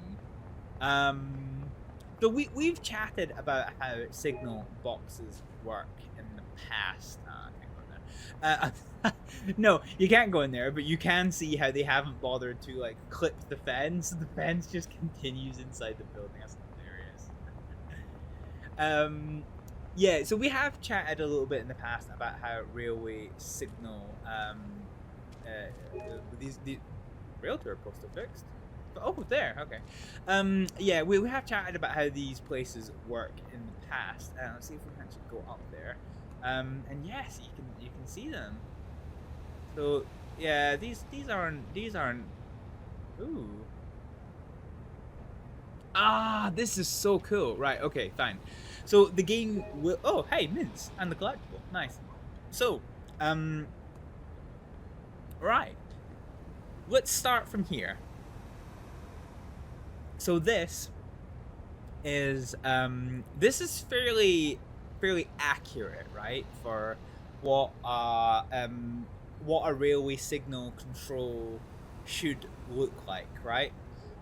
So this has basically got so these different colored segments here are the track circuit breakers. So right now, I can tell that there is a train in the up Morecambe line. So there is a train inbound to this station. I don't know what this is. This probably means something. So slots are given by railway signal control. So basically some places will be like, you know, you need to, not only do you have to be routed by the railway signal controller, but the receiving area needs to give you a slot to join that line or to join that like destination. So like, you know, if you're a freight train delivering coal to a power station, you might have a clear railway line into that power station, but if they're not ready to receive you, then they will not give you a slot to join those tracks. So slots can be used for many different reasons. This is the level crossing that we can see right here. Now, having said that, I don't know if this is actually interactive. So these might just be lit up for no reason. I don't actually know if there's a train invent. It would be interesting to see. But yeah, basically, so you've got signal controls.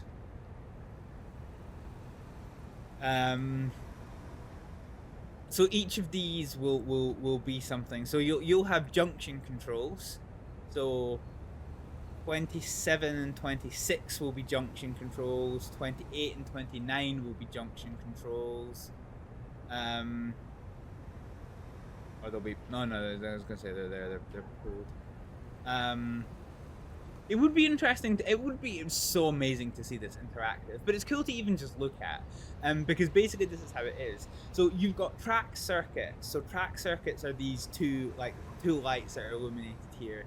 That tells you where the train is, and you. So some railway signals are automatic. Some railway signals will be manual. So let's have a look here. So. So here's 19. So 19 is, I think, going to be a railway signal. So you would need to pull this to manually trigger the signal to be green or to be red.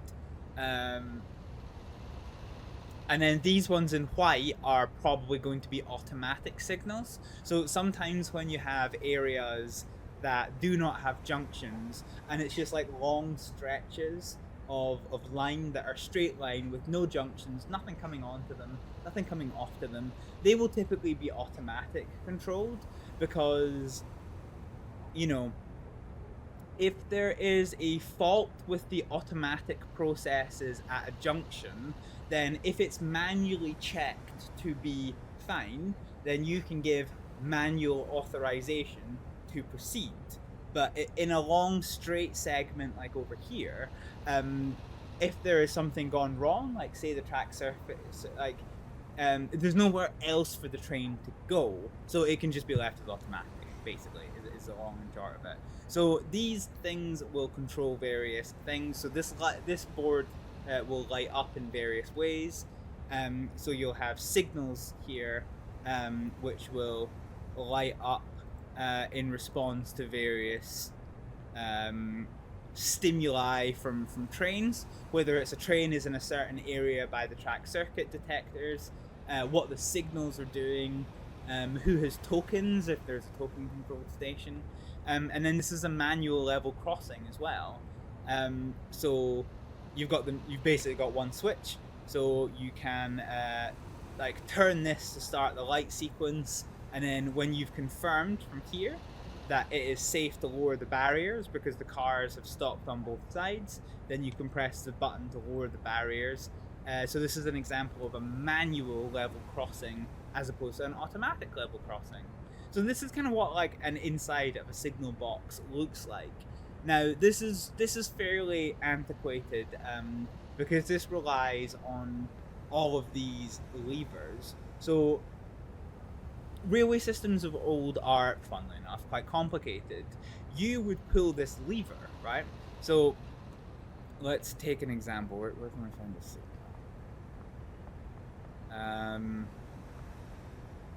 Fine. We don't have any semaphore signals, right? But let's say for sake of example, that this was a semaphore signal. So what you would do, I think we worked out this was number 19. Yeah, so you can tell by the diamond plate that we had there. So this is signal number 19, right? So if this was a semaphore signal, it would be in the horizontal position, which means trains can't go. So you would keep the train stopped here, okay? The train pulls into the station and loads its passengers. That's fine. The train gives the signal that he has loaded passengers, so you'll hear the guard's whistle as we heard in the station earlier. The station controller would come over here, and he would activate the light sequence, and then would activate the lower barriers. In really olden days, back when it was a gated level crossing, the signaler would actually have to come out and would have to like, manually grab and close the gates, and then close the gate on the other side, and then come back to the signal box.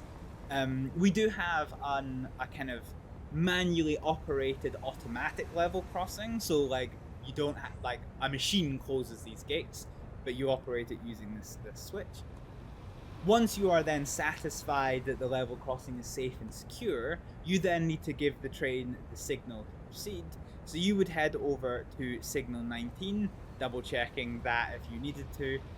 You would make sure that there is nothing in the circuit T5, and then you would pull lever 19. You would pull it back, and if it was a semaphore signal, there would be a cable underneath this lever that is attached to a pulley, and this pulley would go underneath the signal box, and it would run underneath the ground here up to a pulley. Now we can't see this because this is like a traffic light aspect signal, but you do sometimes see the counterweights and the pulleys on the routes that do have semaphore signaling, and by pulling that, the lever would pull a pulley, which pulls a pulley, which pulls a pulley, which pulls a signal, and it would raise into the up position, and that is how railway signalling used to be done in the UK. Nowadays we have other than more historic routes, we have a much more focus on electronic operated like signals and things. But junctions are the same. So where's the nearest junction? So the nearest junction is junction 26. So if you wanted to say, okay, well, that train that we've now just sent on the way to Morecambe, okay, there's another train sitting at the station, but the train that came from Preston and Lancaster, he has come in and gone left, but I now need to take a train that's left Morecambe and is coming back towards, let's say, Preston. the line is, as is shown here, is pointing down there. I now want it to be pointing across. We would take lever 25 or 27. I'm not quite sure what the notation is here. It's 25, 27. I assume one of these is going to be the signal and one of these is going to be the junction, judging by the color of them. So you would basically pull the lever, and the lever would, as we talked about earlier, pull a pulley which goes underground and pulls a pulley which travels underground.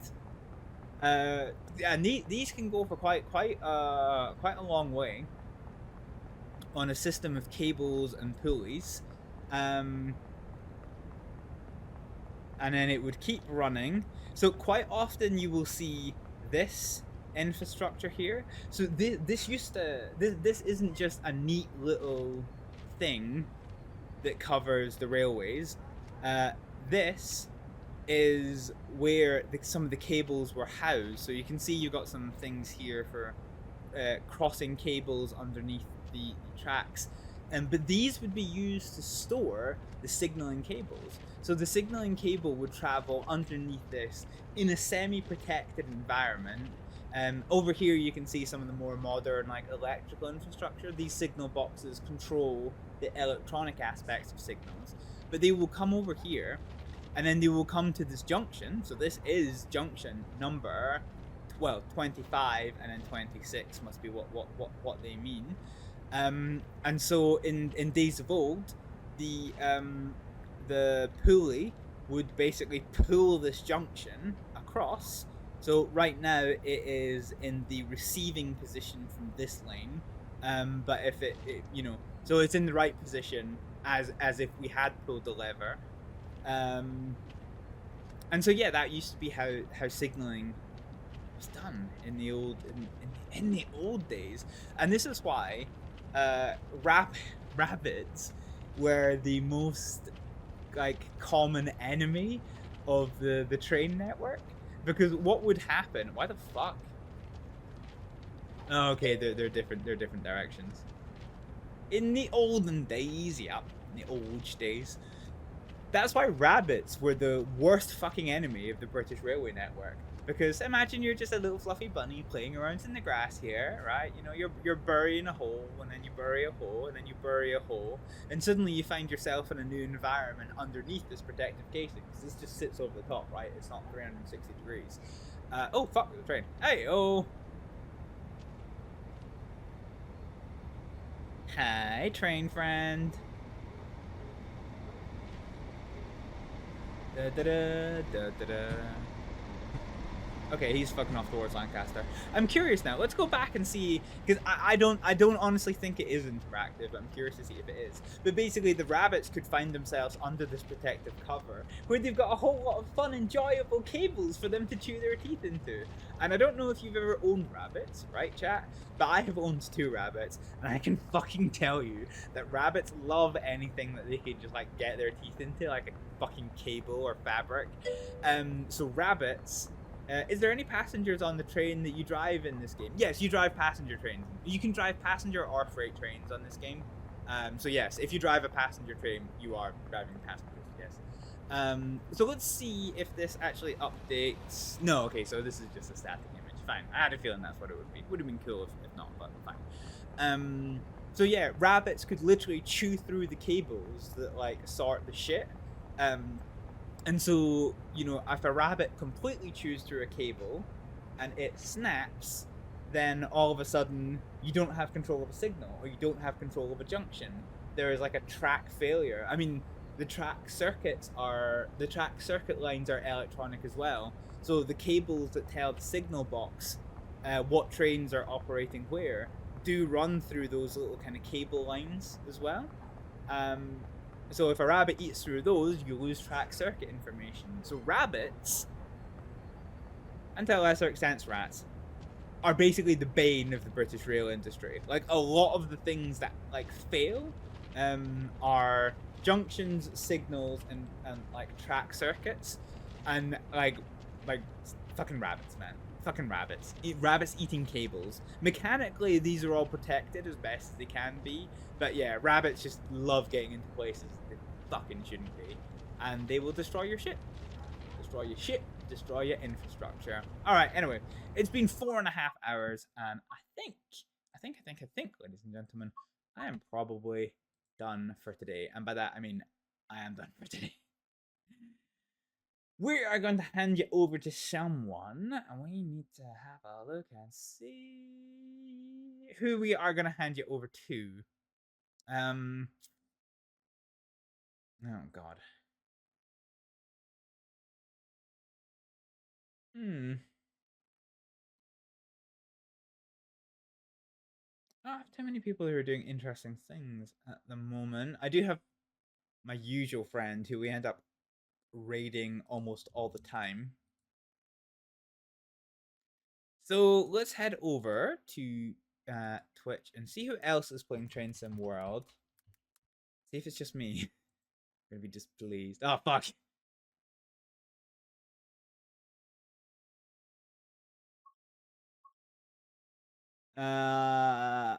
Yeah, okay. There is one other person who is streaming Train Sim World, and it is somebody who is very new to streaming. They might actually be so new to streaming that I might not be able to actually raid them, because you do have to have that setting turned on. But it is the conveniently named Alex55543221TSW5, which would make a good password to somebody's bank account. But they are playing some Train Sim World 5. They're currently the only other player streaming Train Sim World 5. So I will leave you in their hands. For just now, ladies and gentlemen, I am going to depart. We are going to be returning tomorrow with some more streaming.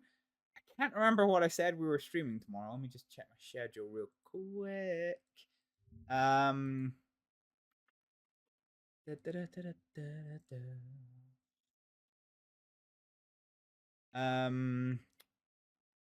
Schedule. Oh shit! Where's my schedule gone?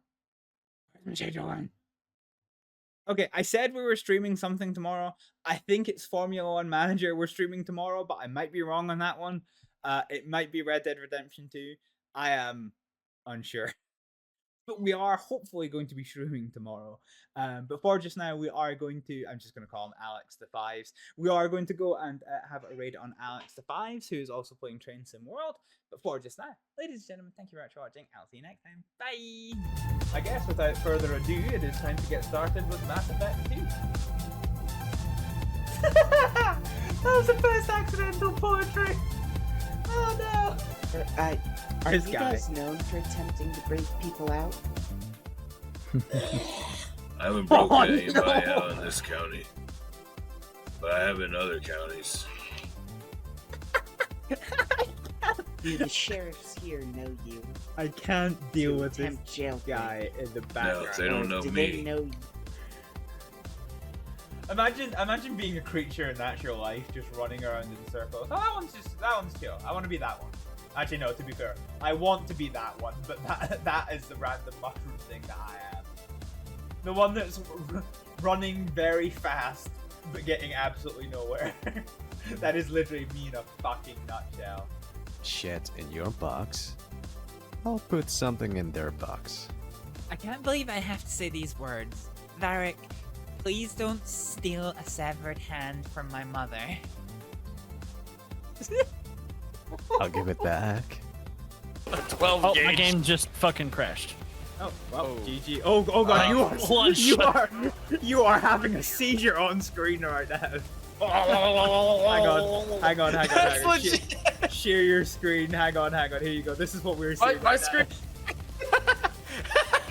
Slightly injuring the robots next to them. Oh lord, there wasn't 3 of them a minute ago! Oh, stop! Come on! This didn't go well, did it?